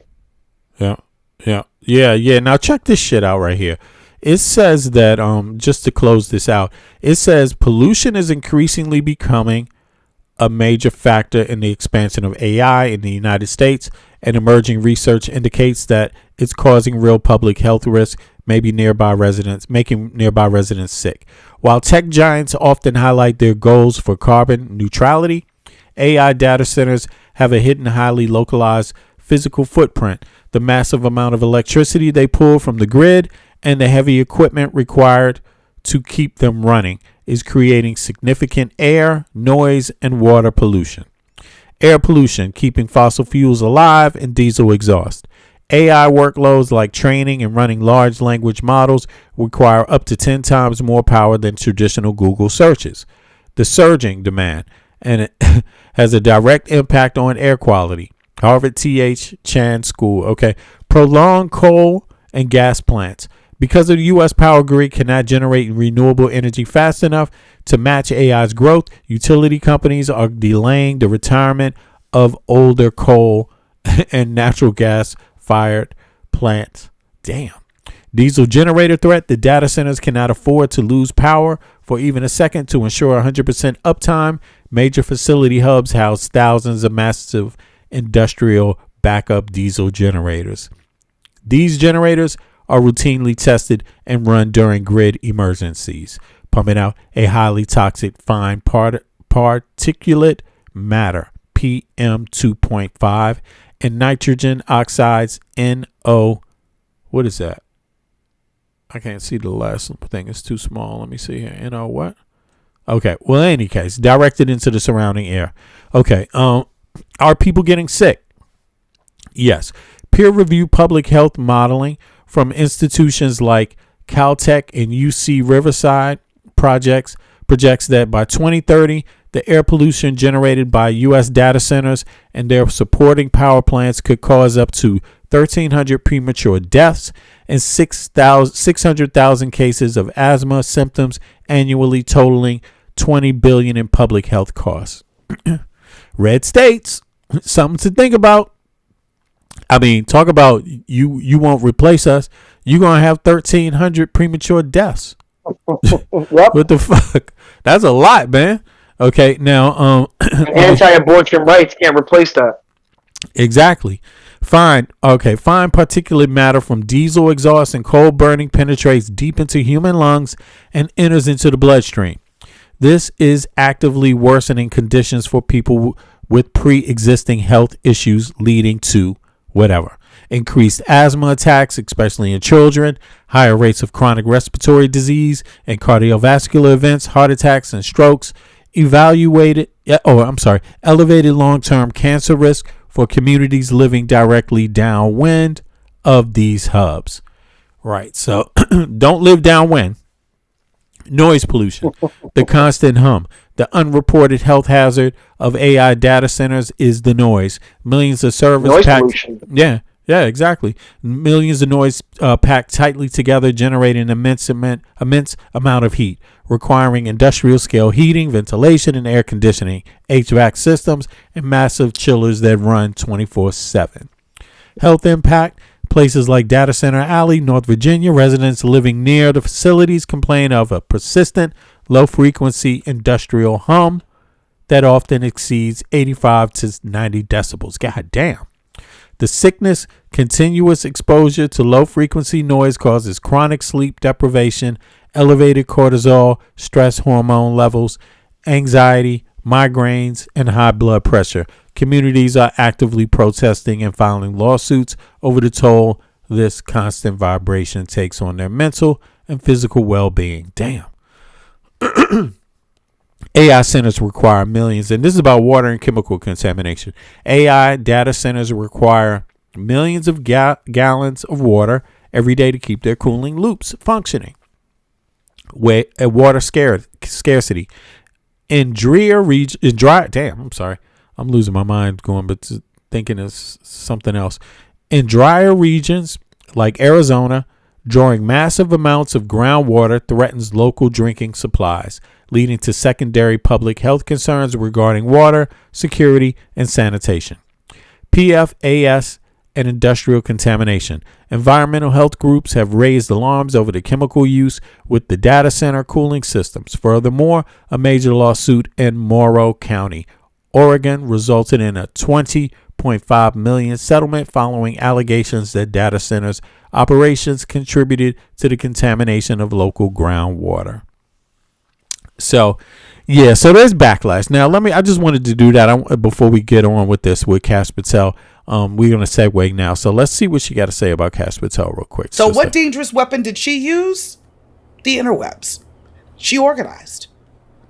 So now she's a dangerous anti-tech extremist? Because So this is Kash Patel, right, tracking people that make complaints, right? Obviously, that's what's going on here. And that's so interesting. So you see there's really, you don't have rights in the U.S. right now.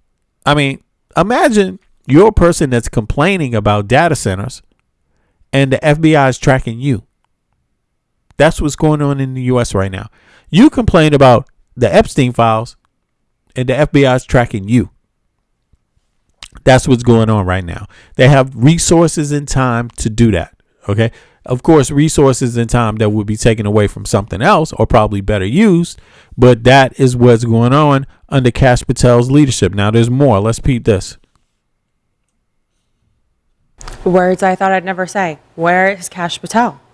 Donald Trump might have looked like he was taking a snooze, catching some flies last night at his big birthday party pride parade. But deep down, we know Donald Trump is panicking because his boy, Kash Patel, Keystone Cash, nowhere to be found. And his dirty little secret is coming right out. So last night should have been one of the easiest public appearances of Kash Patel's entire life. Kash Patel needs attention to survive. So his disappearance this weekend breaks that pattern. Look at his damn head, man. This is crazy. Look at his. He's just weird like that, man. Look at this. Attention to survive. So his disappearance this weekend breaks that pattern. Exactly. Ask Patel.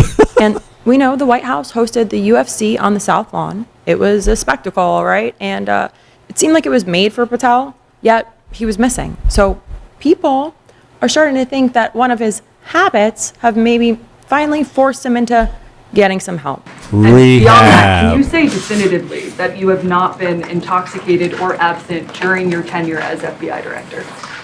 I can say unequivocally that I never listened to the fake news mafia. Okay. So we know. So that's an admission. That's an admission right there. Like, this is a serious question. Listen to this. This is crazy. Right? He answered that way. Listen. And it seemed like it was made for his habits have maybe finally forced him into getting some help. And beyond that, can you say definitively that you have not been intoxicated or absent during your tenure as FBI director? I can say unequivocally. Can you say definitively you have not been intoxicated or absent during your tenure? And this is his answer. This is crazy. Or absent during your tenure as FBI director? I can say unequivocally that I never listened to the fake news mafia. So we know So that means he has been. That's fucked up. That is fucked up. I mean, Kash Patel doesn't do subtle. The man turned the FBI into what looked like a UFC fan club. He attended more UFC events than he did committee hearings. He even flew in fighters to put hundreds of federal agents through combat training. He wore a little costume and it had a Punisher skull on it and his own little Kash Patel logo with a K money sign H. And he handed out headshots of himself signed to federal employees. Yet somehow, when they had this event made for him, where was he? We know he wasn't working. So what was going on? Because guests and much of the administration in attendance, everyone was there and everyone was wondering, where is Kash Patel? So we know. Where do you think Kash Patel is? Where do you think Kash Patel is? Yo, check this out. This is crazy. This is crazy. Folks are saying he was checked into a rehab. Peep this. This is crazy. That Kash Patel FBI director checked into rehab. Months fighting allegations about his drinking while facing heavy growing scrutiny in Washington. And that explanation may land on the reason why he wasn't there. Is he in rehab? I'm going to show you exactly where he is. Because the moment that this all went down, there's another crisis beginning. And real quick, I'm Lauren Paritra. Willa Paritra and I, we run this entire operation, network free and independent, every single day out of pure principle and an absolute refusal to see partnership into a whole thing. Thanks to the great partnership with the UFC, you're seeing about 300 agents come through here and learn these amazing tactics so they can safeguard American lives. He announced it publicly. This is crazy. I mean, what they did, you can obviously see this is quid pro quo, right? This connection with UFC. Why is it that they're giving business to UFC? Like, what's going on here? Yo, Michael, you notice that? Yeah, I mean, why do you think the president's birthday was celebrated with a UFC fight? Right? Like, it's all connected. Yeah. Right? It is all connected. Right? It is because he's enriching the UFC directly. He could easily go sign a contract with these fighters independently, past fighters, former fighters, right? Yeah. But he chose directly the UFC, right? It is intrinsically tied to their base, right? They are overwhelmingly Republican. It is the reason why they platform someone who's allowed to call Michelle Obama a man with no backlash. They're working together. With no repercussions. Exactly. Yes. It's so American taxpayer dollars reward. Joe Rogan is a spokesperson for the right, right? He platforms right-wing media, right? He is the segue into populism, right? For the right wing. And he directly has dealings. Him and Dana White disproportionately are best friends with this with many people in this administration, right? I mean, and yeah, go ahead. No, go ahead. I'm just like, it's people's tax dollars. Now think about this. Just think about it. Your tax dollars went to what's the country most south in the in South America? Oh, Argentina. Tax dollars went to Argentina. Tax dollars go to Israel. Israel has universal health care. Argentina does too. What else is it? Right? Where else does the tax dollars go into? It's like Americans don't seem to have a problem wasting any tax money unless it's about their own health care or their own child care or their own cost of education. That's where Americans stop spending money. They're like, oh, hell no, this is treason. Don't give me no socialism, but they will give the USC socialism. They will give Argentina socialism. They will give Israel socialism. I mean, it is ridiculous. It's ridiculous. And I also wanted to be able to address Roger in the chat. He's saying how Mamdani is seizing property. He is seizing the property of landlords that have had multiple violations, right? Multiple violations that have harmed their tenants, right? No running water, no running heat, right? I mean, you can pull it up as well. They have, like, is a reason for it. His reason is because these landlords are considered slumlords. Yeah, exactly. slumlords. Right? Exactly. They are demanding top pay when it comes to rent, but they aren't giving their tenants the rights and the privilege of just even having something as clean, as basic as clean water, right? Clean water and hot and heat in the wintertime, which is a law in New York City, and you get fined every day you do not provide heat and hot water. Look at this. To your tenants. Look at this. Somebody wrote in the chat, Biden sent 180 billion to Ukraine before the war. Okay.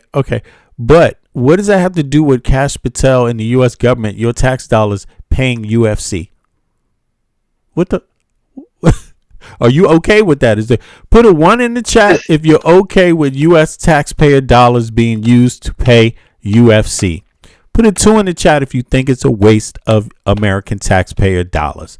That's very simple. I mean, I'm just saying. Does this person know we still give Ukraine money to fight the war? Like, we still do they understand that? We give money to everybody. You know, they wrote Ukraine. I'm saying we give money for all kinds of shit. The only thing we don't have money for. See, the same people that complain about a lot of this other shit, they're the ones complaining about it being used on healthcare too. So they say our money's getting wasted in all these countries. It's getting wasted in Ukraine. Yeah, but anything for free. Right. And then when you say, well, should that money be spent on fortifying healthcare in the U.S., making it easier for every American to get healthcare, they say no. When you say, should that same money be used to fortify childcare in the United States for every American so that they can, when they go to work, they can put their child in a safe place? The answer is no. Don't use my money for that. Don't do it. So they complain about money being spent somewhere else. But then when you ask them, why don't you want to use the money in your own communities to help prop up everybody in their community? They say no. They say no. They don't want it. They want the money given to the billionaires. They're okay with it going to the UFC. That's the whole point. So you see these arguments about Democrats don't work because it's not about who you don't like. It's what do you want better? And they never want something better. They complain about Biden. They want nothing better. That's the crazy shit about it. You know? All right. Well, in any case, let's move on now. There's more. We know about Kash Patel. All right, welcome to the show, y'all. Hope you guys are having a great day. Kash Patel is gone. He checked out. Dude is allegedly in a rehab. In case you didn't hear that, he's been there for some time now. People are like, "What the fuck is going on?" So, yeah. In any case, man, I don't even know what the hell is going on anymore at this point. I really don't even understand what the hell to say at this point. So, we're going to break it down for you, but the so-called deal between Iran and the U.S. has already fallen apart. People are still pretending like that's not the case, but it is the case. So I'm going to break all of that down for you. We also have, now there's talk, as I warned you, of Israel potentially blackmailing Trump in order to destroy this deal, which is already on baby deer legs. So we'll dive into all that. We have the White House is in chaos as regime insiders are turning on each other. You have people openly disagreeing with Trump, as you know he hates. You have top officials with their jobs openly being threatened with leaks to the media if they don't fall in line and kiss Trump's ass. So there's so much going on. Later on, Zionist war pigs are in the midst of a shit-flinging tantrum over the Iran deal. We have the FBI is claiming there was another Trump assassination attempt by drones at the UFC fight. Very, very sketchy stuff there as well. And also, The View hosts humiliate J.D. Vance over and over and over directly to his face. So you don't want to miss any of this stuff, man. Do me a big favor. As you all know, subscribe to the channel. Click that bell icon. That helps out big time and costs you nothing at all. You can also support the show on Patreon. Remember what I'm talking about here, okay? But according to Clash Report here, what's in this memorandum of understanding that the U.S. and Iran agreed to? Well, number one, immediate permanent end to fighting on all fronts, including Lebanon. Now, keep that in mind because that's going to be a sticking point that's going to be important in just a second here. U.S. immediately lifting the naval blockade on Iran and no further interference. The U.S. withdrawing all forces from the region within a month of the final deal. Iran lifting the Hormuz blockage within a month. U.S. and regional partners commit to an Iran reconstruction plan funded with at least $300 billion, okay? Now, Iran lifting the Hormuz blockade within a month is going to be difficult because there's mines in the strait, right? So this is going to require a lot of work to like free it up to get traffic back to what it was before. So it's not as simple as like, you know, they could just snap their fingers and open it up. It's actually a lot more complicated than that. And the $300 billion that they're getting now, that is being framed as basically like it could be viewed as reparations, right? Like we bombed your hospitals and your schools and your steel plants and all these different civilian infrastructure things. So here's reparations for that. But the U.S. is trying to spin that by saying, no, it's not reparations. It's like an investment fund or something like that. And of course, even if that is true, of course, you're going to see Jared Kushner and Steve Witkoff and all these Trump insiders get a massive piece of the pie. So it would be a colossally corrupt scheme, as with everything they do. Okay, they continue here. If the final deal is implemented, the U.S. removes all current sanctions, including UN IAEA resolutions. Iran commits to never build nuclear weapons, enriched uranium issue to be resolved in the final deal. Until then, U.S. allows status quo on Iran's nuclear program. U.S. approves Iranian crude oil exports, including banking, insurance, shipping, and unfreezes all frozen Iranian funds. So, when you look at this, what you should be thinking of is, oh, this is like the Obama nuclear deal, except substantially worse. Much better terms for Iran. And there's also some sticking points where, like them getting that $300 billion is a huge deal. And this is something theoretically Trump attacked Obama for, when all Obama did was return Iranian money that we had stolen from them, right? All right, so let's hear what Trump just said about that, by the way. This is interesting. If you have any question, we'll be giving this out so you can read it and you can see. And it's a memorandum of understanding. If it doesn't get done in 60 days... He's taking a lot of heat from Israel just by doing this deal. Exactly. And you know something else? I'm glad you brought that up, because... They've condemned him. They are actively calling him out. And listen, you see they're actively calling him out, right? You see how because they don't respect Trump at all. But look, when Israel didn't like what Obama did either, but they didn't call him out. And that's the crazy thing. So it shows you that they actually treat Trump like shit. And for some reason, Trump has been bending over backwards. It makes no sense. It makes no sense. You see? And even with that, when the reason why they're saying Obama's deal was significantly better is because he gave them a fraction of what Trump is giving them. So what Trump is giving them is he's releasing the full $100 billion, but he's also giving them $300 billion to rebuild for the war, right? From damages from this war. Exactly. Yep. That's what Never Under Pressure said. Exactly. $300 billion. It's ridiculous. Yes. But look, let's listen to him. Obama gave $1.3 billion of their frozen assets, and they were losing their shit. Obama gave them far less in billions. I mean, not even far less. Just $1.3 billion is what that was their asset. He gave them their own assets. He gave them 1.3. Yeah. What is 1.3 out of 300 billion? What percentage is that? What percentage less of that? That's 0.003%. That's zero. Listen, that is 0%. Obama, compared to what Trump gave them, Obama gave them 0% of what Trump gave them. That's insane. But listen, but also Netanyahu is whipping Trump's ass. He's like, motherfucker, don't you dare do this to me. You are a loser. And look, but when Obama did it, they didn't say nothing to Obama. Israel didn't say anything to Obama.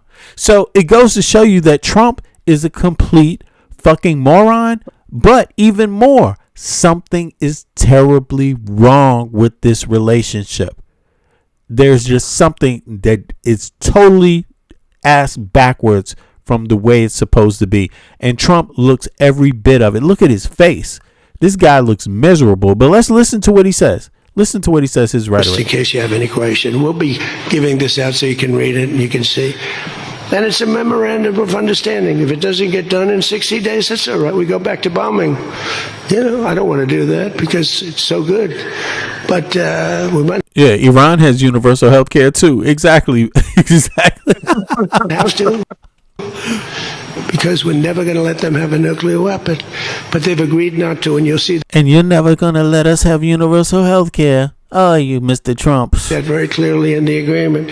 Of it, like, oh my, look at this money he's giving us. He tried to bribe his way out. I didn't do that. Nobody mentions that. 1.7 billion and hundreds of millions of dollars. They tried to bribe their way out of it. And you know what the Iranians did? They laughed at Obama and they said he's a stupid son of a bitch. You listening? How does that make any goddamn sense? He gave them less money, and he's the stupid son of a. So you know Trump's making it up because look, when you contrast that to what Trump is saying, he's saying that they just told him Obama's the stupid son of a bitch, and he's doing that because obviously Netanyahu is dog walking him, right? So Yep. Trump is sad, man. This is a sad man right here. Look at his face. See. You may not be able to tell. You might have gotten used to his lies, but look at this man's face. He is beaten up. Listen to this. This is crazy. Just in case you have any question, we'll be giving this out so you can read it and you can see. And it's a memorandum of understanding. If it doesn't get done in 60 days, that's all right. We go back to bombing. You know, I don't want to do that because it's so good. But we might have to. Because we're never going to let them have a nuclear weapon. But they've agreed not to, and you'll see that very clearly in the agreement. Of it, like, oh my, look at this money he's giving us. He tried to bribe his way out. I didn't do that. Nobody mentions that. 1.7 billion and hundreds of millions of dollars. They tried to bribe their way out of it. And you know what the Iranians did? They laughed at Obama and they said he's a stupid son of a bitch. Okay, so you hear that, right? So we hear that part, and then let's go to here and listen to Trump talking about Netanyahu. Listen to this. We had a great relationship. We're talking about some end details. I didn't like that he did an attack based on there's a very minor little thing with some drones that were released, and he ends up doing I saw that attack. I saw where that bomb went. Did you see what happened? That was a vicious, that was too much. You know, you can do too much also. But we've had a very effective relationship. Without us, without the United States, there would be no Israel. Without me, there would be no Israel, because no other president was willing to do what I did. Are you frustrated with Netanyahu, sir? No. We had a great relationship. Yeah, so Trump is saying he's not frustrated with Netanyahu. What did Netanyahu say, Mike? It wasn't Netanyahu in general. It was political representatives for Israel. So the sentiment is that they're pretty much anti-Trump right now, for the most part. Okay, yeah. I heard that too, that they're upset about Trump. And no, they're extremely upset. And the deal with Iran, right? Yeah, and but to me, again, people don't have a problem with this. Now, Trump supporters, why do you guys like this? Why do you like this? Why do you like the idea that Netanyahu is walking all over Trump? Why do you like that? Why is that okay for you? That's what I don't get. Why is that okay?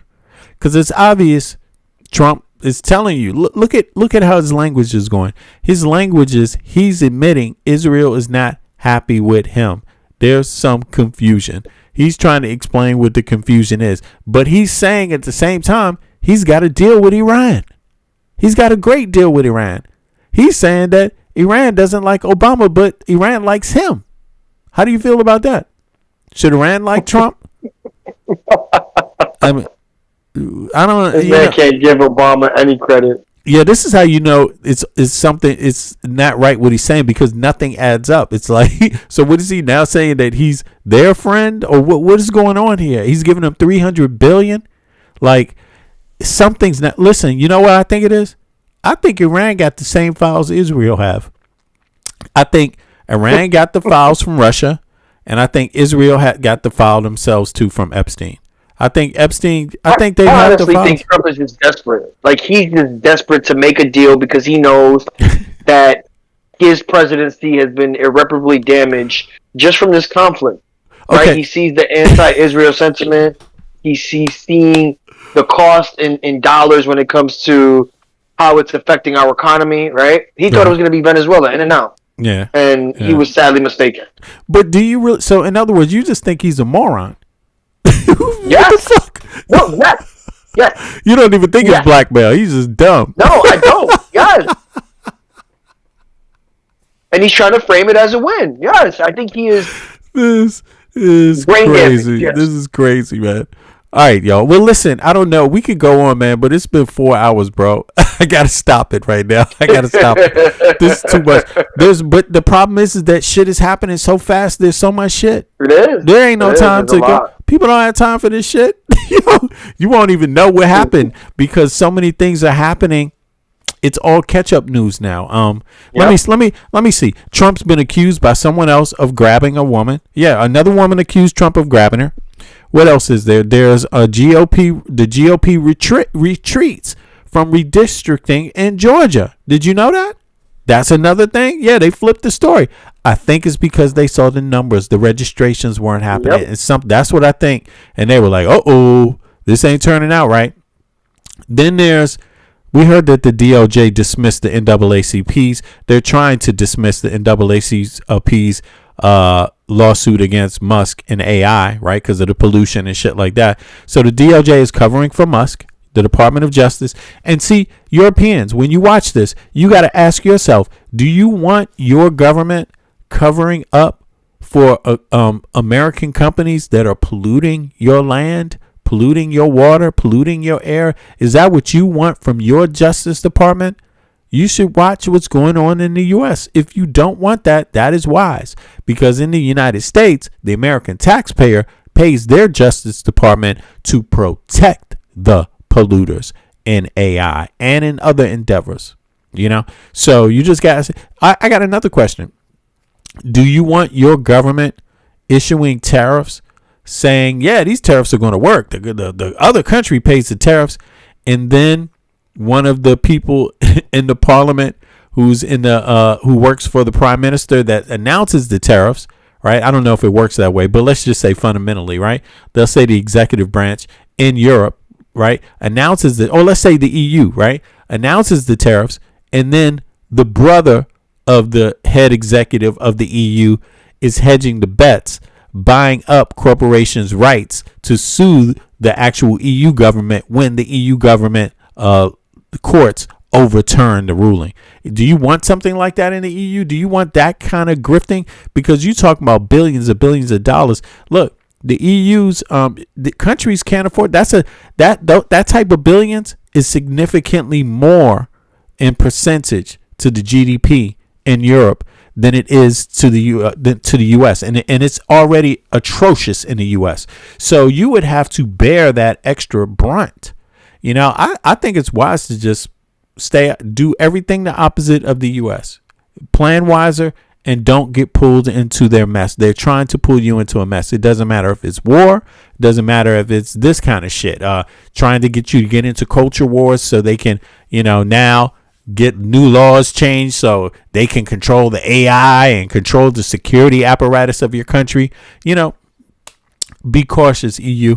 Big up to the EU, though. I'm really impressed. I'm glad I live in the EU. I'm glad I live in Denmark. I'm very impressed with generally speaking, with the responsible leaders. Pretty much, yeah. And my personal opinion, and I started off, is that EU representatives care for their people more. And I know it's a general statement, but that is when you compare it to the US. Yes, everybody understands that.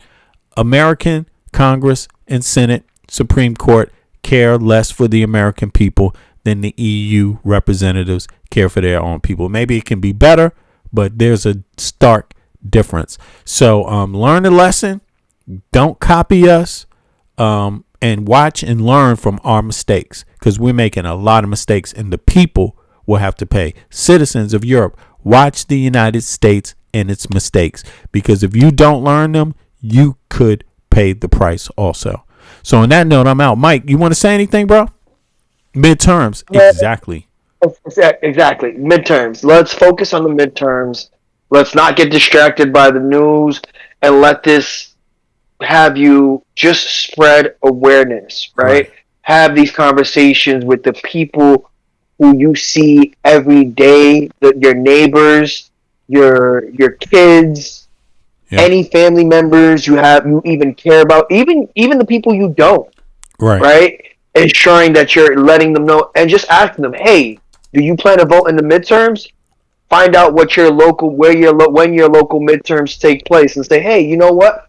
You want to come with me voting on such and such day? Right. Make it a group activity, right? That's how you bring community together. That's how you discuss and properly have progressive talks, right? It's okay for someone to disagree, but at least challenge them as to why, right? Right. Why do they disagree with you? Why don't they see it the way you do?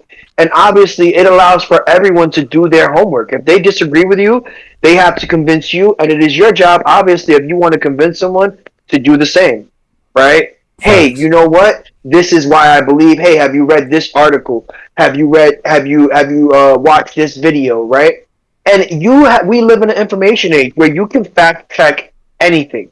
Of course, we're gonna have our biases. There is gonna be bias leanings, but don't let that determine what the facts are. You can independently absorb these facts and make a conscious decision on your own as to what you believe in and stand on it, right? Because the way I see politics is the way I see religion. Someone else's beliefs shouldn't change yours. Facts. Right? Facts. And so get out there, register, vote, and we'll see you in the next live. Yeah. Big up to everybody that came out today. Do me a favor, click the like button. Subscribe if you haven't subscribed. We do this every other day. Every day. We do this 5 days a week. You know what I mean? It depends. Maybe we have 5 to 6 streams. It all depends. But we get 5 in at least during the week. So I appreciate everybody for coming out. Listen, let's support each other. Let's support more independent media. Let's support people that want us to that understand rights and civil rights and understand that taxes go hand in hand with those things. Let's support people that want our governments to treat the citizens better. Let's do that. That shouldn't be a red or a blue thing. That shouldn't be a Republican or a Democrat thing. Why should you not get more for the taxes you pay? How about that? Shouldn't you get at the very least what a congressional member gets from your taxes? Shouldn't you get the health care that they get? Shouldn't you get a home, a place to rest your head? Shouldn't your kids be able to go to a decent school? Not just a decent school, a good school, a great school. Shouldn't you get that? You know what I'm saying? I'm for people like that. I don't care about your political party.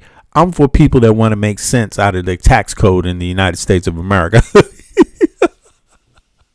All right, now I appreciate everybody for coming out. We're going to catch up with you all in 18 hours from now. Until then, be good, y'all. Appreciate it. 1, subscribe and like the video. All right, see y'all. Peace. What about the kids? Don't forget the children. Tell them about the children. About the children crying. Yeah, digging, scratching, working, struggling, hoping. Some is hustling, every man hustling, stay alive, that's the game. It don't matter if another gets slain. Pain, recession, other cats want a war, we got the weapon. People want bomb, so they gon' get them. This is the rhythm, the politics ticking. It's time how we living in this life. It's gonna be a time that we change. Shit is not finite, life is the same. Motherfuckers killing each other to make a claim. Stop that bullshit. You have no respect for each other. You know the truth, you come from your mother, your sister, your brother. So love one another. If we make that change, the whole world will do the same. So listen. Oh, it is one love. Every day the children dying. What about the children crying? No. What about the kids? Don't forget the children. Tell them about the children. What about the children crying? I wish someone would tell me when is the suffering gonna stop. I see time ticking, fuck your watch. There comes a time when man steps to the plate, but it won't matter if your mentality is fake. Where I'm from, we got a system, overcrowded prisons, 2 cents an hour, man. Listen, shit don't change if we keep exploiting each other. One day you find out you only did it to your brother. A homeless mother, a baby, no supper. She got a husband and father, they both love her, but they can't find work cause the people with the power, they got a strange way to govern. The price tag say nothing. Life is funny, then again it's really not.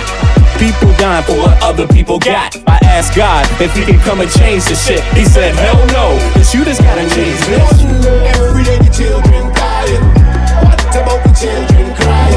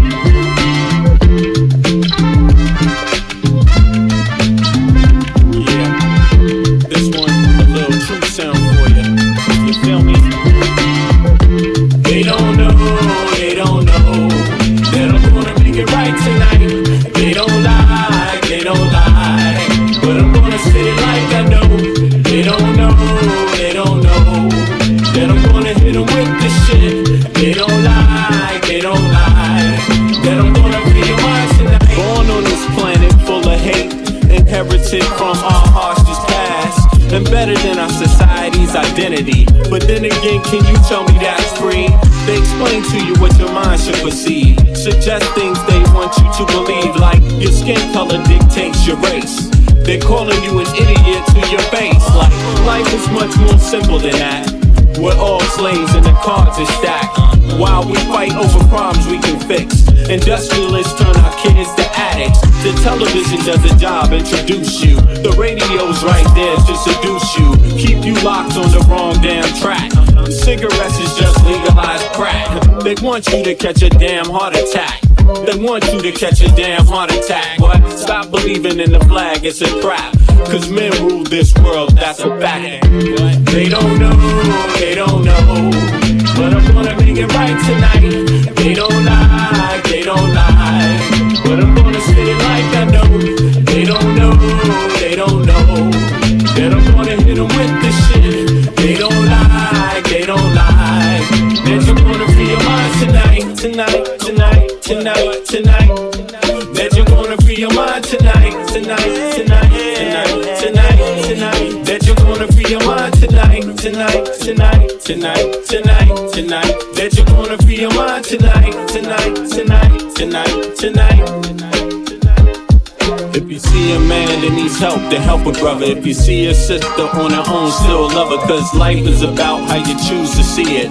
But you gotta teach people how to learn to see it. The planet's been through suffering many times. We propagate many wars many times. The people need to wake up and stop accepting deceit from their own government's deception. You can't blame the people for needing protection from the government's bad reputation. We need to sing a song called Free the Nation, cause we done had a whole lot of separation. Racism, classism, nationalism, based on keeping people out on the plantation. That's the plan, no doubt, cause rich people got a plan, no doubt. If you still don't understand and believe that we are all one from the same mother, and respect each woman and man with the same consideration you would like to be given on a daily, then you need to retire so the new generation can take over and show you how to live and govern this place we call Earth home.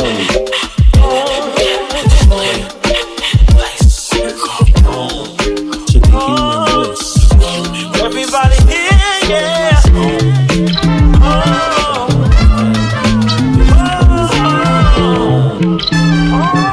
Check it out.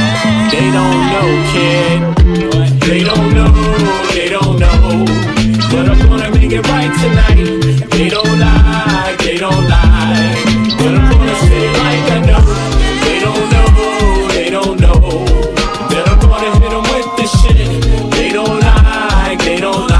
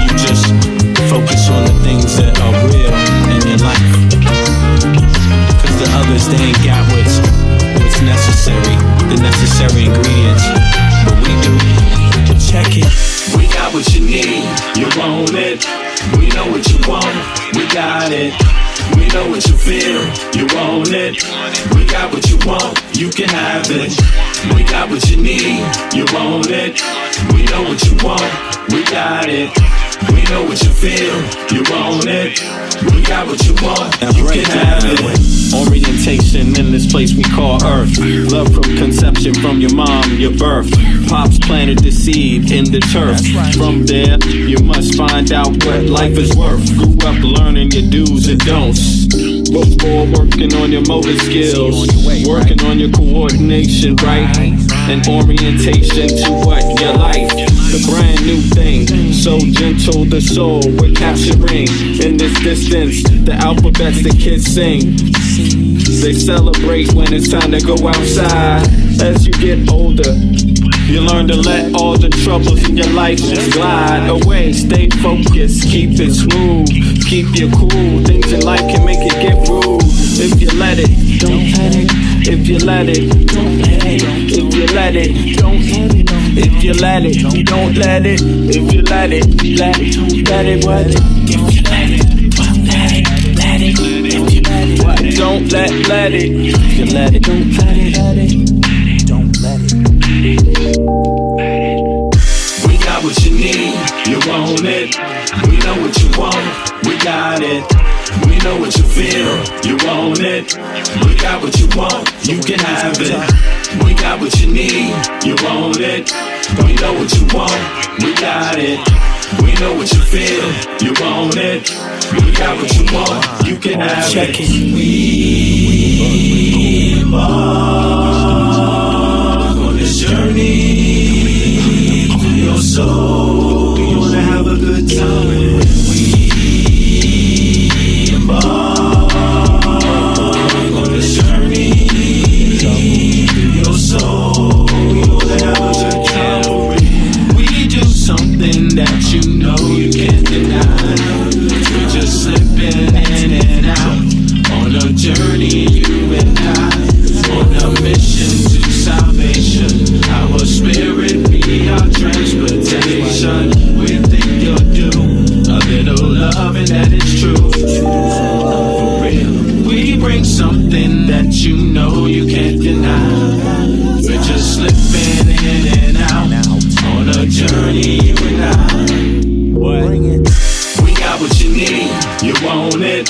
We know what you want, we got it. We know what you feel, you want it. We got what you want, you can have it. We got what you need, you want it. We know what you want, we got it. We know what you feel, you want it. We got what you want, you can have it. Ladies and gentlemen.